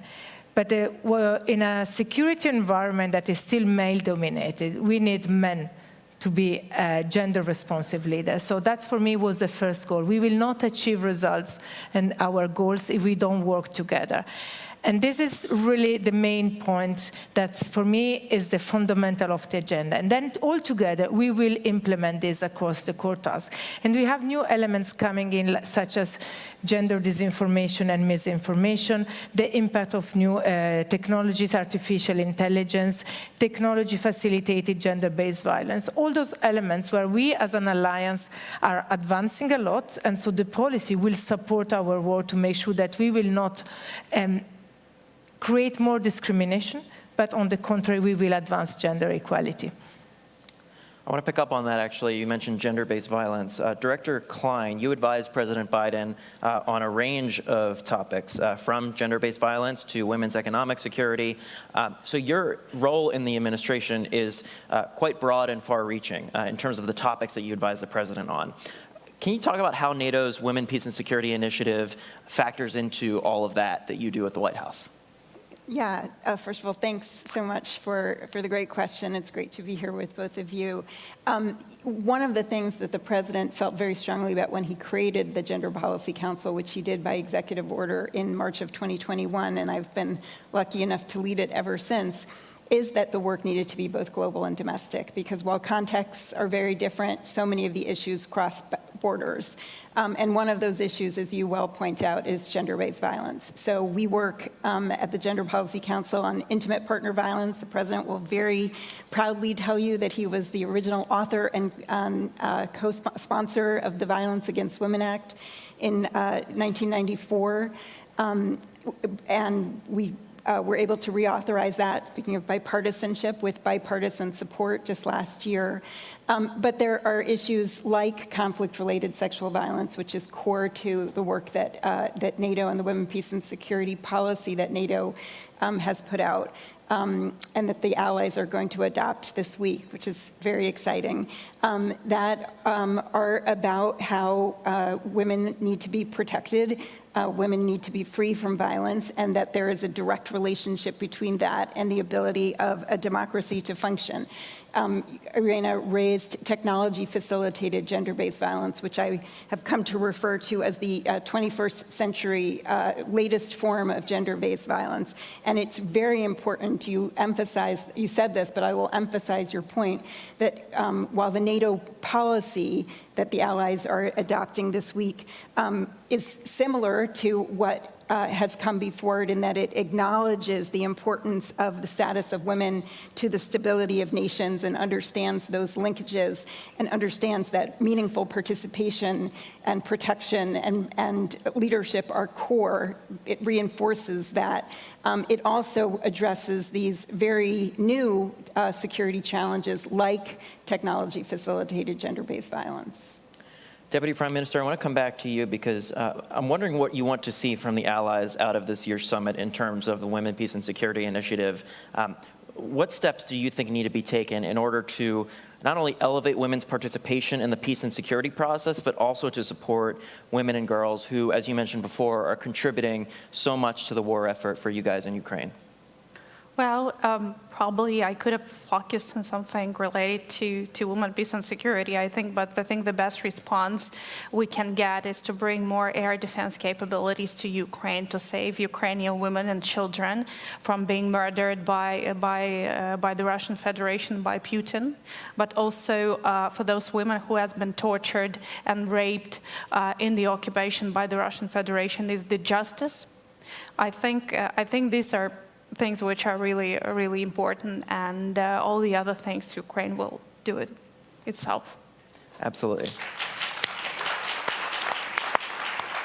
Special Representative Filene, I want to try to put the new policy into the context of Ukraine.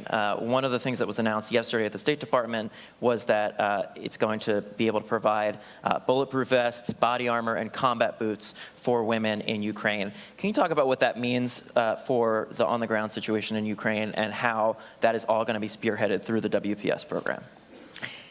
This project we just mentioned with Olga before, it's particularly important first because it will support the service women in Ukraine and their ability to fight and be at the same time better protected, because especially when it comes to the bulletproof vest, the one that they are currently using are done around male body, and they are too heavy and they don't fit to the women's body, which means that if you don't move comfortably, you are not able to fight and you are at risk. But then this was extremely important when it comes to my work and the work that the Alliance is doing when we talk about integrating gender perspective and implementing the Women, Peace and Security agenda within everything that we do at the Alliance. The division that covers the work on the comprehensive assistance package, that is the mechanism throughout which we will fund the uniform, is the operation division, which is not under my responsibility. So this project is particularly important because it's really a concrete example on how we could work together in synergy and with the other colleagues across the House, and as a teamwork and a team effort with our colleague in Ukraine, respond to their needs, because the comprehensive assistance package is based on Ukrainian needs. So identify the needs, listen to women there, talking with the Minister of Defense, listen to how they were already addressing the problem, and then bringing the project together and have allies support this. For me, it's really a success story. But other important elements that have changed since the full-scale invasion is also how we analyze the conflict. Something that was not happening at the beginning in the first week was to integrate a gender perspective in the conflict analysis. And that is something I started 4 weeks before this full-scale invasion. So I had to learn very quickly and then to see how we had to integrate this. And the alliance had to adapt to this as well in terms of having the weekly briefing and monitoring the situation and developing the support. And that's how to work closer with intelligence, for example. And this is something where we have to increase our research and change our way of doing our business. So the Women, Peace and Security agenda is an agenda that is not static. When it was endorsed, adopted the resolution in the year 2000, there were some priorities. They still remain the same. Talking about participation, I was thinking how the language has changed, refer to what you were saying, Jen. We were talking before only about meaningful participation. Today we talk about full, equal, safe, and meaningful participation. And the safe part relates to different aspects. One, because once you are participating, then you face more challenges, physical. But the other one is also the online lack of safety then has an impact on our political participation. So there are different ways. So we also need to adapt on this new way of working, and that's why the new policy is extremely important, because it is the tool that will enable me as the main focal point for the Alliance and our colleague to better support Ukraine in the months to come. Director Klein, I know we've touched on this a couple times so far, but the event yesterday at the State Department in which Secretary Blinken, Special Representative Feline were there to sort of talk about and unveil the modernization of this policy. Clearly the administration is committed to it, and the president, when he comes to these summits, obviously has a lot of competing sort of priorities, right? The Deputy Prime Minister mentioned the need for air defenses in Ukraine, obviously a major point of discussion here at the summit this year, and of course the last couple of summits as well. I'm wondering if you could give us some insight into the president's thinking on all of this, especially since there are so many priorities that are competing for his attention at the NATO summit every single year when it comes to specifically the Women, Peace and Security Initiative. Well, as I said, the existence of the Gender Policy Council is sort of, one proof point of his commitment to this set of issues. The other thing is, both in the military and in his own government, he has really prioritized women's leadership. Obviously, we have the first female vice president. We have the first gender equal cabinet.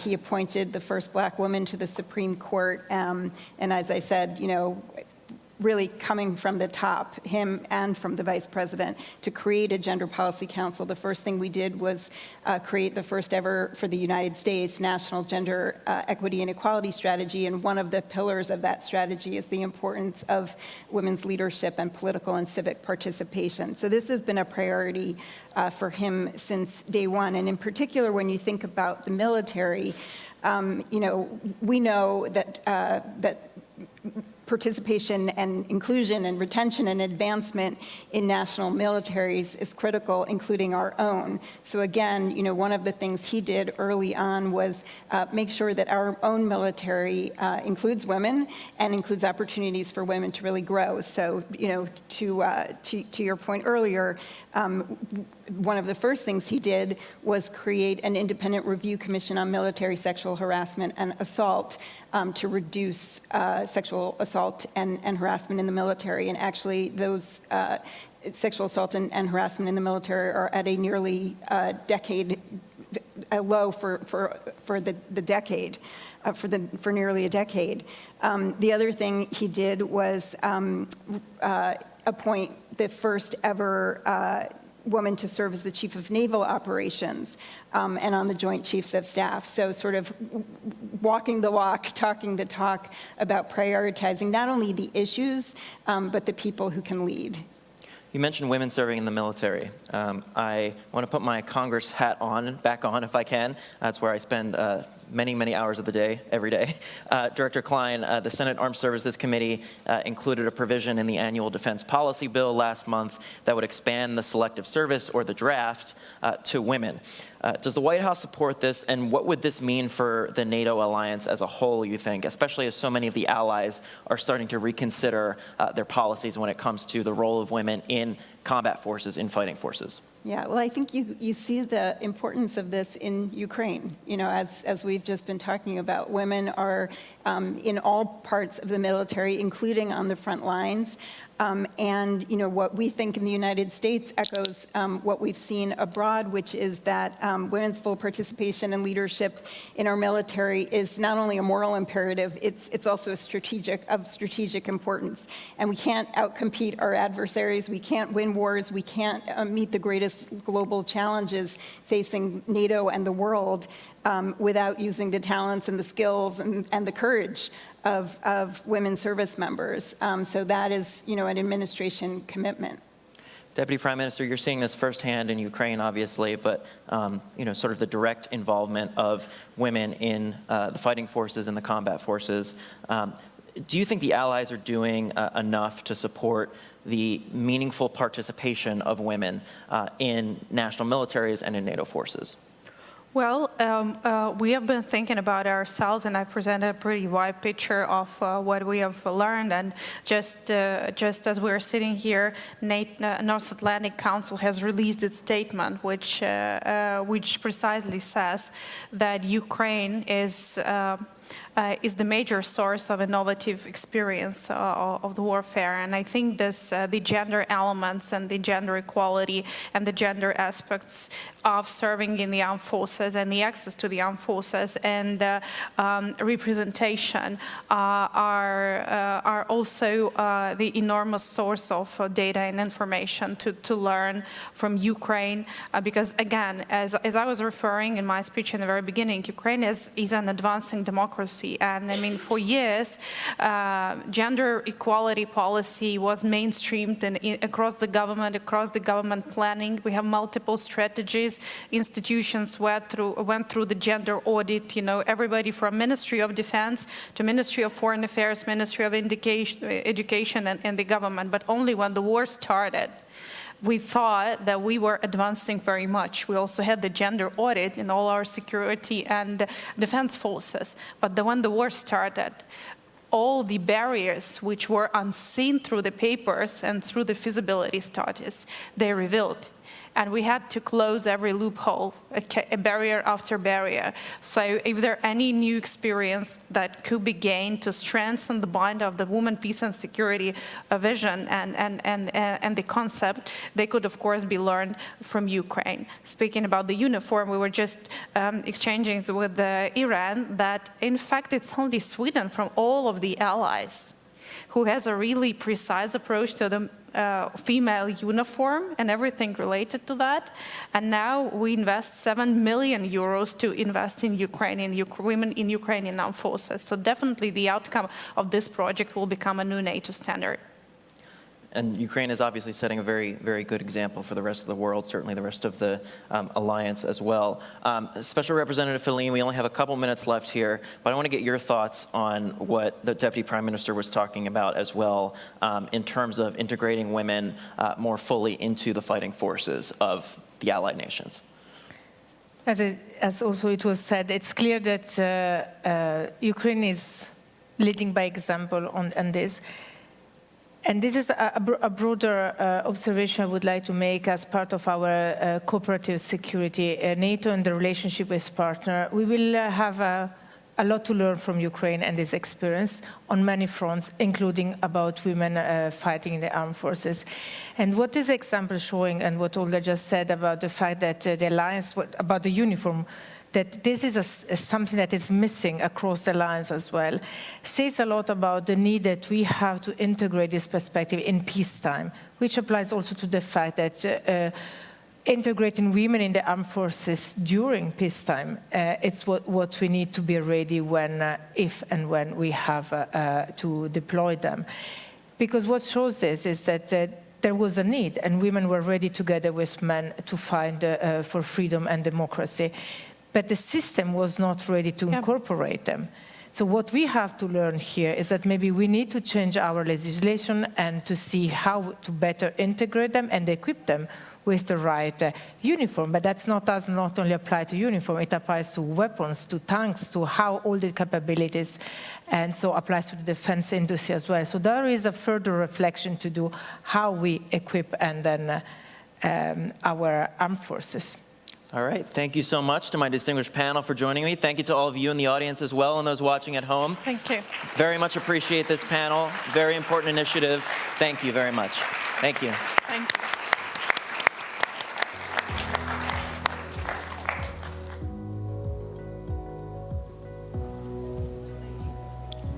Thank you to our esteemed panelists and moderator. Dear audience, that concludes our first day of programming. Thanks to everybody who attended and watched us remotely. I would like to recognize once again the effort that went behind this event, our co-hosts, NATO and the US government, and the 5 co-organizing think tanks. A special thanks to our corporate partners as well as our institutional partners. Thank you again to all of our speakers and guests for a great day of programming. We look forward to welcoming you back tomorrow.